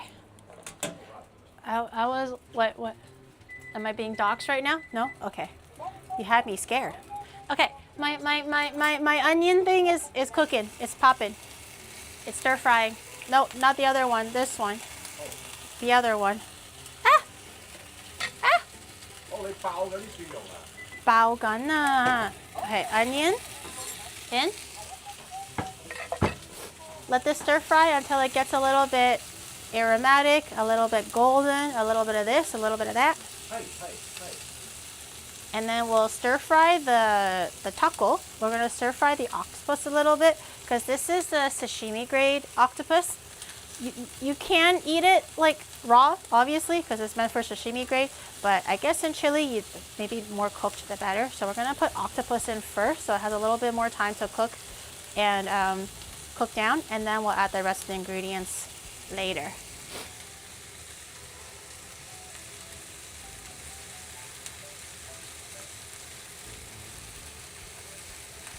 My weakness, frying up garlic and onions at the same time.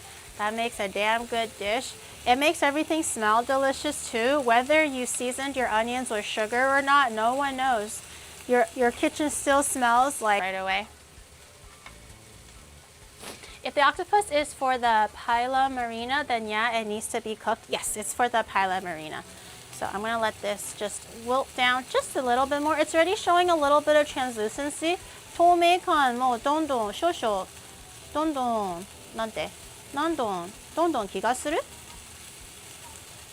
じゃあ少しの透明感もう少し炒める。そして後ではタコ加えています。加えています。Oh, my casserole might be finished. Let me take a look.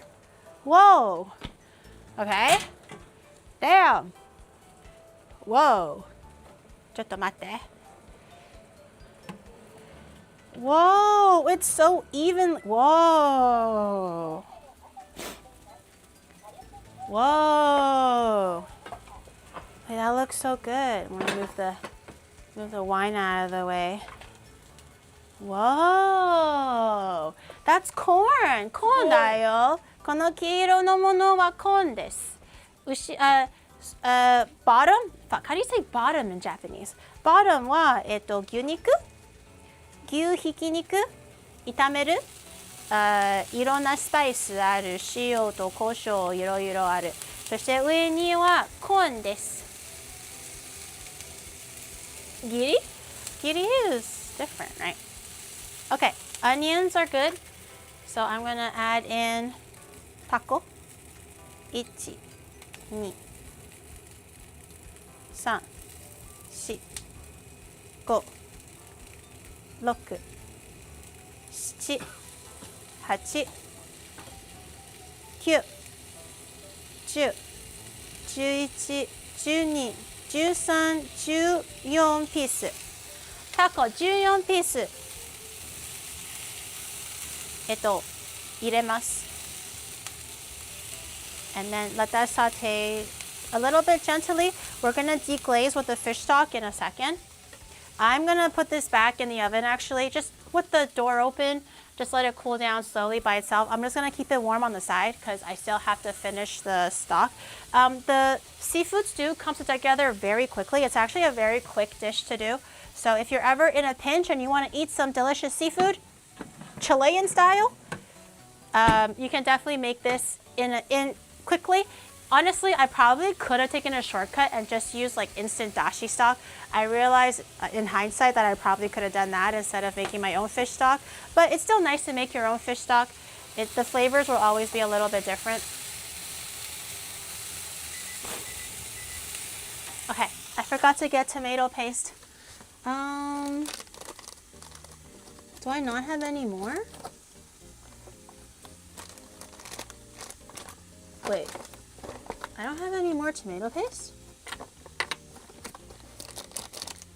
Oh,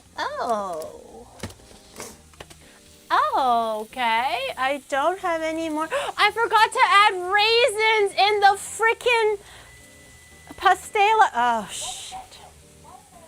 I was like, why is there raisins in my cupboard?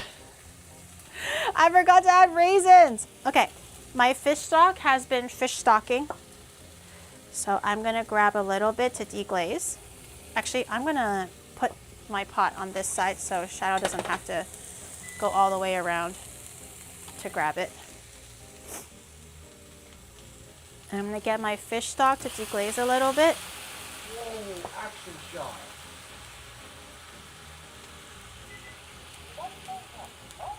Okay. Let that cook down. Let it do its thing. Tumayo. And also half a cup of white wine. So I'm gonna add, if you have Chilean wine, that's better. I already have some white wine, so I didn't want to waste it.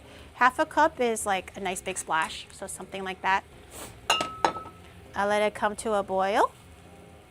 And once it comes to a boil, we can start adding in oregano. Let me see. Surely I have oregano. Garlic, cumin. Okay. Oh, no, wait, what? Why do I have two where's my oregano? Chotto. I know I have.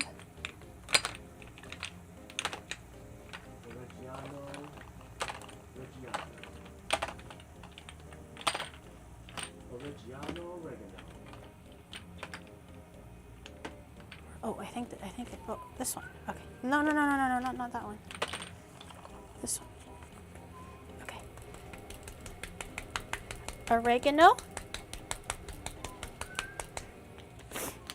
A nice few good shakes in there. Paprika, because I love paprika. Just a little bit in there. And then salt and pepper when? Now? Later? White wine, oregano to crack. Okay, so now that it's kind of cooking a little bit, we're gonna add the rest of the stuff. So gindara, cod. Again, a nice firm, meaty white fish would be better. So things like bass fillet, tilapia, those are all pretty good. Crab, kani, a little guy, kani. Asari, clam, and ebi. And I think traditionally they like to serve it in a clay pot because clay pots tend to keep the temperature better. I do have a Korean clay pot. It's not Chilean. I'm not sure if that'll work just as well, but we can transfer it later into a Korean clay pot for the aesthetics. And with salt and pepper. Okay, add some salt and pepper. Chilean sea bass is very much a thing. Ooh. My stock is not salted, by the way, so all the salt will have to come through seasoning our dish through this. But seasoning, very simple. Just salt and pepper, a little bit of the oregano earlier. Nothing too crazy. We'll let that stew down, which takes really quick. The clams don't take that long as long as the clams open up, the clams are cooked. As long as the shrimp turns pink, the shrimp is cooked. You know, I feel like the only indicator would be as long as the cod is cooked through and the octopus and everything, then we should be pretty good. So clam takes a little bit of time here. Shrimp should be quite fast. We'll let that boil down a little bit. Okay, in the meantime, actually let me taste it.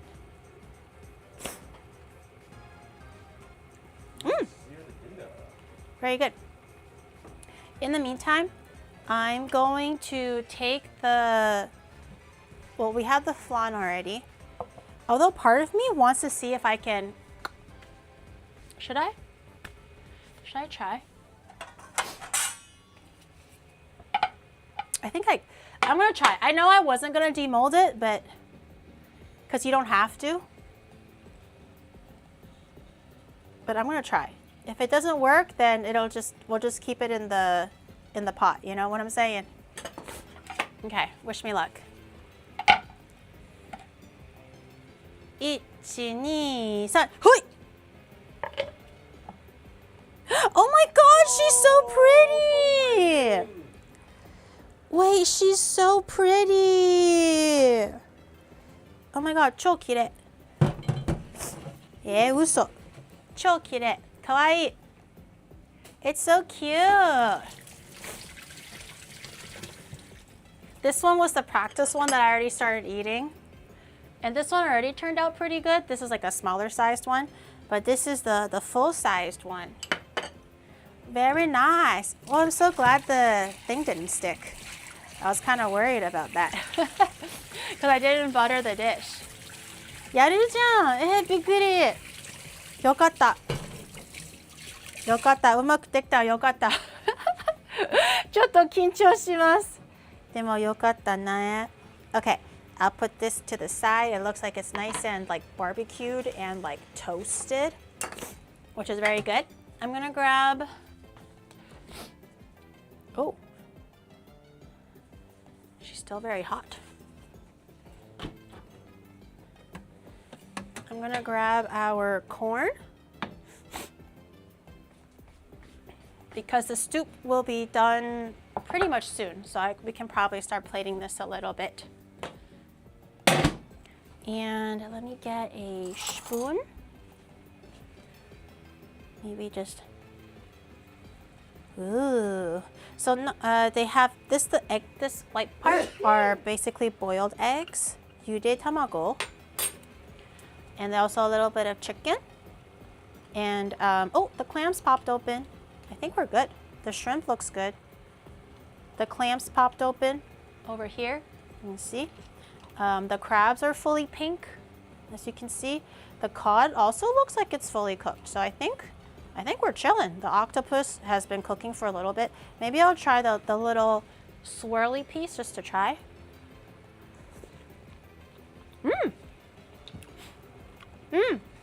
Oishii. It's like the tiniest bit salty, so to balance it, I'm gonna add a little bit of fish stock.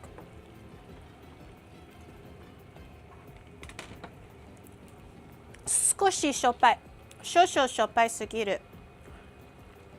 I'm gonna add a little bit more fish stock that has no salt in it, just to kind of balance it out a little. I'm gonna turn this on low heat now so it can continue to simmer. I'm gonna grab a plate. Snorlax. How do you say Snorlax in Japanese? Kabidon? Kabidon? Kabidon? Kabidon is not Snorlax, right? Kabidon is Slowpoke? What's Snorlax in Japanese? Kabidon? Just came back home. Your mom told me hi. Thanks, your daddy told me hi too. Kabidon? Kabidon じゃないの。Kabigon? I forgot how to say Snorlax in Japanese. Okay. We're gonna carve out a little bit.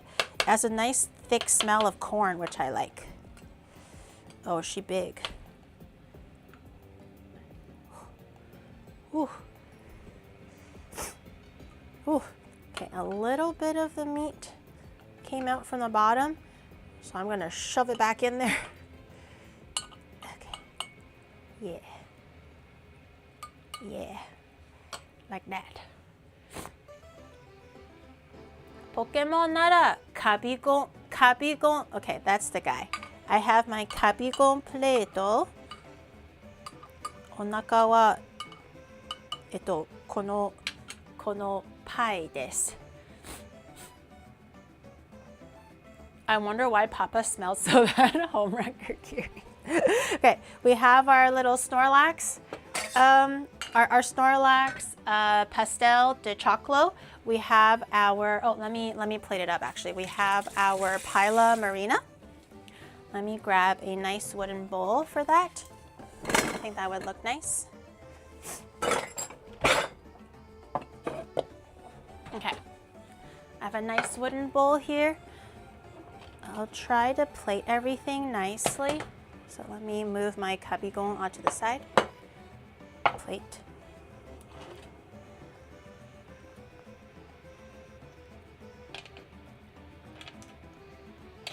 Put the clams and the fish on the bottom. Things that I can easily hide on the bottom, and then I think the top will be the shrimp and the crab, so I can place it nicely. Ah, heavy, heavy, omoi, heavy, heavy. Okay, let me The head fell off. No! My shrimp head. Crab. Some mussels. Okay. Fish stew. Yay! It's not even fishy though.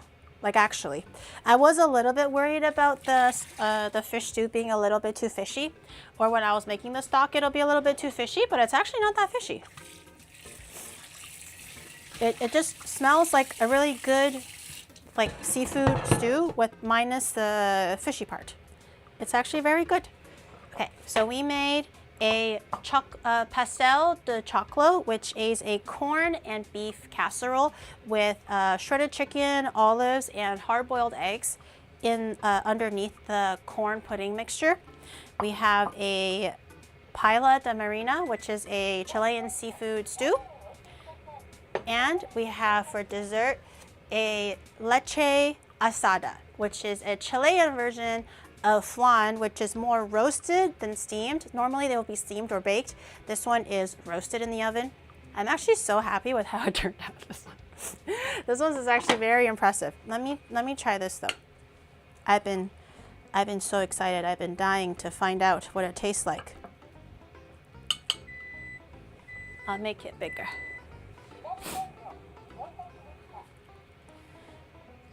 I don't know if you guys can see that, but there's chicken, there's beef at the bottom, the brown parts is beef, corn pudding, hard-boiled eggs. I think the olive, I don't know if the olive made it to this piece, but we'll see.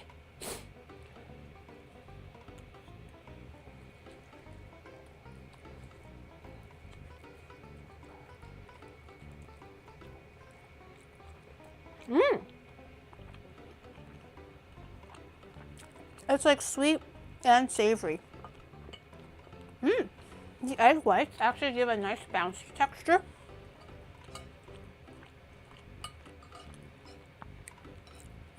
That's actually really nice. I never thought to use corn as like a mashed potato substitute almost. But it's very good. I think the additional taste of the olive is actually quite nice too. What's it?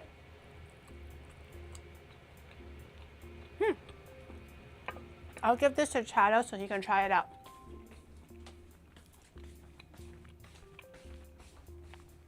You let me know. Whoa. Is that rice? No, were you not watching the stream? This guy is like, is that rice? He was not watching the stream. What the fuck? What do you mean is that rice? Okay, seafood stew. You have to put a lot of black olives. I wasn't sure, so I was like a little nervous. I think I was a bit too light-handed. I think a little bit more olives would have balanced the flavor out quite nicely, honestly. I literally told you what it is. Were you not listening? I told everybody what it is. This guy literally is in the same room as me, and he still asked me, what is it? What's in it? Is it rice? Is he trying to piss me off? When I'm sick? Is he trying to be the bane of my existence right now?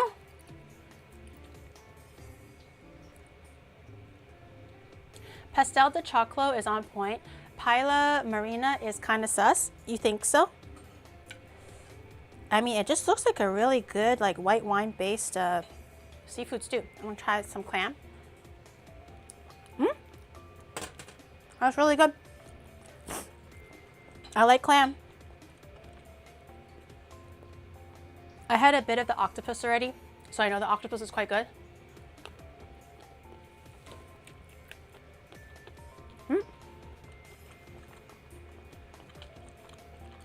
Very delicious. Cod. I'm not a huge fan of skin, unless it's like the yaki gindara, where the skin is crispy. I don't really like soft, mushy fish skin.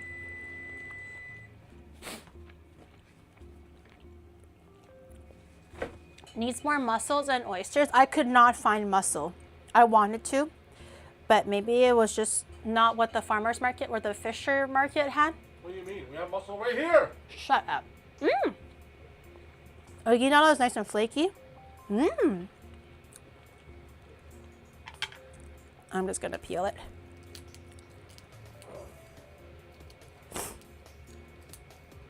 I love shrimp. One of my favorite seafoods. Shadow's gonna hate this. I don't think I'll offer it to Shadow. I think he'll just say that he doesn't like it and give it a bad score. Do you like the Pastel de Choclo? Yeah, it's okay. Wait, there's chocolate? No, it's not chocolate. It's Pastel de Choclo. Yeah, so is there like chocolate in this? No. Okay. Mmm. The shrimp is so sweet. Mmm.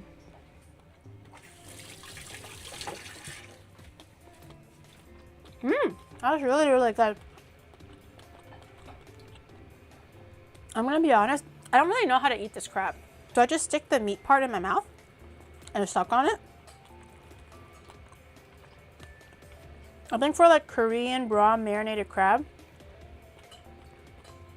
you stick this part that's like raw in your mouth, you press on it, and then you suck on it.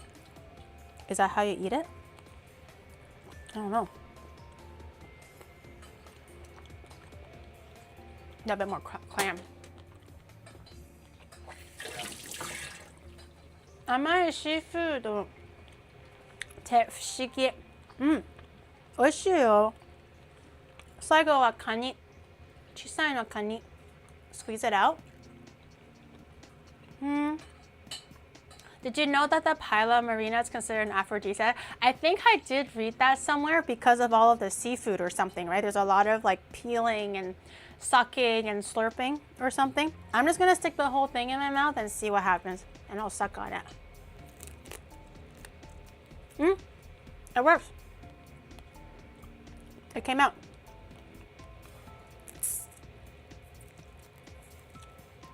I don't know if you can tell. I squeezed the meat out. It came out.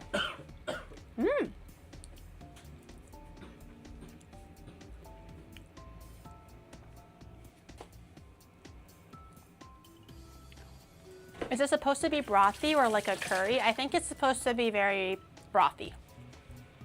I love crab though. I'm not really familiar with eating small crabs, but I love eating like the big Alaskan crabs, or even the regular, like the river ones, the ones that are a little bit bigger, like the Singapore, what was it, like curry crab, or the Chinese way of doing it with the garlic stir fry. Those are all really, really good. Garlic stir fry. Okay.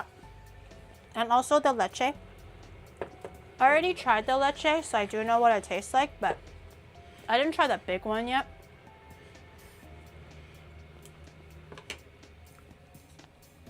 Let's see what the big one tastes like. The lecher. You're the lecher. That's the only lecher here. Is lobster good? I think lobster tastes good. It's like a really big, meaty, bouncy, textured seafood. I prefer crab though. I just prefer the texture and taste of crab a little bit more. So I think it's more of a personal preference thing. I think if you've never had it, it's worthwhile trying. But I don't think it's one of those things where, you know, everyone should eat this before they die. It's okay.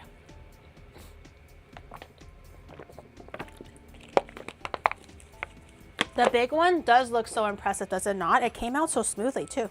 Okay, well, oh, I'm gonna grab the side that has this like pool of caramel on it. Ooh.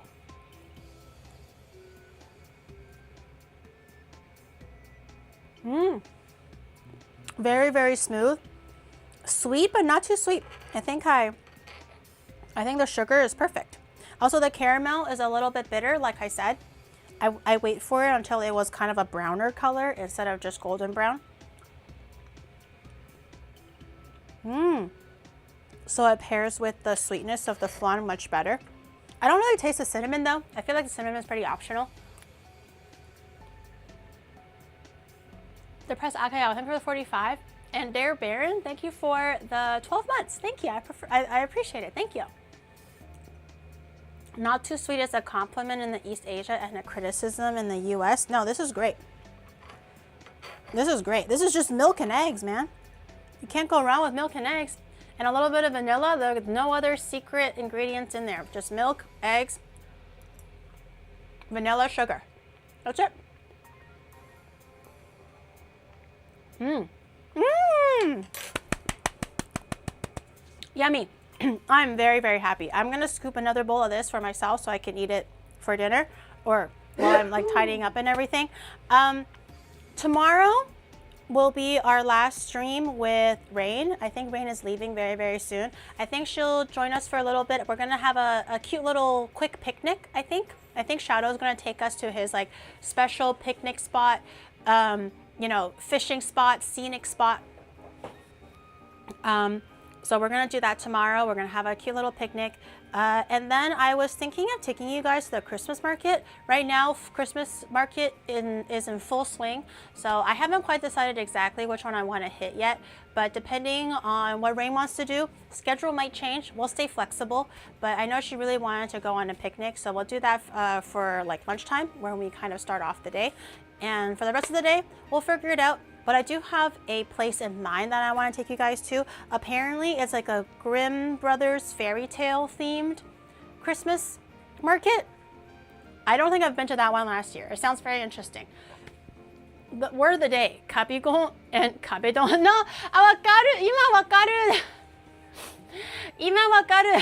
Yamete. I know the difference now. Thank you. Thank you. Thank you for putting it up. Thank you.